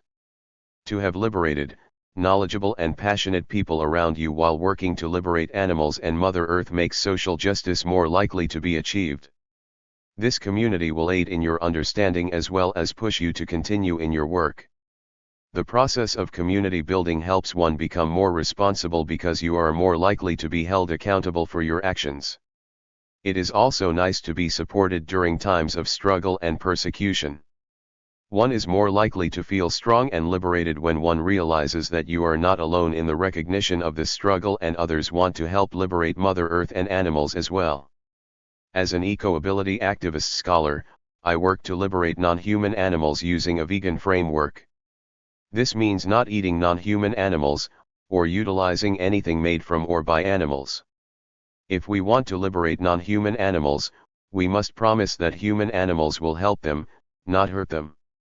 When we recognize the way that non-human animals are tortured and exploited in institutionalized settings such as factory farms, we can better understand why we should go vegan. By allowing non-human animals to be treated in ways that would be considered cruel to human animals, we are speciesist. Thus, adopting a vegan lifestyle both in mind and body means that human animals must put aside their normalized beliefs about the necessity to eat meat and drink dairy in order to liberate and respect non-humans, while at the same time perpetuating a healthier planet, body, and mind. When it comes to the physical benefits of adopting a vegan diet, it can allow the human body to work in its most natural state. For instance, milk products that derive from the species mother are healthy for their babies. However, consuming milk is not a lifelong dietary need for any leftward arrow 113-114 rightward arrow species. In fact, humans are the only species that intake milk their entire lives, and drink the milk of another mammal entirely. Thus, consuming milk products is not only unnecessary but artificial in terms of natural processes. When one adopts a vegan lifestyle and promises to stop ingesting another mammal's milk, they allow that milk to be used for what it is meant, the baby of that cow. Liberation of animals starts with respecting their life and bodies, which entail not stealing their milk or inseminating female cows artificially to produce milk products unnecessarily. With an intersectional framework, it is also easy to see that this is exploitation of women. The spiritual and ethical benefits of adopting a vegan diet include embracing the idea that non-human animals are friends, not food.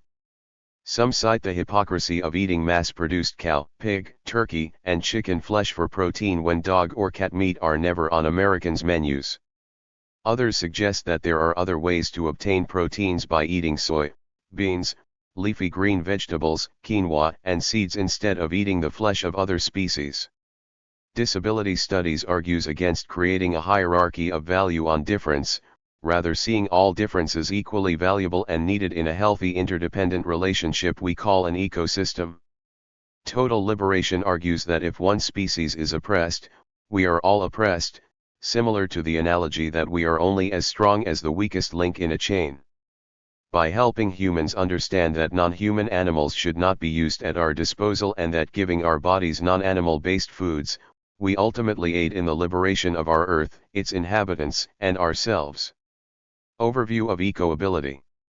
First discussed in Anthony J. Nocella II's dissertation, eco-ability is the interweaving of animal, disability, and environmental justice and liberation together. Eco-ability is influenced by critical pedagogy, environmental justice, ecopedagogy, intersectionality, and critical animal studies, and fundamentally grounded in the theoretical study of disability and experiences of those with disabilities for total liberation. Eco-ability aims to emancipate non-human animals, those with disabilities, and the environment from oppression caused by ecocide, speciesism, and ableism. It does this by challenging the systemic nature of normalcy, which is the process by which individuals are conditioned to be normal. Eco-ability also challenges the socially constructed binaries of humans versus animals, normal versus abnormal, and domestic versus wild. Anarchists would define this liberatory relationship as mutual aid, coined by theorist Peter Kropotkin. Mutual aid is an economic margining system that uses the communal practices of interdependency to critique concepts such as competition, individualism, and property. To connect anarchism and eco-ability more directly together, Noam Chomsky, a prominent modern anarchist theorist, argues a humanist perspective that non-human animals cannot have culture and therefore cannot have language, hence cannot be part of mutual aid that already exists among humans. Chomsky's assertions were refuted by the work of Herbert S. Terrace and Thomas Beaver of Columbia University, who proved that chimpanzees, in particular, one individual named Nem Chimpsky, do have language and could use American Sign Language to communicate with humans. Therefore, even anarchists need to be challenged on their anthropocentric worldview, which is speciesist. Eco-ability liberatory therapy. Where eco-ability liberatory theory promotes mutual aid in the form of interdependency, ecotherapy focuses on caring for humans with disabilities, yet ignores caring for nature or non-human animals suffering due to capitalism, colonialism, and human supremacy. Ecotherapy does, however, challenge the pharmaceutical industrial complex and the use of medicine, but does so for the betterment of human health, which does nothing to end non-human animal testing, vivisecting, or environmental destruction. Ecotherapy also commonly uses animals such as dogs, cats, horses, and even dolphins as therapeutic tools to communicate with those who have mental disabilities. While this has proven to aid those with disabilities, it is often at the expense of exploiting non-human animals, who are forced into these situations involuntarily. These animals used to provide services are not companies, but rather living beings that are forced to work for human animals with disabilities, often 24 hours a day, 7 days a week, with no respite. Thus, eco-ability therapy departs from ecotherapy because it does not promote the use of non-humans in any relationship by which mutual aid is not reciprocated in practice and theory. Eco-ability therapy seeks treatment plans in which both parties benefit and no one is forced into non-consensual relationships. Eco-ability theory is rooted in the values of difference and diversity, holistic transformation through dialogue and education, inclusive social justice and total liberation, intersectional politics, anti-oppression, critical theory, and leftward arrow 115-116 rightward arrow interdependence. Eco-ability stresses that connecting with nature and the world that surrounds us, may unite one with the things one longs for. In my experience as an earth liberationist, I struggle to live in big cities due to my mental disabilities. When I am without the opportunity to connect with the world around me, my disabilities often overpower my feelings of success and well-being. In a city of almost 900,000 individuals, I can feel as though I'm alone, mostly because I lose touch with the earth that helps me feel whole.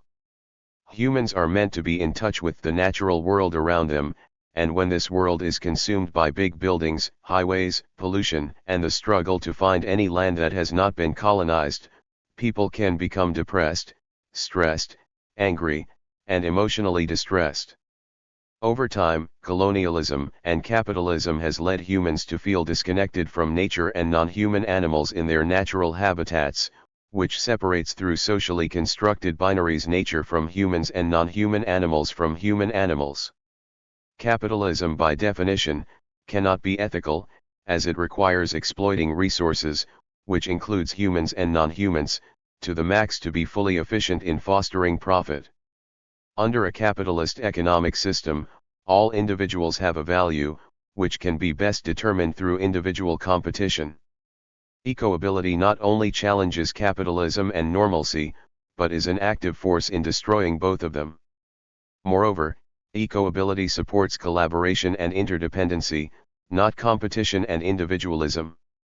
Ecoability also promotes difference and equity, not sameness and equality. In a framework that embraces equity instead of equality, there is focus on the needs of an individual, instead of assuming that each person needs the same thing.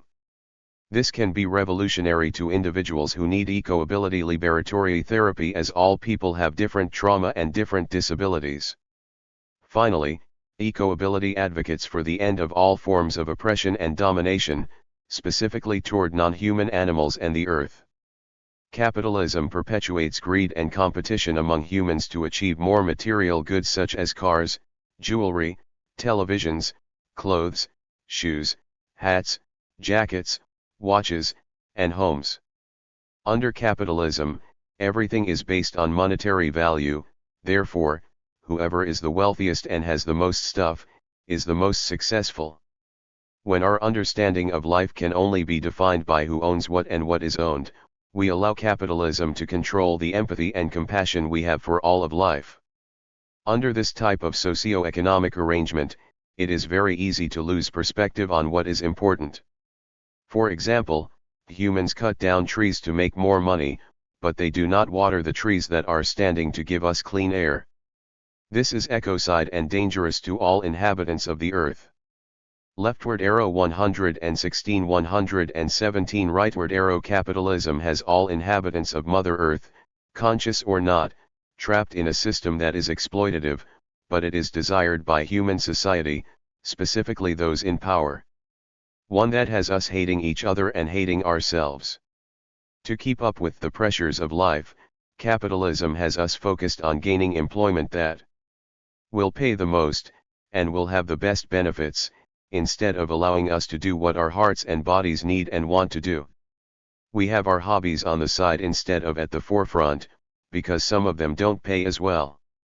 Our entire day is spent being productive as cogs in a machine that promotes competition and individualism. However, once we stop to reflect on how busy capitalism has made us, and how it fundamentally forces us to categorize the Earth's resources into property that needs to be owned, sold, or destroyed for profit, we can see just how harmful it is for us. Moreover, we have become cogs in an economic system that defines success as the maximization of exploitation of a resource and labor. If we can recognize the harm that we are doing by exploiting Earth, non-human animals, and subsequently marginalized human groups, then we can recognize, like anarchists do, that property is theft and the significance of fighting systems of oppression. This system does not need reform, it needs abolishment. This system of oppression was built only for able-bodied and minded, academically educated, employed, wealthy, Christian, heterosexual, white, male, human animals to succeed, and as such it is a system that either ignores or exploits many other living organisms. Furthermore, since so many humans live away from the natural world, this makes it even more imperative that ecoability liberatory therapy encourage some interaction with nature. Some holistic and sustainable interactions might include a hike in the forest, surf in the ocean, swim in a lake, raft down a river, or climb a mountain. According to the ecoability framework, engaging with nature is necessary to being a whole human being and earthling, which is an interdependent member within the global ecosystem. Participating in activities in nature, as noted above, is a therapeutic way of utilizing ecoability, and also giving back to the earth and its inhabitants by being a good steward of the land. Ecoability liberatory therapy encourages individuals to spend time nurturing the earth, and while doing this, also learning how to take part in a mutual aid relationship. Education is liberation, and being able to understand how you can help the ecosystem is a way of caring for something outside of yourself which has the potential to be effective with people who have trauma. I have experienced this in Durango, Colorado, as well as in Standing Rock away from the capitalist, competitive, industrial, non-spiritual, corporate urban society. Despite the lack of literature explaining leftward arrow 117-118 rightward arrow how trauma patients can benefit by taking care of non-humans, I have witnessed that individuals who care for others outside of themselves often feel better because they are more physically active. On the contrary, I have also witnessed that individuals with disabilities that have service and companion non-human animals sometimes feel more stress because it's often difficult to keep up with the work of caring for them. While part of eco-ability liberatory therapy involves liberating the environment and non-human animals, it is important to note that these actions can also help liberate the self. In a 2010 study based on exploring moral thought, it was found that those who state they care for others, actually rank themselves higher in moral aptitude. In other words, those who claim responsibility for caring for a child, an elder, or a pet, for instance, perceive themselves as more ethical. These individuals tend to have a higher regard for themselves. This plays an important role in healing for those who have experienced intense trauma. Individuals who have undergone trauma sometimes believe they deserved what happened to them, thus inferring that they do not think very highly of themselves or feel the need to blame themselves. From experience, I can say that this is not a productive way to live life. It tears you down mentally and physically and makes you feel as though there is no self-worth. Eco-ability liberatory therapy has the potential to help many individuals with trauma. Conclusion. Eco-ability is one of the most needed interventions for earth and animal liberation movements, as it is against greenwashing, promotes micro-reformist campaigns, and strategies that do little, but promote a so-called ethical capitalism. It is time for capitalism and all of the hierarchies to fade, or we will perish. In conclusion, I argue that this is exactly why eco-ability liberatory therapy is the answer to many people in their struggle to emancipate themselves and the earth. By freeing the earth and non-human animals, we give ourselves the hope to be freed and self-determining. Contributors. Sarah R. Adams is an undergraduate student at Fort Lewis College, majoring in sociology with a minor in psychology. Adams has also taken relevant coursework in environmental sciences and gender and women's studies. Following the completion of her bachelor's degree, Adams plans to attend graduate school to pursue a master's degree in education. Her passions include advocating for environmental sustainability and the pursuit of social justice. Adams devotes much of her time during the week to provide childcare for elementary students, volunteering for the FLC Grub Hub, and working on projects regarding clean and accessible water for all. Marissa Anderson is a non-traditional undergraduate student at Fort Lewis College studying psychology and criminology. She was born in Fresno, California and raised in San Francisco and Oakland, California. The community she comes from has been impacted by police brutality and the war on drugs, which has sculpted how she feels about the criminal injustice system. She is a community organizer and activist focusing on prison abolition, animal liberation, disability justice, earth liberation, racial and economic justice, queer liberation, hip-hop activism, youth justice, and anarchism. She currently works full-time as a caseworker at a local homeless shelter in Durango, Colorado, and volunteers doing group-building activities and poetry workshops with Save the Kids at Denier Juvenile Detention Facility. Judy K.C. Bentley, Ph.D., is an associate professor at the State University of New York, Cortland, in the Department of Foundations and Social Advocacy, and director of the SUNY Cortland Institute for Disability Studies. Dr. Bentley is the founding editor-in-chief of Social Advocacy and Systems Change. Leftward arrow 121-122 rightward arrow a peer-reviewed, web-based journal. Recent publications include Deconstructing Symbolic Identities and Building on Eco-Ability, Expanding the Domain of Environmental Justice in A. Nocella, A. George, and J. L. Schatz. The Intersectionality of Critical Animal, Disability, and Environmental Studies, Toward Ecoability, Justice, and Liberation. Lanham M.D., Lexington. Dr. Bentley teaches courses in disability studies, research methods, and inclusive special education. Mary Fant Ask is currently on disability/sick leave from her Communication and Culture Master's program at Ryerson and York Universities, but is still working on her thesis at a pace which respects her body's needs.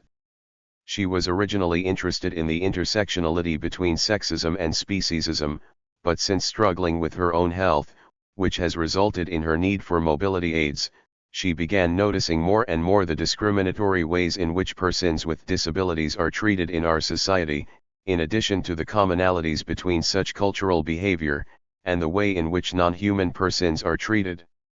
In addition to working on her thesis, Mary runs a casual social justice blog, which focuses on ableist, speciesist, and feminist issues, and co-organizes events and various social media for the grassroots Toronto Save Animal Liberation groups which bear witness to non-human persons in their last moments before they enter the slaughterhouse. Bearing witness is a Tolstoyan concept where, when one encounters an individual in pain, instead of giving in to the initial desire to flee, one instead brings themselves as close as possible to the person who is suffering, and helps in any way they can. For the Toronto Save groups this means offering the comforts of water and love to those trapped in transport vehicles parked outside Toronto's slaughterhouses. Amber E. George, Ph.D., is a scholar activist who teaches philosophy at Galen College. She has taught undergraduate courses in social philosophy and presented her research at many colleges and universities. She has also acquired real-life experience as an ally, counselor, and community educator in social justice administration. Dr. George is a member of the Ecoability Collective and Executive Director of Finance of the Institute for Critical Animal Studies. She is also the editor of Journal of Critical Animal Studies. She is working on writing many books and book chapters about non-human animal liberation, disability studies, and critical theory. In her spare time, she enjoys spending time with her growing family, watching television, and gardening. Leftward arrow 122-123 rightward arrow. Ava Haberkernholm identifies as a disabled woman, activist, and garden enthusiast. She has given workshops and presentations on community gardening and inclusive food justice events throughout Michigan and in Chicago. Ava, also, coordinates one of the few universally designed community gardens in the nation, the Better Together Community Garden at the Ann Arbor Center for Independent Living.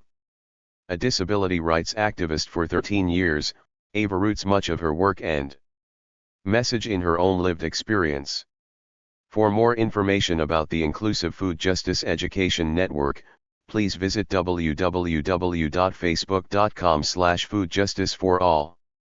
John Lupanaxi teaches pre-service teachers and graduate students in the Cultural Studies and Social Thought in Education program using an anarchist approach that advocates for the development of scholar-activist educators. He has taught at the secondary level in Detroit and is co-author of the book Eco-Justice Education, Toward Diverse, Democratic, and Sustainable Communities. His experiences as a high school math and science teacher, an outdoor environmental educator, and a community activist all contribute to examining the relationships between schools and the reproduction of the cultural roots of social suffering and environmental degradation. Hannah Monroe is in the beginning stages of her thesis in the Master of Arts in Critical Sociology at Brock University. She is in her first year in the program and wants to study neurodiverse people in the animal rights movement. She is interested in post-structuralist and queer perspectives on neurodiversity. After completing this degree at Brock University, she is planning to get a degree in social work or counseling to become a therapist. She wants to work with individuals, especially neurodiverse and LGBTQ people, to empower authenticity in identity. Anthony J. Nocella II, Ph.D., award-winning author and community organizer, is Assistant Professor of Criminal Justice, Justice Studies, and Criminology in the Institute of Public Safety and the Department of Criminal Justice at Salt Lake Community College. He is the editor of the Peace Studies Journal, the Transformative Justice Journal, and the book series Poetry Behind the Walls, along with being a co-editor of 5 book series including Critical Animal Studies and Theory with Lexington Books and Hip Hop Studies and Activism with Peter Lang Publishing. He is the national coordinator of Save the Kids, executive director of the Institute for Critical Animal Studies, and director of the Academy for Peace Education. He has published over 50 peer-reviewed book chapters or articles and over 40 books. He has been Leftward Arrow 123 124 Rightward Arrow interviewed by Houston Chronicle, Durango Herald, Fresno Bee, Los Angeles Times, Washington Post, CNN, CBS, Fox, and New York Times. Nicole Arpelata is the Student Programs Coordinator for the Animal Legal Defense Fund and an integral member of ALDF's Animal Law Program, which is dedicated to the development of animal law in academia and legal practice. Prior to joining ALDF, Nicole completed her PhD in sociology at the University of Georgia, where she developed and taught the school's first Animals and Society course. Her writing has appeared in Sociological Perspectives, Society and Animals, the Journal for Critical Animal Studies, the Portland Tribune, and Animal Wellness magazine. She lives in Portland with her rescued dog Tegan and blogs at www.alec-story.com. Daniel Salomon has an MA in Research from Andover Newton Theological School with Graduate Certificate in Science and Religion from Boston Theological Institute. B.S. Cum Laude in Liberal Studies from Salisbury University with concentrations in Biology, Environmental Studies, and Conflict Analysis/Dispute Resolution, along with a Naturalist Certificate from the Osable Institute of Environmental Studies.